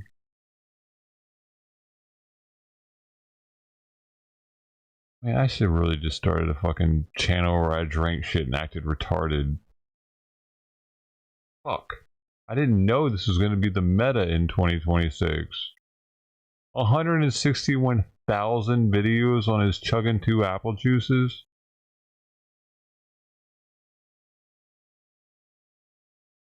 $194,000 on this one.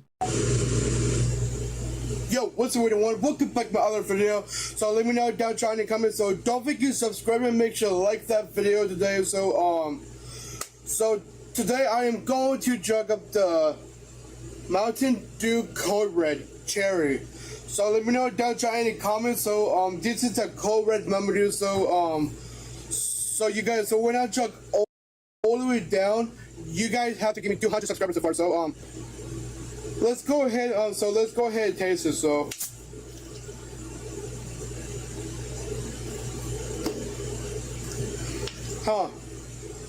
you guys, this is not bad. It tastes so good. I never tried this before. Okay, guys. Well, so when I drink all the way down, you guys have to like and subscribe and like that video. So I'm not doing it. Let's get it so far, you guys. I'm not gonna do it, dude. 1, 2, 3. I bet you can't do it anyway. Oh, you're gonna fuck up.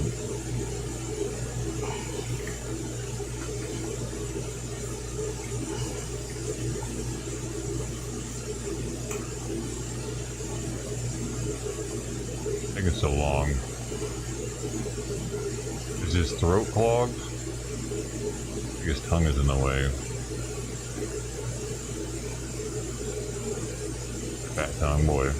Got a fat tongue. Hold on, you guys.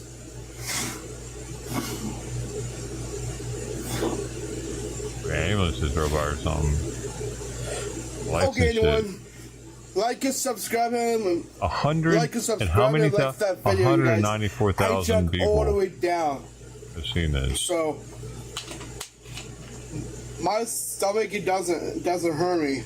So I got lucky. So my stomach doesn't hurt me. Needs to be on a shirt for your merch.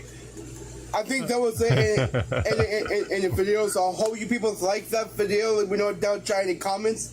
So I hope you people like that video. So okay, well, thanks for watching my videos, and then I will see you guys. Sometimes in the videos. What was this first video? It was only a year ago? Hey, what's the one? So welcome back to my other video. So leave a comment down below. So don't forget to click and subscribe, and make sure I'm clicking LBL Robinson. Like that. Man, dude, I think he might be a YouTube charity case or something. And then there's this dude that I fucking get recommended. Alright, so welcome YouTube today. What the fuck is going on with season YouTube, 1 and 2, bro? But I just wanted to give you guys like a special needs people are flocking to YouTube to be YouTubers. Bro. I started a trend.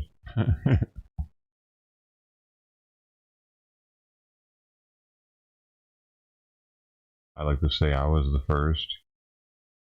They're all leaving me behind though. I need to do a collab with one of them.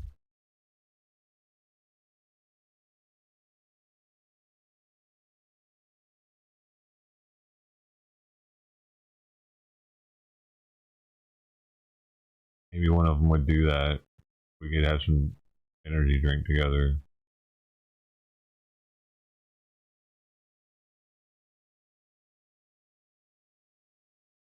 Pizza. This is live pizza making. Everybody hungry. Oh man. Oh shit, slap it. Yo. Alright. An expert. Holy shit. Where are we? Are we in Italy? Get in my lap. Get in my lap, bro. Hot in here. You're fucking heavy. I was gonna attack Simon probably.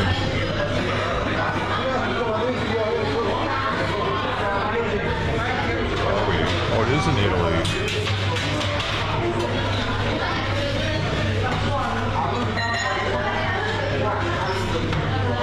This is authentic game. Fish.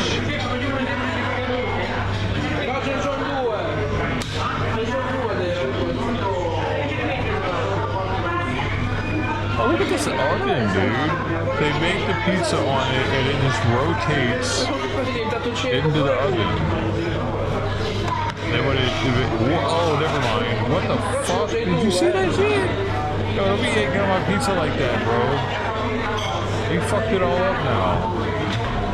Oh man, now that slice is all barren. I don't know what the hell this is actually. What am I looking at? Why does it go into there?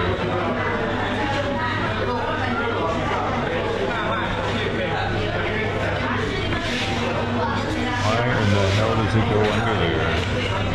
Just to get it out of the way?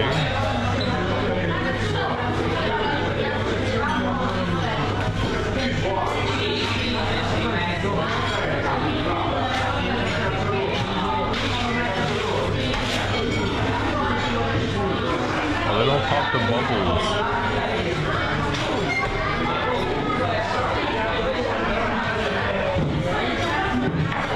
That dude knows his pizza. Oh, it ain't live. They lied to us. Hello. They fucking lied to us, dude. That wasn't live. Just start it over. Oh, oh my heart. They lied to me. I was a...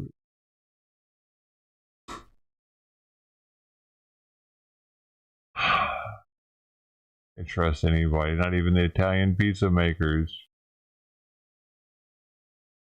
Thought I could trust them.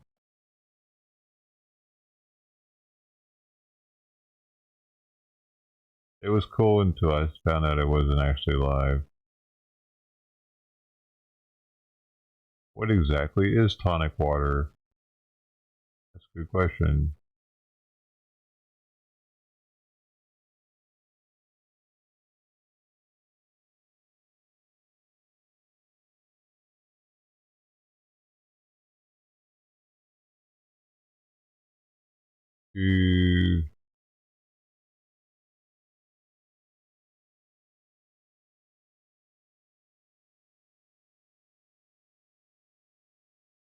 Nothing. They're not giving me shit or news.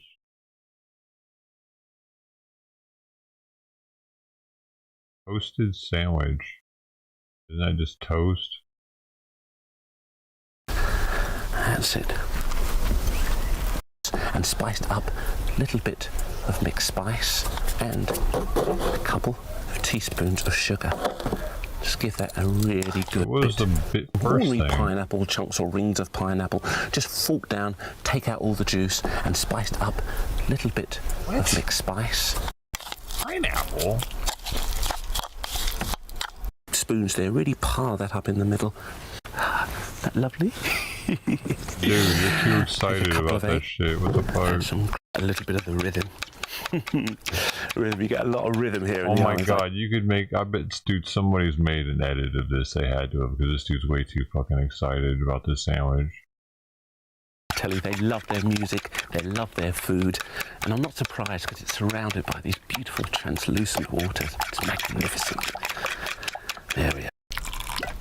You could use the pineapple juice that you've extracted from the pineapple, but I think the rum kind of adds something extra special. Oh, he's in here drinking. This ain't no kid show. Antonio, and you got ship any of here. Just to add there. Okay, take hold of your sandwich. Butter. Wow. Okay. What are we even doing here? Down there now. Oh, look at that. Lovely crispy golden top there. Oh yeah, just buttered all soak melted it into it. How's the coffee? The aroma is a bit special. You could put that butter in a little shot glass and drink it with your sandwich too. Don't let it go to waste. Butter has died down. And you've got a nice golden French toast. Want some now? Just slide that. What a weird sandwich though. Isn't that beautiful? Fuck? It's got pineapples in it. I want it now. I want to have cheese in it. Sprinkle it with a little bit more that mixed spice on top. If you wanted to, you could quite easily use a bit of cinnamon there. I'm not gonna let us see him eat it. More sugar. Dude, that's too much sugar. Hot butter would just melt into it. Oh, he overdid it, dude. You already got all the sweetness for the pineapple. What are we eating? You don't need to do that with the sugar. You already got the sweetness. You already put some sugar on there.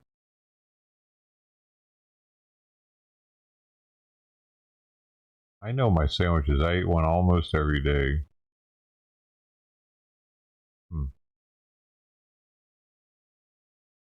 Pineapple doesn't belong on one. Hey, don't fuck with him. Stop. You fuck with him. Problem. Here. Come here. Leave him alone. Come here. Come here. Watching you.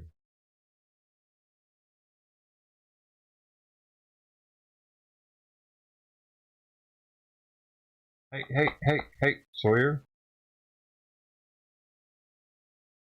Sawyer.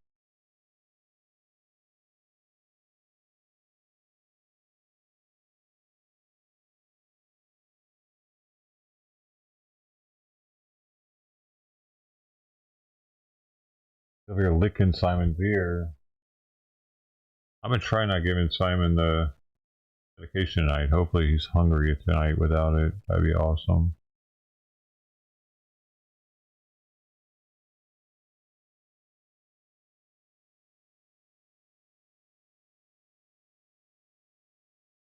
Strawberries or blueberries?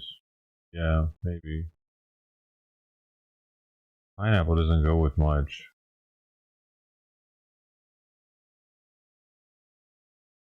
The fastest reader in the world. Know that you actually all these books. Yeah.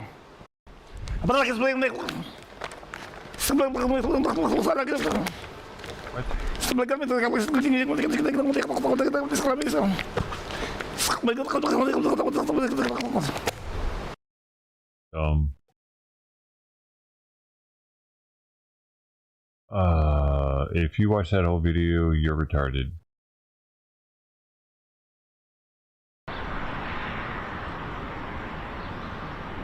That was the retard test. I passed.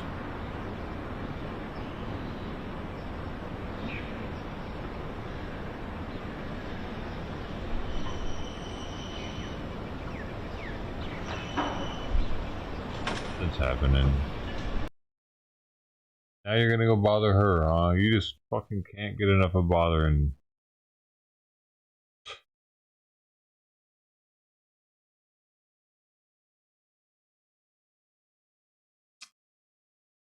Yep.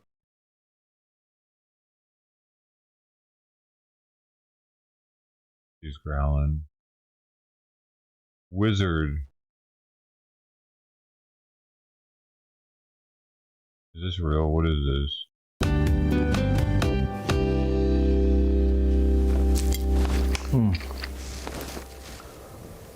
Feel like you can see my nipples through my vest. Oh.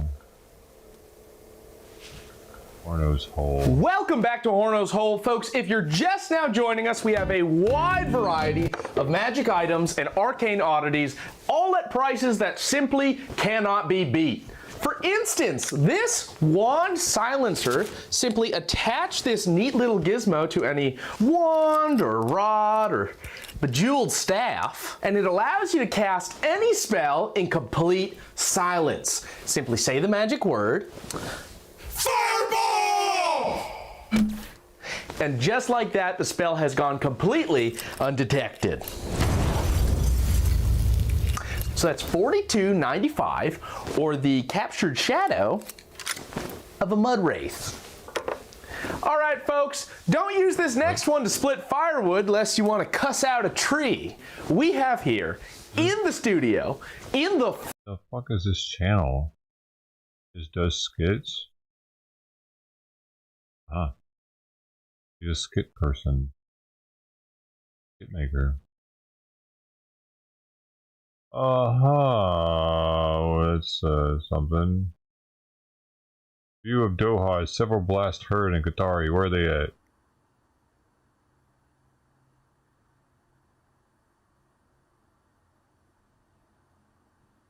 A flat ass, barren ass countryside. Depressing.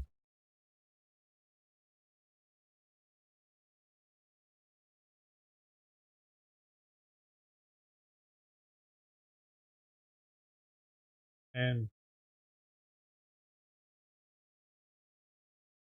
tried staying later thinking this stuff would happen by now, but it doesn't seem like it's going to. It's waiting on me to go to bed, and then everything's gonna happen when I go to bed. What the fuck? God damn it, Sawyer! Fuck!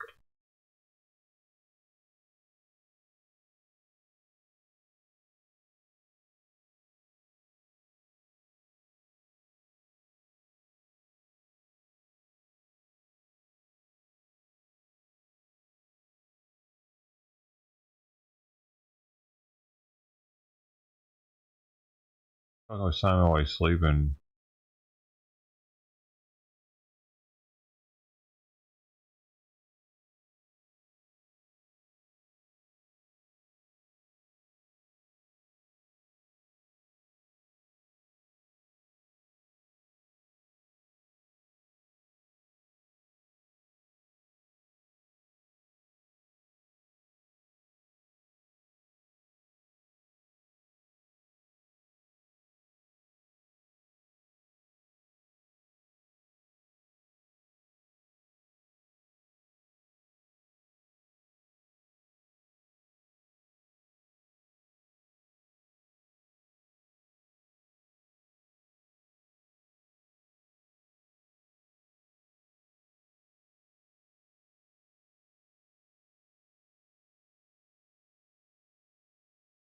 Bunch of bullshit is recommended me lately because there ain't shit happening.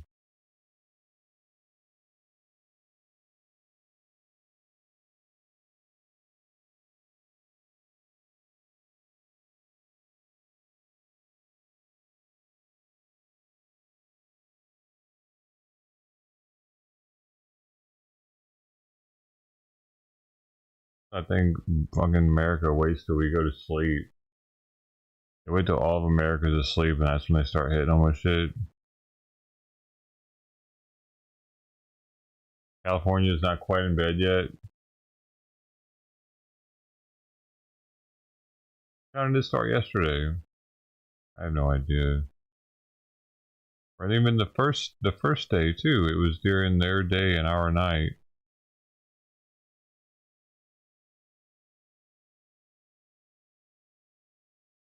Oh, Shrub doesn't want us to see it, bro.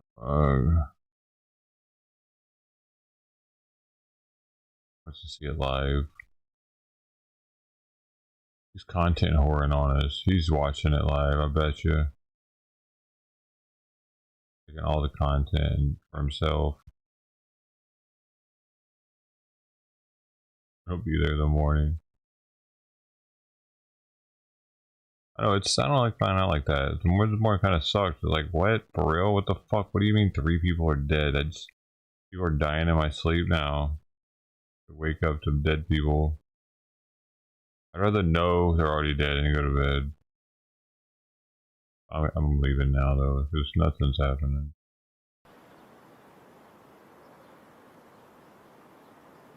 Nobody knows shit. When does this happen? Tomorrow? Oh, they're not going to be briefed until Tuesday. Hi. Breaking news.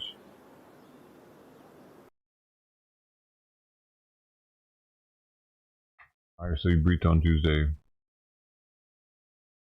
Alright, everybody. Thank you all.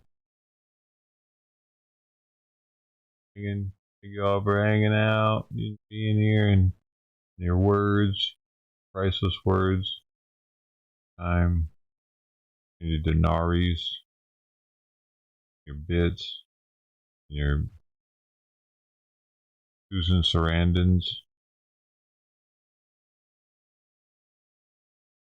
your Benny and the Jets. Thank you. I'll see you again tomorrow. Sweet dreams.